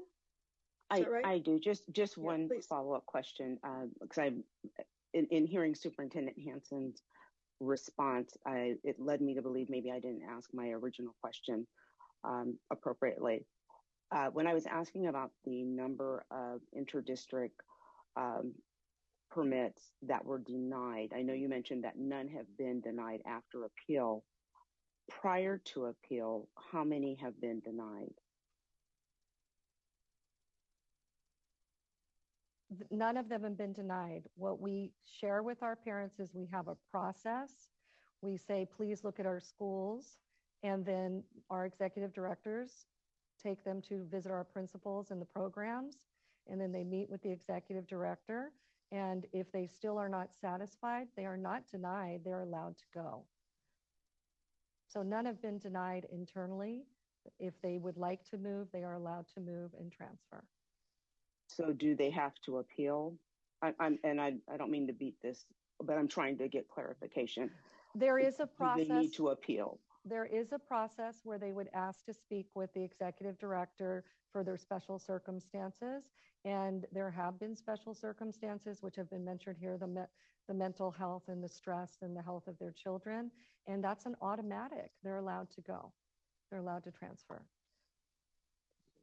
I'm not sure I'm getting a clear answer, but it's okay. Thank you so much. Okay. Yeah, I think we're wondering about the people who are not automatic. That's what we're wondering about. I think, okay. Go ahead. Thank you. Okay. I think we're going to go ahead and move into a decision-making discussion probably at this point. I'd just like to share my thanks as well to all the folks who have called in. I understand, parents' concerns about knowing from year to year where their children will go to school and the value of being able to walk up the street to your school and all of those things. I also, however, have the concerns that many of us have already raised. The slide that is up before us now demonstrates the very dramatic differentials at the school level for socioeconomically disadvantaged students and free and reduced price lunch student proportions if we were to approve this transfer of territory. So I think that's a very important part of the integration goal that is part of what we need to be looking at. So I just want to share that concern. And I also understand that one of the criteria is that it should not be primarily about real estate values. And I certainly understand that many parents are really looking for close proximity to their homes for their students, but we also heard testimony that there are real estate values at stake here that are driving some of the discussion in the community. So that is another concern that I have as the basis for approving this. I don't know if anybody else who has not had a chance to share their views wants to do so before we seek a motion. Member Rodriguez. Yes, I just want to say that as I'm reading a lot of this, I'm remembering 1976, East Palo Alto, and how eventually the city was left without a high school. And I just kept, as I'm reading everything and listening to both the petitioners and the appellants, I keep thinking about that. And I really haven't found a substantial claim for this reorganization. And I do also want to thank everyone, the CTE for all of their work on this. But those are my concerns. Thank you. Member Patillo Bronson? Yeah, I also find this slide pretty troubling. The disparities in terms of the different school districts and school sites are not terribly subtle. And I think the language that's actually in the CDE motion, effectively, that there's no compelling reason to transfer the territory, but no compelling reason enough to reverse the county committee's approval of the territory transfer. I think the slide actually offers an alternative vision of what might be compelling enough to reverse. And then maybe just last thing I'll lift up is, I think, Carl Cohn, during the public comment, I think raised the specter of what this means in terms of precedent, and also how future boundary changes might be viewed. And I think that is significant and something we have to keep in mind as well. I thank you for that. And I guess as I seek a motion, I want to also agree with Member Yoshimoto Tari that it sounds like aligning and smoothing the transfer processes may be more helpful than transferring this territory from one district to another. Member Rodriguez, are you wanting to raise your hand again, or is it still up from before?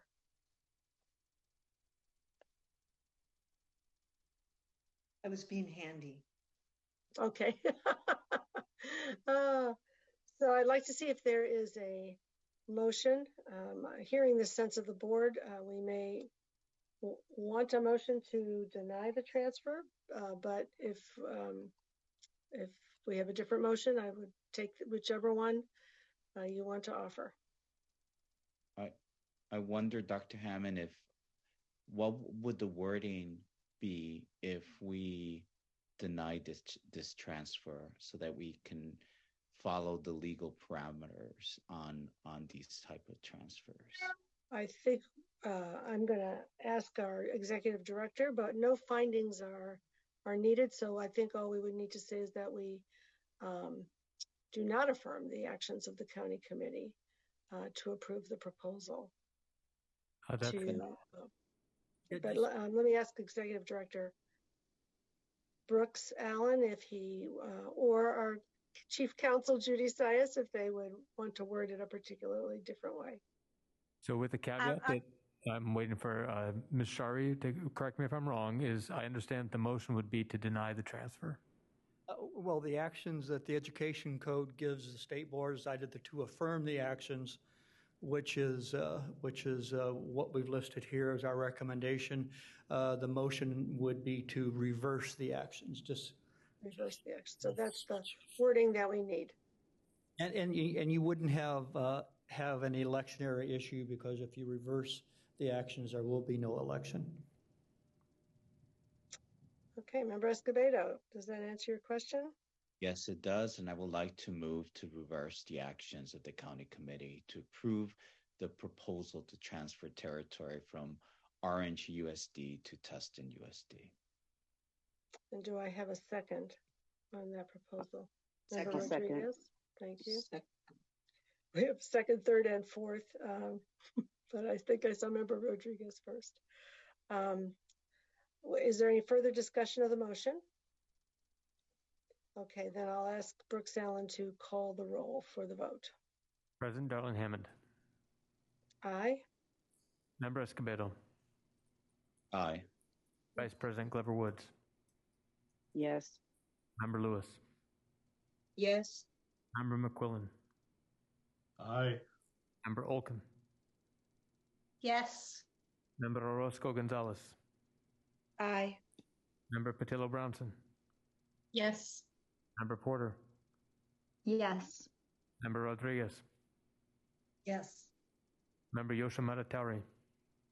Yes. The motion carries unanimously.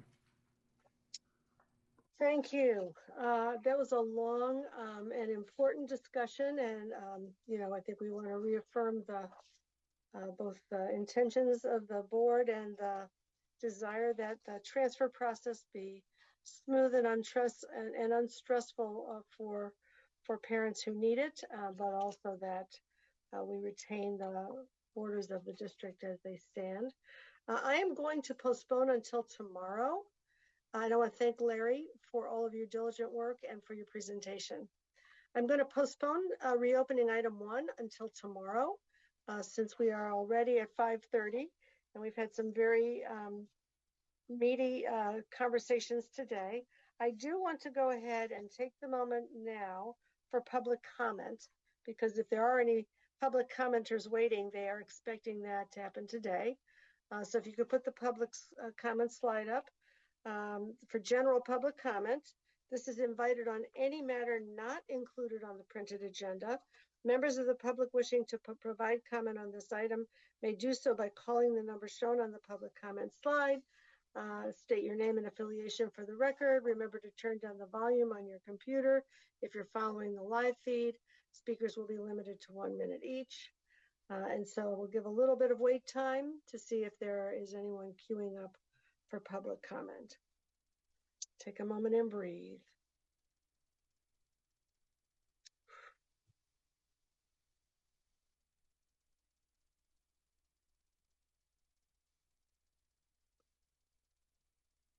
Do we have any public comment?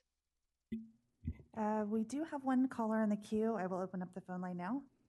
Thank you. Good afternoon. Please state your name and affiliation for the record. You have 1 minute. Your time starts now.